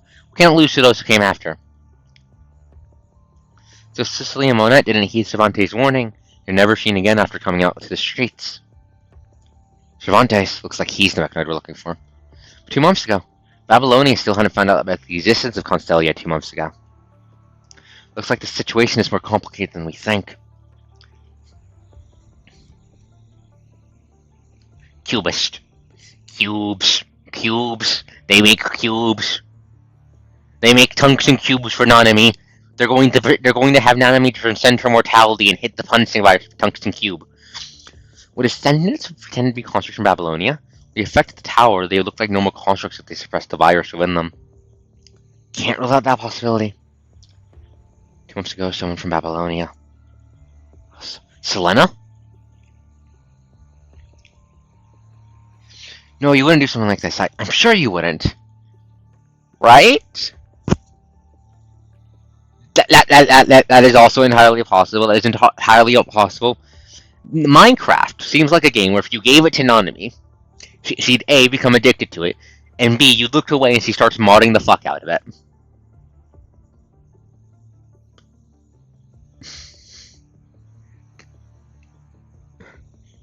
You give Nanami like a week after getting her hands on Minecraft. Nanami's going to make a mod pack. Will make a mod back that turns into like the love child of fucking Devil May Cry and Devil May Cry to fucking what the fuck is it called again? Some sort of like base tower defense kind of game. Where you in terms of like the villagers with like critical NPCs and all that sort of thing, because she's fucking Nanami. That's what she does. Lena, have you been to the museums Baziel mentioned? No, only investigated perimeters. But the museum is around the windmill, so if we want to get to the windmill, we would pass the museums. Looks like we've got a clear objective en route now. Let's go. The four of them replan the route just as you're about to leave. Isla stops.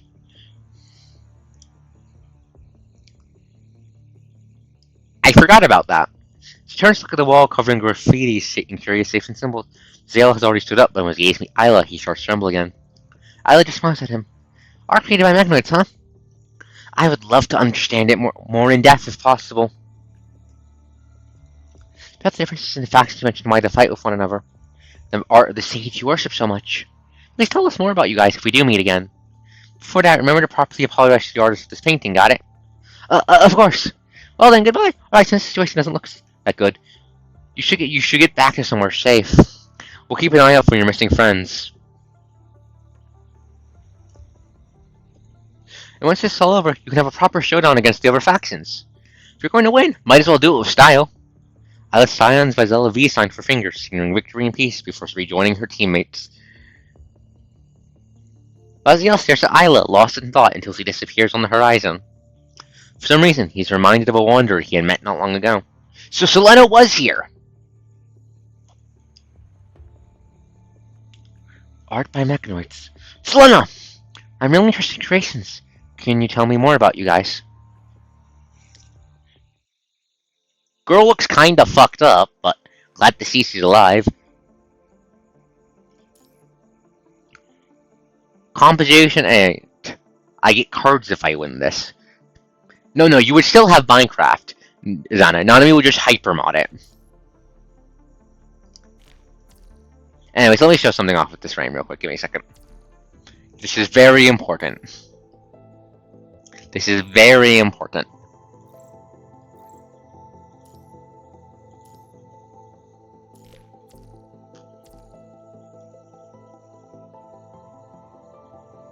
Very important. Very important. Very important. Very important.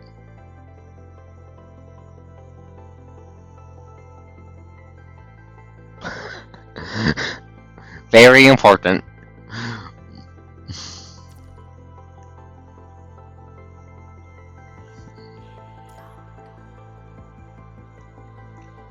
She is.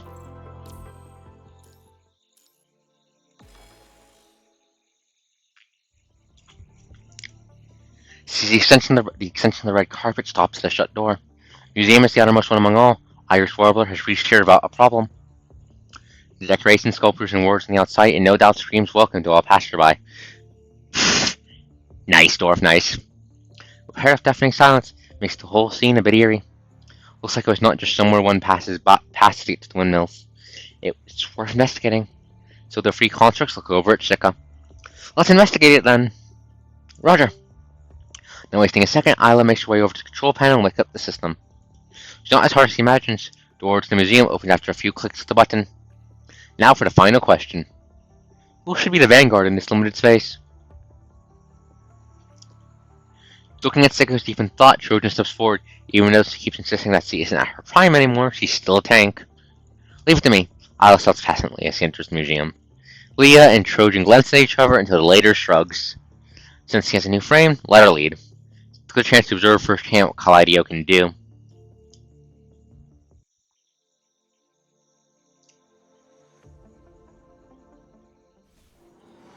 Start from the beginning. Oh.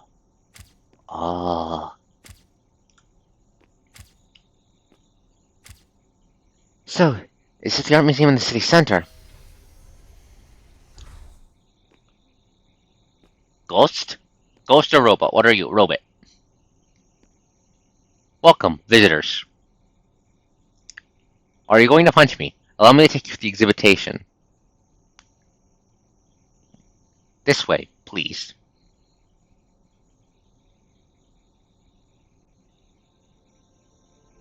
Constellia, Central Art Museum Hall.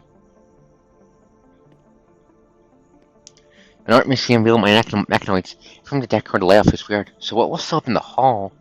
Please bear me with me for one moment. Here's an overview of the art museum. Why does he have why does he have cheeks?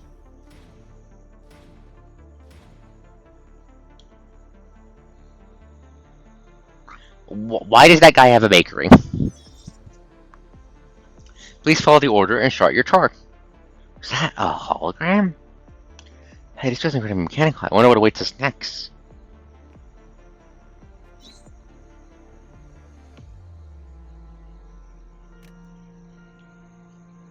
Explain detailed information about the Arctic Route Union Hall. Arctic Union, economic union former chain parts of the Arctic Circle, one of the biggest four economic entities in the Golden Age.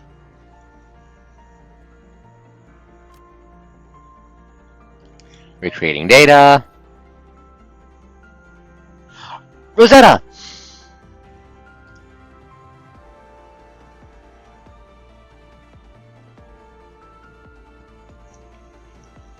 The Arctic Route Union. I really miss strong alcohol flavor ultra drink there. Best drink to have after a mission. So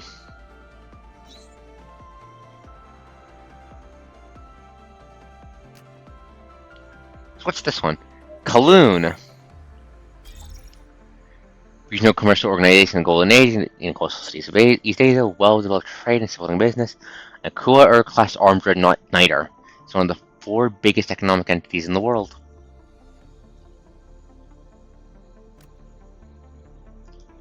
Recreating data. Q! That's Q.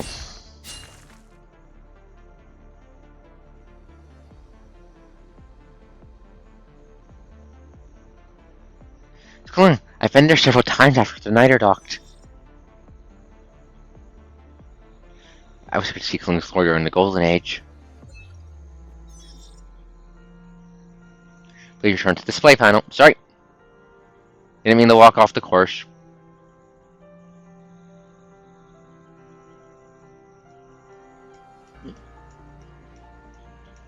I wish this was in first person.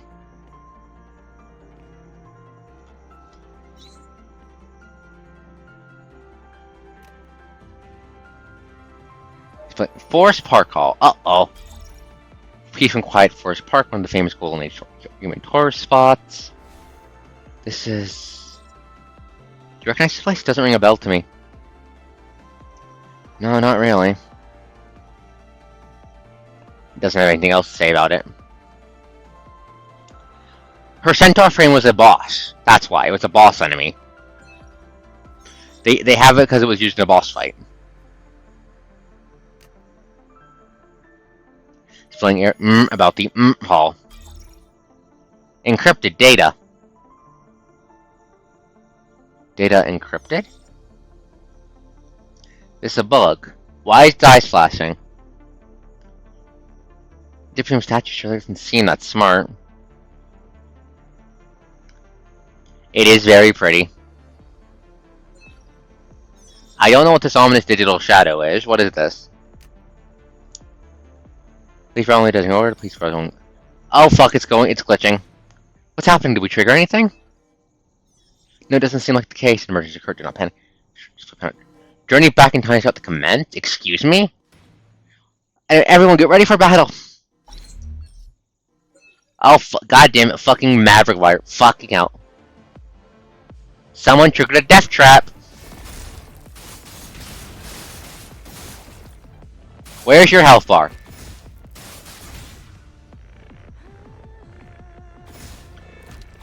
Mind synchronization.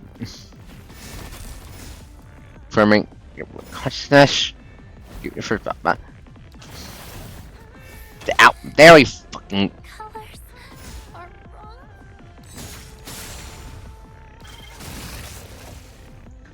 Sika, let my order. Sika.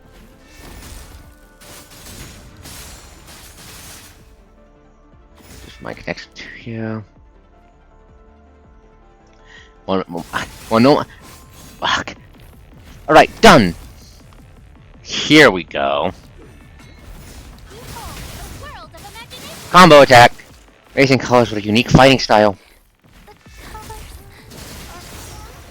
First, you look like you are creating art. Fuck this guy. More robots. It's time for ultimate. Kaboom! Kaboom! Never thought coolant could be used this way. Ooh, we'll perish. All common functions of the Kaleido frame are now available. Let's go, Hyla. Oh, I can see their health bars now. Nice. Why do they have 40 bars?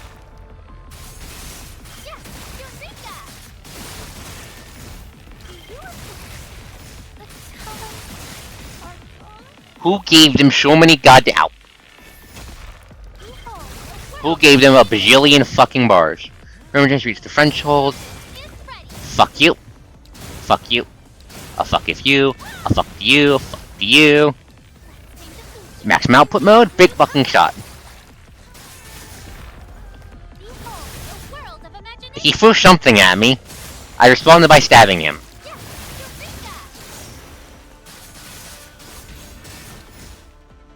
Too slow, bitch.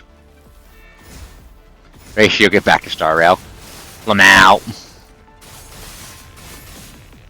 Cleaved in half.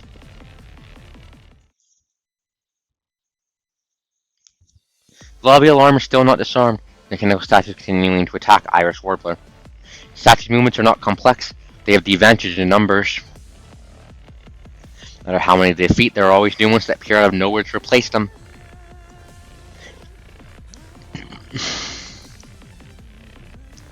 Stop trying to skip the story. Sika cannot predict when the next batch of enemies will strike next. Since Iris Warbler is still a new team, their cooperation is far from flawless. Continue on like this, it's just a matter of time before the mechanized statues break through their defenses. They keep coming!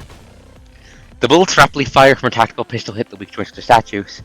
Sika was the best shooter in her class, but no matter how accurately she shoots now, it still cannot make up for the disadvantage of armor.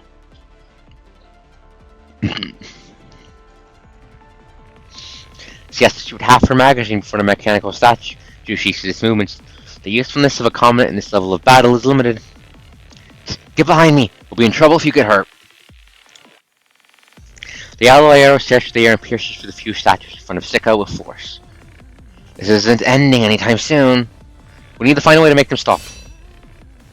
Sparks fly from the beam blade and heavy tonfas as they hit the statues. Oh! Oh, Thor. Okay. Oh! Oh. Yeah, Excuse me. Oh, Trojan uses fucking tonfas. Trojan casts bonk. I see. A flightless bird? Not Eepy. Not Eepy. Sparks have some Bleam Blade, his statue Isla, and Trojan has been bearing most of the burden as vanguards. Isla can still manage for a new frame, but the sequel will mind them destroying the show for Trojan as time goes on. Probably activates curious in the museum.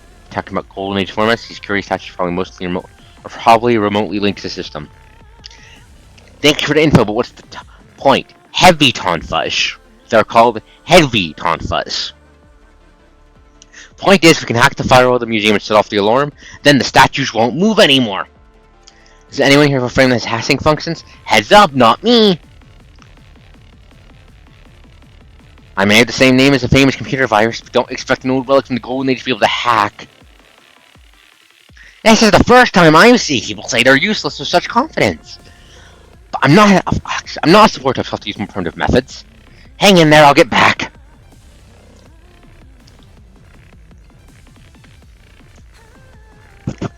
Relying on the basal data from the scan, Lena finds a hidden node in the lobby. Takes a specialized arrow from her quiver. This one contains a mini terminal, which can utilize the constant speeding powers to break through from the outside. Point. Green arrow bullshit. She plugs the arrow to connect the frame to the port. Instantly, a large amount of data swarms her mind. Focusing on pressing the data shard, trying to find a point for the penetrate through. Damn it, this frame! With Linus lost as an offensive asset, Sika had to get Isla and Trojan to shrink the defense area, which also plays him attack frequently. Comments could feel the continuous turmoil in Trojan's mind. Why do I feel like there's an increase in enemies? It's the system's level 2 security protocol trying to hack through it. Give me some more time. Wave after wave after wave of statues appear with no end in sight. They seem to have determined Lena to be the biggest threat, targeting their attacks to her, making it harder for Isla and Trojan to defend. Only can help. Lena, you're 11 o'clock. Enemies are heading over. Trojan hits a statue in the head of her Tom as he tries to turns to warn Lena, but she's already her limits trying to take her the mechanoids in front of her and cannot take on anymore. Damn it! Just a bit more. Don't worry, I got you covered. What are you doing? Sika already lunged towards the statue before Lena could finish her sentence. She's nimble as an Aphrodite. Flacco dagger slips in her hand as she accurately stabs the statue in its neck joint. And emits an EMP, instantly demobilizing the statue. Sika, what the fuck? I think you're better at melee combat than I am. Not wasting seconds, he turns the tonsils onto another mechanoid, rapidly pulling the trigger string directly into its chest. Not only two shots in a row, but in a surprisingly imposing manner, Sika grits her teeth and shoots at the nearby statues with her pistol.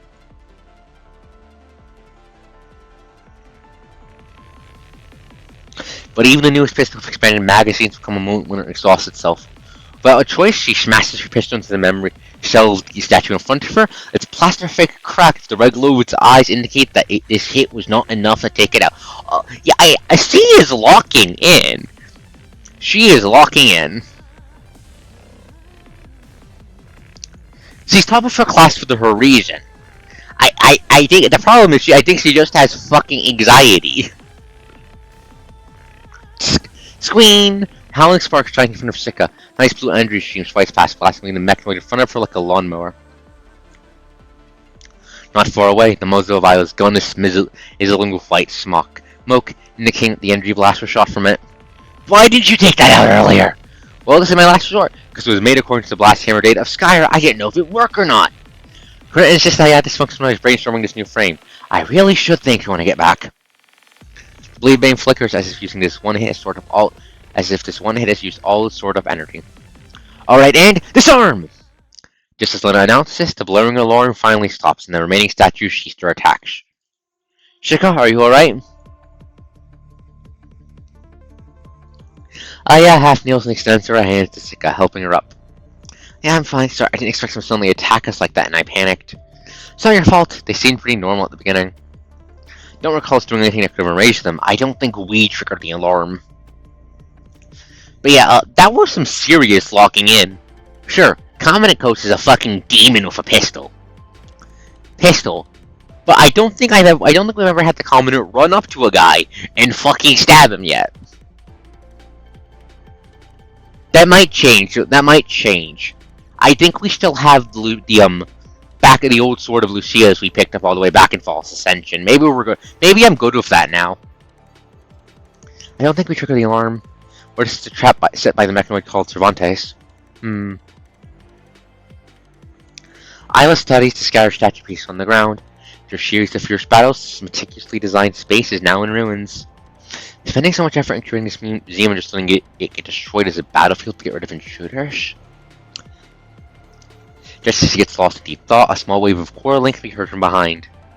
Wonder what were you thinking back there? Why did you protect me? I'm not that small. The usual calm and collected Lena is now furiously shouting at Sika. What if you got seriously injured? What should the cause of connected to you do then? Eyes are clouded by a complicated haze, as if what she is seeing is not Sika who is standing in front of her, but a past memory she does not dare recall. I am taller than that guy. I am 5'1", not 1'5". Anyways, we are now getting a look into Sika's into Lena's baggage. You're not a newbie on the first mission. Do you not possess a bit of common sense? I am not 1'5". I am 5'1". 5-1. I'm short, yes, but not microscopic. If I get injured, I just have to change my parts to get fixed, and even if I die here, you can still lead the remaining members to finish the mission.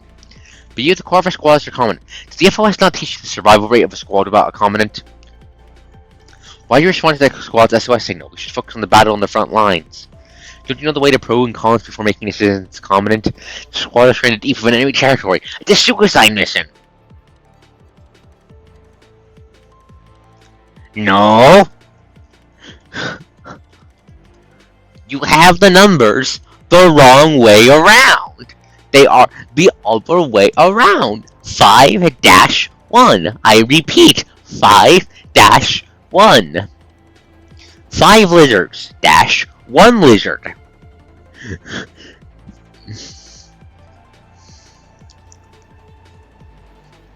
Did you know the way of prone cons for making this comment?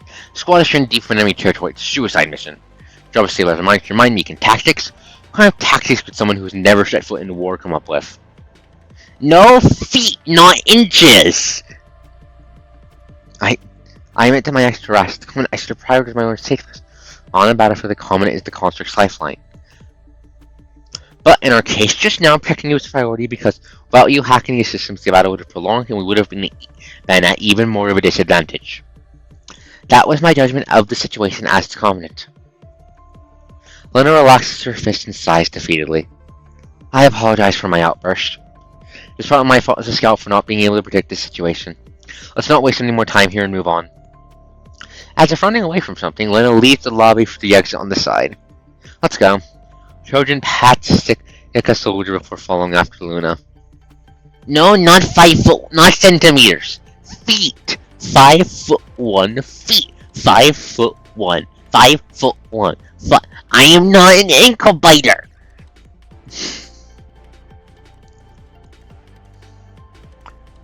Trojan pats stick a soldier before Lena. I think she was worried about your safety. I know.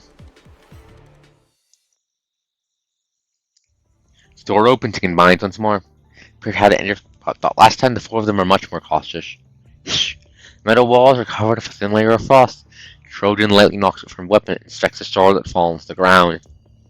Nothing unusual about this, just froze due to the low temperature. Looks like the theme here is Winter Wonderland. After inspecting the area, they find a refrigeration unit as inspected. No control panels, so we'll have to shut it down by force. By force, you mean... Lena draws her bow and aims at the air outlet. Stop! Please stop! Hoarse voice suddenly yells out. Lena immediately changed her target and aims towards the origin of the voice. Yes, that's how tall I am. Not 5.1 centimeters.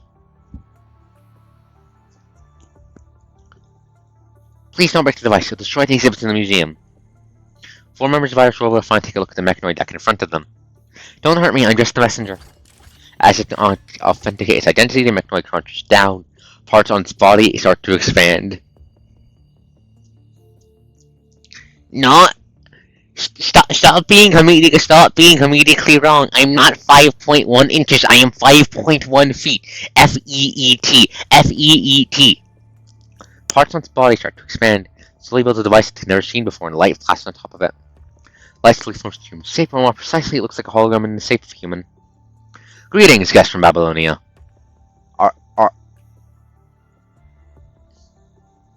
No, bad dwarf. Anyways,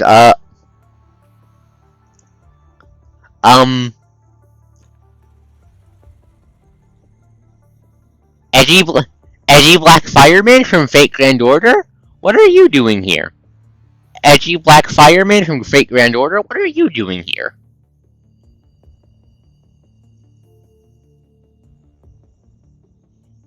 It can't be, it's not red. It can't be, it's not red. I still don't like that, though. Why are you here? What do you want? The voice is not emitted from the device, but the speaker's in the exhibition hall. I'm not sure if that's fem. I'm not sure if that's fem. I'm not sure if that's fem. Hello, who are you? I am the city's temporary administrator. I am responsible for the operation of the mechanoids within the city. Then those statues. Those are security guards to protect those exhibition halls. It was not my intention to attack you. What do you mean? Mr. Administrator, let me introduce myself. I am Cervantes. And you must be Isla. Cervantes' hologram stops in front of Isla and inspects her. You know me? You can say that. Since you're standing here, that means part of my plan succeeded. Part of your plan succeeded? Wait, the Signal General Wells mentioned. No need to fret. I just wanted to invite you to the city as guest. Was that the welcome committee just now? You guys sure are passionate. Cervantes does not explain, nor does he seem to want to explain. He continues staring into Isla's eyes before glancing at the others. That really is She quietly sticks over to Lena's side as Cervantes keeps sizing them up. Lena, can you determine where he really is? You mean that robot and maybe a trace where she is from? For how I explained wisdoms, Cervantes suddenly directs the conversation to them. Sure, but please refrain from doing that. I come in peace, of course. I wouldn't ask you to trust me completely. The situation in the city is currently a bit complicated, though I do not disapprove of it. Cervantes, if you really mean us no harm, then please answer our questions honestly. What is your plan? Out of the room, the pair of red eyes look over to Isla. Since in contemplation, Cervantes only speaks after a while. For now, I just hope for you to enjoy the exhibition of this museum. I do. The man looks like you took a fucking abyssal from Exalted, and then shoved a couple alchemical charms into him.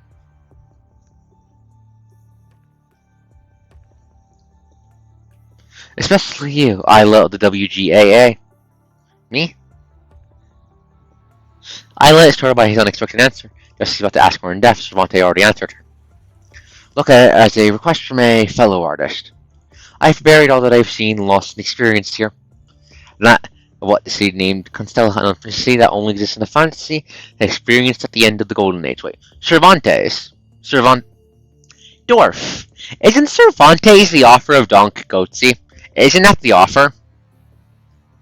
Isn't that the author of Google's? Wait, name clicks. Isn't that the name of the author? Yeah, that's the name of the author. Yeah, that's the name of the author. Miguel de Cervantes is the writer of Don Quixote.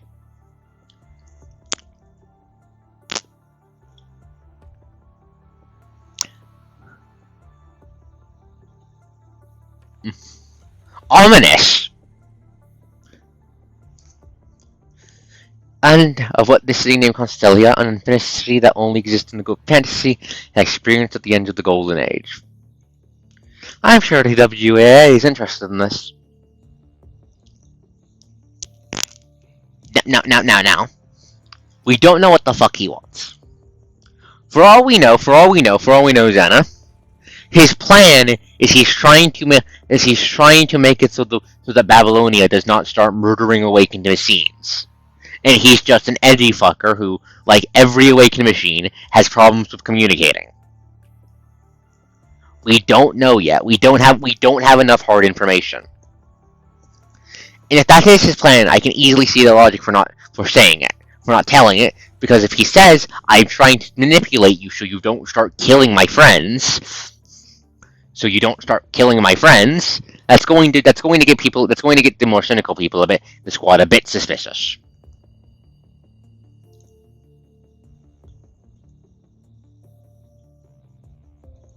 I like his design. I like it. It's cool. I like his vibes. I like this man.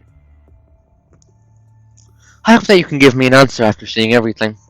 Also, I want to see how well the squad can operate. It will truly be a valuable experience. Now, please follow this mechanoid and enjoy the expedition. And I don't see the problem with that? Question mark? With that, Cervantes' hologram disappears, leaving them with an empty excitation hall and the mechanoid who is reconstructing itself. Please follow me. Folly, is this a joke? Wait. Let's do as he says for now. Are you serious? One of the reasons for founding Warbler is to retrieve information about the Golden Age civilization. What Cervantes says is true, and he knows what happened to Constellia, then we need the information from him. If we don't do as he says, it may lead to bloodshed like earlier again. We're already not a squad specializing in battle. We should act carefully. These exhibitions do look quite interesting. There's a need for further investigation. Fine. Is everyone at the WGAA like this? This is what Commandant Captain decided, and I don't object. We just have to be careful. Oh, is that a replica of the largest Moses-class icebreaker from Merman's port back in Golden Age, or? Before Lana could even finish her sentence, Isla's attention is already fully captivated by the exhibits in the hall. Wait, Isla, we need to maintain information. Let's be the ones on guard and leave the investigating to them. Lena pinches the bridge for nose as she tries to soothe the headache induced by the recklessness while she follows them. Poor Blopsh. Yes, designs are deliberate. However, he could just be a chuny. Please follow me. All in the area of your style, bigger than I expected. Stay sharp. Let's just follow it. He could be a chuny, and not evil. It's entirely possible for a character to look like that, and not be evil. Constelia, Arctic Hall. She, Camus. Camus edgy as fuck, and he's not evil. Look for the Arctic Hall before we explore. The Arctic Hall, we're called placing it. Humans are exploring it. Golden Age, the area you can conquer it. I want to reproduce 3% struggling in here and observe. Live like they once didn't strive so hardship. Don't break formation, everyone. Get ready, everyone. Arctic Hall Cleaning Squad CL7 is in charge of the halls. Quick to squirch. Might get along with that kid. No, model is Naval 5 Squid. Oh god, they're shooting!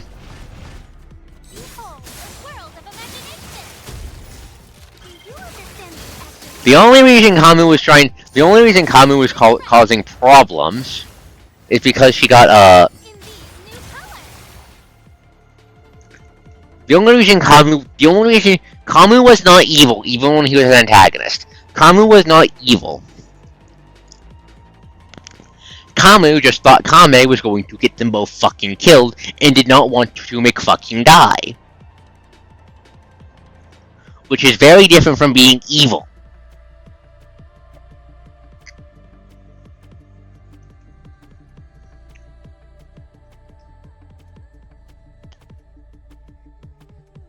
He could just be...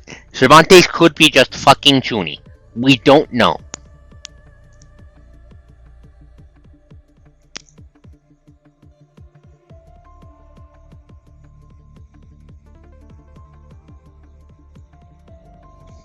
We know Luna softened her. We know Luna has softened on humanity since Carolina's chapter. We just haven't ran into her yet. I expect that to come up during Alpha's chapter. Which is, wouldn't you know, the one right after this. Okay, recorded command. Battle power is 24.36 above the expected value. Back regionally, constant performance is further enhancing the Arctic Hall's environment. Preparing phase 2 of the test starting now. Rawr. Big bear. Little bear. Military mechanic this time, huh?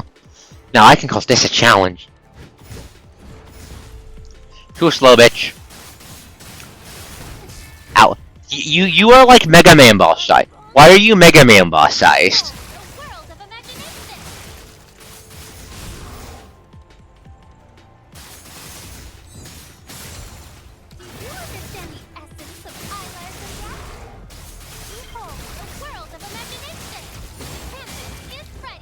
Bang. Bang. Bang. Bang. Perish. Data core current day comes until 28 mismatches found. See how you've been fighting these bionics all along? Analysis failed. Analysis failed. That doesn't seem right. The field analysis took a highest level BP test of the system. Highest level then. Guess we can't hold back then. Juggle them, juggle, juggle, juggle, juggle, juggle.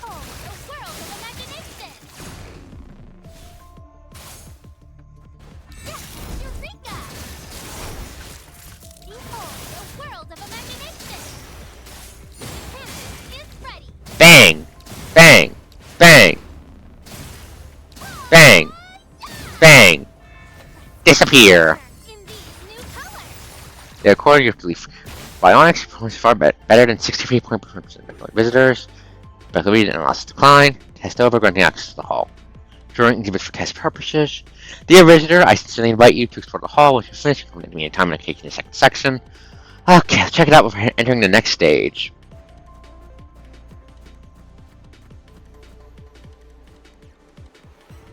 I didn't say Kamu was purely good. I said he was a desperate idiot trying to not die. That is a very different thing. Bionic SO -9. Blah blah. Found a remix modifier for kids. Principal flowers most expressed IFP. Complex meanings behaviors, but Oh hey, it's the thing we used as a mech shoot that one time. Commandant. Oh my fucking god. This is literally the goddamn mech I was in during the ARU. The one that fucking Rosetta put me in, because Lucia went, don't let her fucking die, and Rosetta went, okay. Pulls out a goddamn mech shoot and stuffs me into it.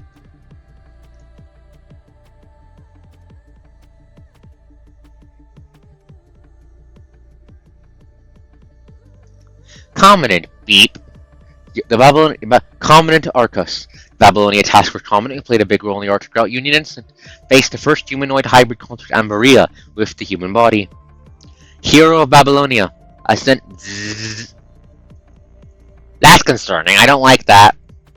Failed to analyze detailed data of the human.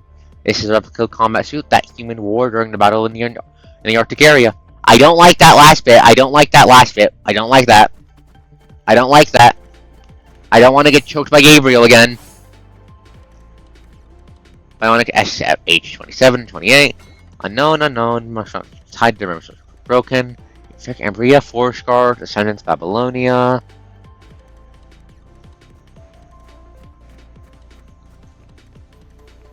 BP03. It's a bionic found among scrap machine. Military. Mechanical logic kept learning. Science solely for attack. Order it being defined. So dual. Was this how the Arctic Route Union achieved unification? Bunny. Cute.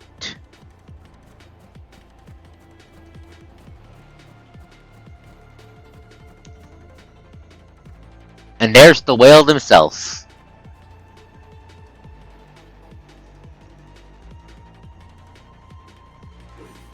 No, I didn't. I did the owls first. Normal Derek. Details unknown.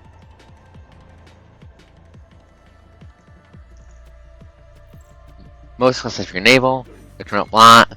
One of our ARU's biggest, most classic icebreakers. 2 RPNF with 310 nuclear reactors. Capacity 80 person tons. A shit ton load 1,000 kilotons.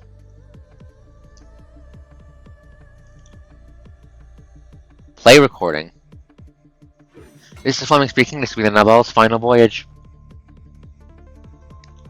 Corpus had destroyed almost half the engine room. We did everything we could, but still leaking. 3 days, now we'll last forever. Ha. Fortunately, all those who are in level 4 will go down together.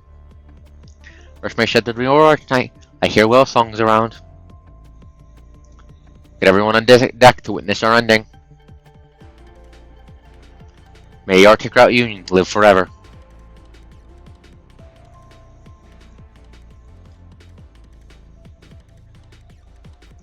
Damn. Head deeper. Understood, please get ready. Hunt. That person over there. Speaking of the Arctic Route Union. Alright, let's start the boss fight. Oh my god, it's a fucking recreation of Alpha's dualism. It's a recreation of Alpha's duel for Rosetta. Even as a puppet, you still know who's the strong one. Let's end this. Watch out, she's coming for us! Ow, oh god, I forgot about her fucking missiles. Ow, I forgot about her fucking missiles.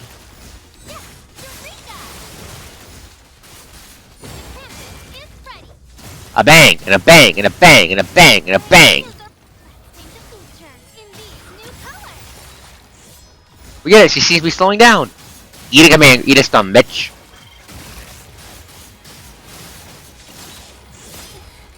Ow. Please do not stab me.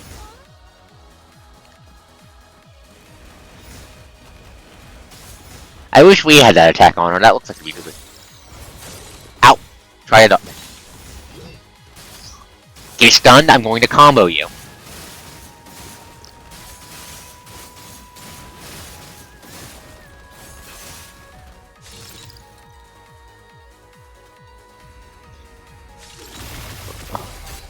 Ah! I forgot that they fucking do that. Please stop hitting me.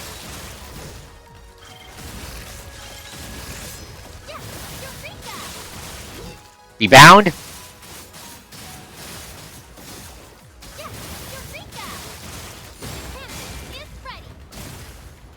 A bang! Got her!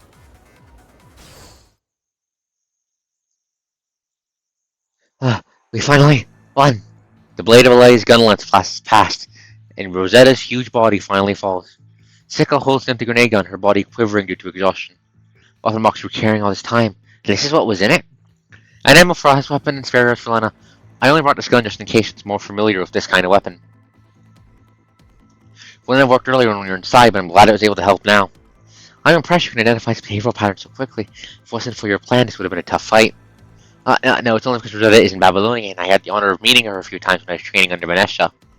Boomies. Almost as good as boobies. Humanoid hyper-constructs are still very rare nowadays, so I recorded down all of her information in metadata. Classic valedictorian thing to do. Rosetta is someone who can fight against the strongest ascent known as Ascendant, Alpha. Even though this is not the real thing, it was still very overwhelming.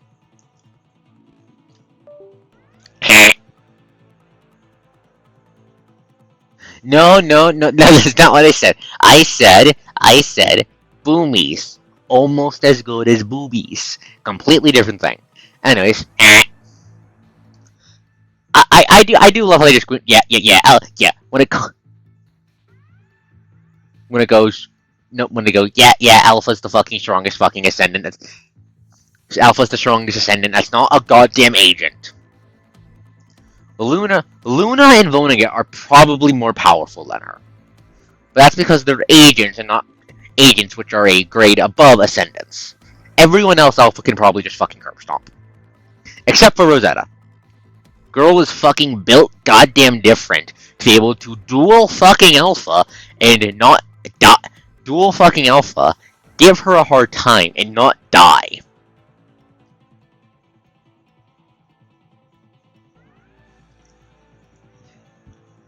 Does Virgil jump Rosetta in the DMC crossover?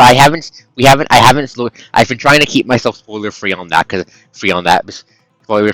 it comes to the story for that. That mechanism really is something to be able to make this look exactly like the real deal. I also don't understand why he made a replica in the first place. But if we need to represent Finay or you deem exhibitation, then Rosetta is the most suitable. Okay, you need to understand something. If Virgil is Lefebvre, Luna, and Lucia, him jumping Alpha without cause is entirely in character. You must remember what his first meeting with Nero was. He stole Nero's fucking arm.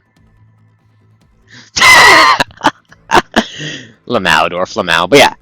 But no, Virgil jumping his kids. Yeah, that tracks.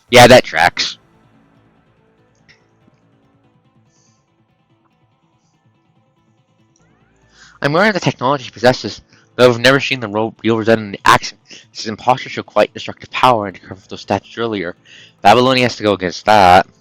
Not only reconstructed a whole city, but he also possesses the Babylonian construct technology to be created. Wait. Remembers Trailblazer's earlier dialogue in Mechnonymies chapter. Wait. Is Cervantes fucking magician? Because we heard that the Magician Arcana for the Church of Machina is supposed to be one of their crazy R&D guys. Is Cervantes one of the goddamn Arcana? For reference, folks, the Arcana are like third in the church. It goes Lem, Mother Arcana, then Nanamite. Even if that's because Arcana's the Pope and Nanami's the god. He also possesses the validated Babylonian constructs and technology to recreate it all. Babylonia does not own Rosetta. Exposing all this Babylonia just to use Constelli as bait to have the AWA send members over to investigate? I don't know, there's too little for us to conclude in that right now. At least, as he said, he doesn't wish to harm us. Now we can only do as he said and explore these exhibits. Now, if this is feeling like we're being led on a wild goose chase, it's a bit unpleasant. Well, the road is always rocky on the way to the final boss. Aside, I think we cooperated pretty well right just now. 6 commanding is more calm than before too. That helps quite a bit. I'll give her a 5 out of 10. Don't like it to her head. From afar, Lena returns to the other after inspecting the other area. It's commendable to stop using specialized information in Excel to restrict every movement, but hadn't worked if it was not created completely according to Rosetta's original data. Then you would have exposed yourself to danger. Could have used me for remote restriction, increasing the battle's efficiency. Ah, I found something interesting, by the way. But when Skidoo reacts, Lena throws something over to Isla. What's this? She opens her hand and the small data chip lays inside. Silver white chip shines like the fake snow on the ground. According to my scan results, the chip should have memory data on it. You can read it with the Portus constructs have. This is Cervantes?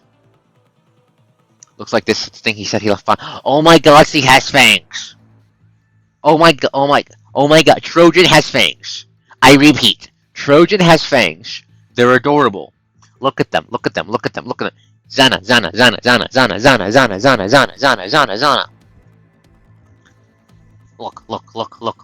Look. Point. She bites. Looks like this is the thing he said he left behind. There may be valuable information on it. Should we decide who reads it? I know, right, Zana? The three of them all look in the same direction. Alright. I'll do it. It wouldn't be a cheap PGR chapter without weird mind bullshit.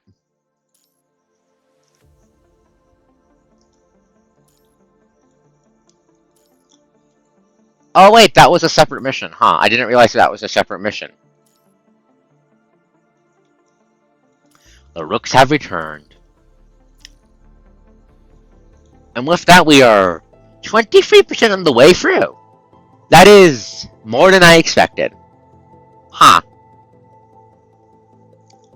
Gonna call it here for tonight, folks, because it's past 1 in the morning. And I do technically have work in the AM.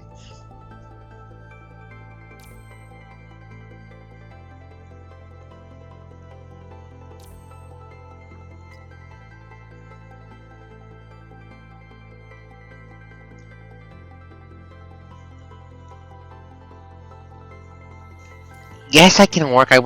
Yes, I can work.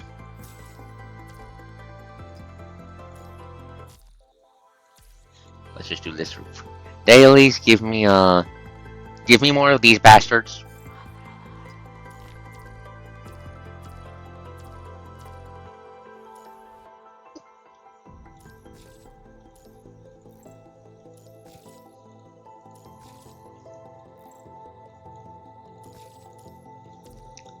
Let's see, let's check the gotcha. Is there anyone I want? I have her. So no, we're saving for next time. We're saving for Lucia then, okay.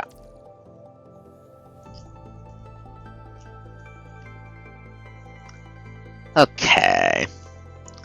I summon the app from the depths of the abyss.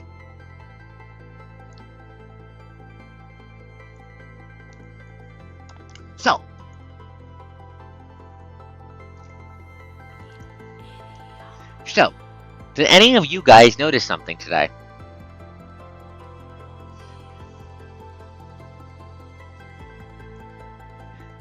Wrong abyss. Not that. Not your abyss, dwarf. Not your abyss.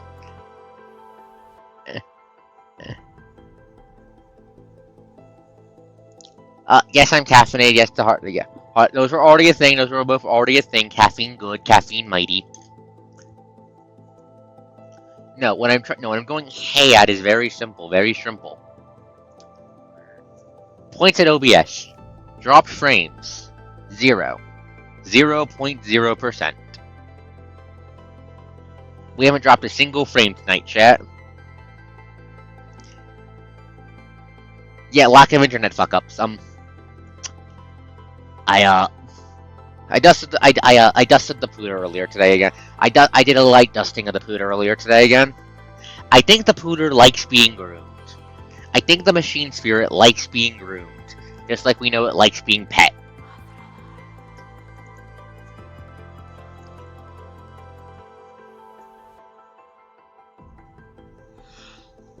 Hopefully this good luck will carry over to tomorrow. Tomorrow, Minecraft. I'm making my new goddamn armor. I want it. I want my fucking cyborg armor. Goddamn. Nep it.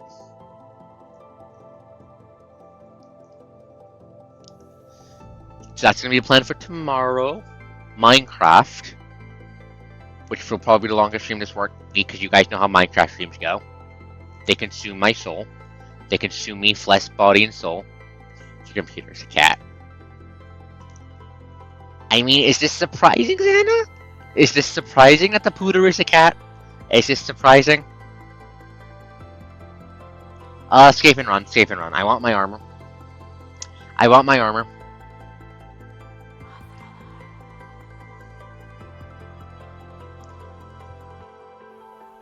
Yeah, that's the plan for tomorrow. Plan for next week is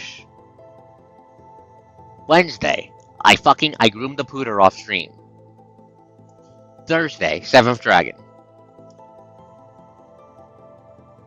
Friday, post-apocalyptic guy finally killed that fucking Minotaur. You guys finally kill the Minotaur before the healer gets ripped to death by the 5 bajillion ads. Saturday, the waves. They love her. They lament. More importantly, I have acquired elf. I have acquired the elf. I rotate her in the palm of my hand, understanding the beauty of the world. I need to build her very quickly.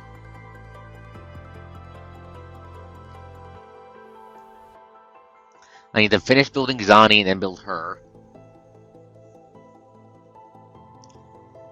In her ultimate form? We need to test that. I need to test that. I do in fact need to test that. Meikumon is one of my favorites, yes. The favorite spot is a constant knife fight between Meikumon's line, Elizamon's line, and Gamamon's line. Those three. I mean, Big Elf is your super form. Anyways, so my planned team for Big Elf is, Arrow Rover, Zani, Big Elf. We can use Zani to generate the, Spectro debuff. Big Elf to generate the, Wind debuff. And Rover to turn the light Spectro debuff into more Wind debuff to go fuck you enemy and keep the enemy team alive. But once I'm done building Cardiffia, I might make a DPS loadout for Rover just for the hell of it. But I need to finish building my Q elf first and roll her and see if I can get my grubby hands on her weapon. But yeah. Thank you all for coming. I hope you all had a good night. Good night. Watch me play PGR and yeah, 5. Yes, we're gonna see more of Lupa. We're going to see more of Lupa. I'm going to fluff her goddamn tail. We're going to fluff that fucking tail of hers. I'm going to fluff it. It will be fluffed. But have a good night, everyone. Sleep well. This is ArkosDawn, the coach that does the most. See you all next time, tomorrow, folks. Thanks for coming.